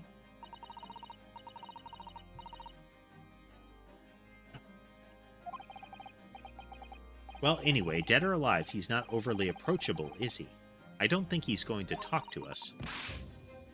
He's not dead.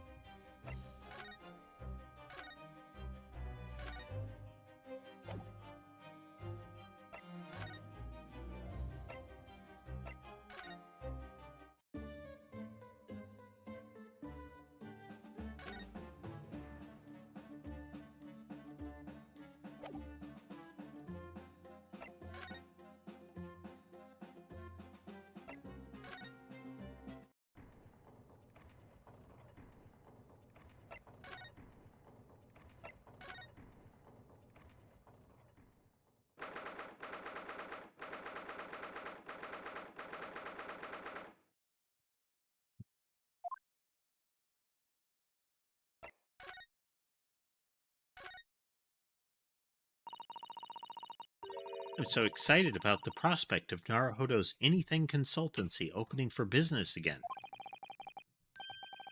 That's not what it's called. It's Naruhodo's Legal Consultancy. I've done a lot of studying in these past 6 months, reading law texts and judicial precedents. I'm sure I'm a better lawyer now. I can't wait to start practicing again. Nothing's changed in here at all, though, has it? It's as though time has stood still here since Susie went back to Japan. I wanted to keep it ready for Miss Susato in case she was able to return to Britain at any point. So I've just left everything the way it was.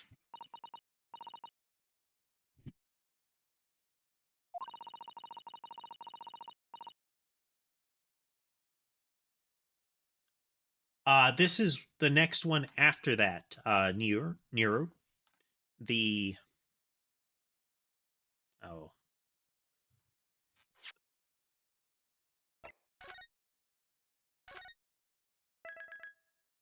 The Return of the Great Departed Soul.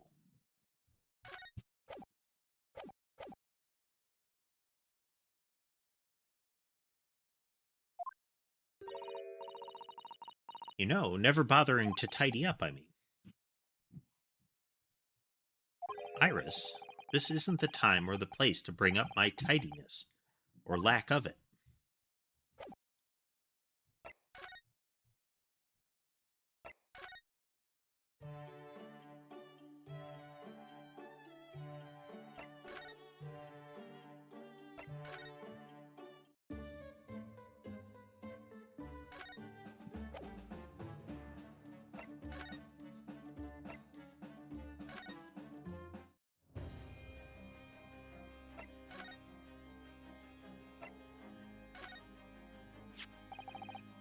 Lord Von Zeeks, about the article in this paper. It seems there was a reporter nearby when that little skirmish took place. I had no idea I'd been photographed. It was careless of me. It looks as though it was taken after the people who attacked you had run away, though. Rest assured, the police have already apprehended every last one of them. But there's someone else fighting alongside you, it seems. I think it's the same man who's sitting over there as we speak, isn't it? As I mentioned already, he's my apprentice.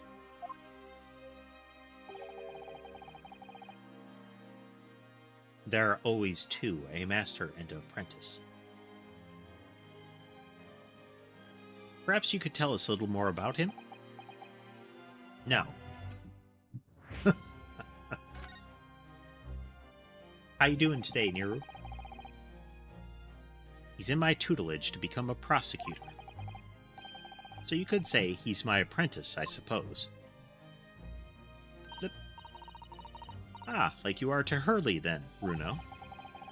I don't remember taking an apprenticeship with a great detective.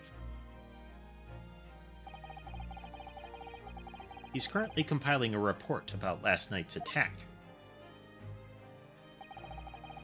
It looks like he's wearing some kind of mask. On Lord Strongheart's orders, nobody knows the man's face or indeed his identity. But why would you agree to take such a clearly suspicious individual take on such? Lord Strongheart's orders again. He's not the one for meaningless follies. There will be a good reason for his actions. I hope you're right.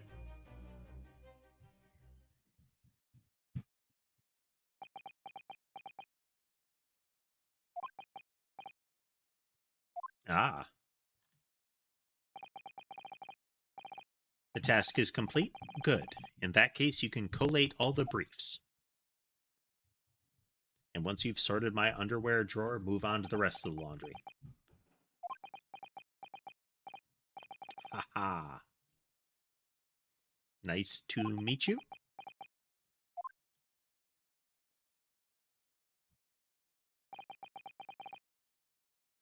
Back to work again. That was really strange, though. I've never met the man before. I didn't even know he existed. And yet, somehow it didn't feel like our first encounter. Is it going to be like zombie Kazuma or something? Don't bother trying to converse with him. He says nothing to anybody outside of this office. Lord Strongheart has strictly forbidden it. Oh, I see. Why are you so interested in my apprentice, anyway? Huh? Oh, no, sorry, I didn't mean to. The way he stood there so casually, yet with that flawless posture.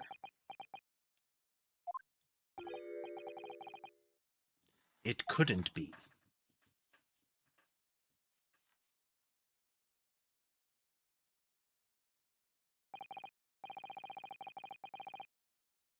There's something I've been meaning to ask you. Oh, what's that? That Nipponese man, is he faring well? Sorry. The one arrested twice in succession 6 months ago. With the stoop, and the mustache, and the jitters. Ah, Mr. Natsume, you mean? I'm not sure he'd be very pleased to find out you identified him from that list, Bruno. He's fine, thank you. In fact, I received a letter from him by international post only the other day. I see. Well, I think we can end our discussion there, don't you? There's little time left before tomorrow's trial. I advise you to spend it investigating the case. Yes, thank you for the advice, and for the conversation. Can't believe he's asking after Soseki, after a Nipponese. I'm not sure whether to feel happy about that or worried. I never imagined that Mr. Reaper would be friends with a mad scientist, did you? That's a turn-up for the books. A mad scientist? Ah, you mean Professor Hairbrain. Might be worth quizzing the professor about his relationship with Lord Von Zeeks, I think.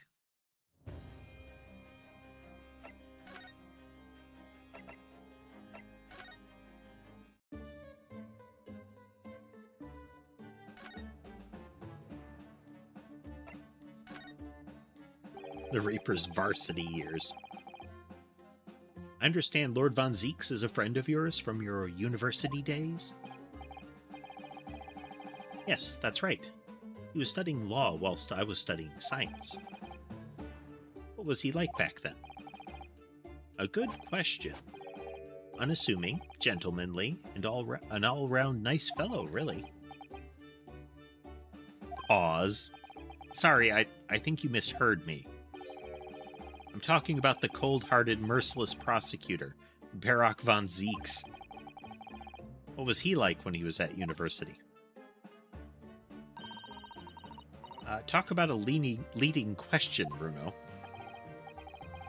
As I said, an unassuming and extremely pleasant gentleman. After all, he is the little darling of the Von Zeeks family, with all its great aristocratic origins. Didn't realize he had quite such noble blood. Little darling? It was a bit of a shock when I came back to Britain and learned what he'd become. The Reaper of the Bailey, no less. That's right. I did hear, though, that there was a very big event in his life that completely changed him after graduation.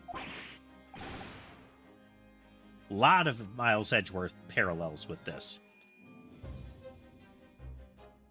Like Phoenix and Edgeworth going to the same elementary school or so, and Edgeworth declaring that he wanted to be a defense lawyer and that Phoenix would go into law alongside him. But Edgeworth suddenly shifting gears and becoming a brutal prosecutor because of an event in his childhood. What sort of event? Scream. I'm sorry, but I don't know anymore. I wasn't in the country at the time. I was in Germany already. Oh, yes, of course. If he's heard all about the Reaper, I really don't have the heart to tell him that Lord Von Zeeks will be the prosecutor in court tomorrow.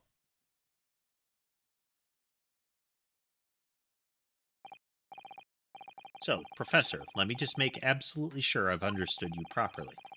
The huge explosion that occurred yesterday, that was an accident, you're saying? You had no intent to harm the victim, who is in fact the sole investor in your work. Is that correct? As correct as 2 squared is 4, I swear it.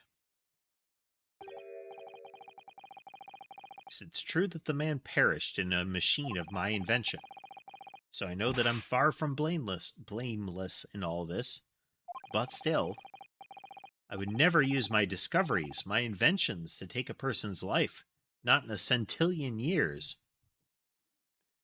It's grotesquely convoluted for that purpose.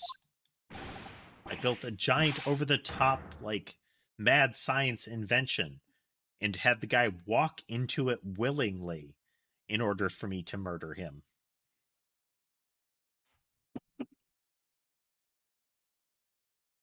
Man of science, it's all I know. You have to believe me, please.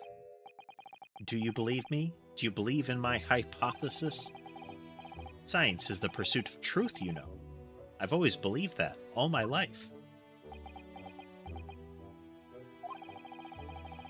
I'm afraid I don't know much about science, or your theories, but I do believe you, and I will fight to prove your innocence with all my might. I'm a man of the law, it's all I know. You have to believe in me, please. When I went to live in Germany after I graduated, I learned something very important. Nationality, class, lineage, none of that matters. As long as you try your hardest, you can achieve anything. Thank you for that, Professor. And thank you in advance for defending me in tomorrow's trial. All right then, Runo. It's time. Time to visit the Great Exhibition.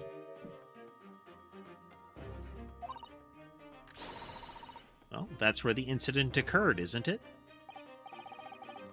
I suppose that's true. Time to investigate at last.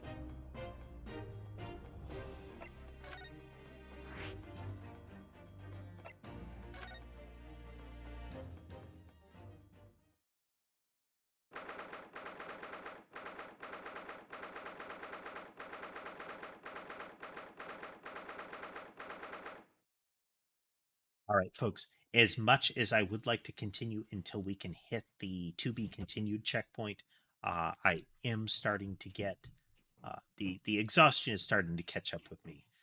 So, in order to avoid passing out on stream, we are going to cut it short here. Quote short.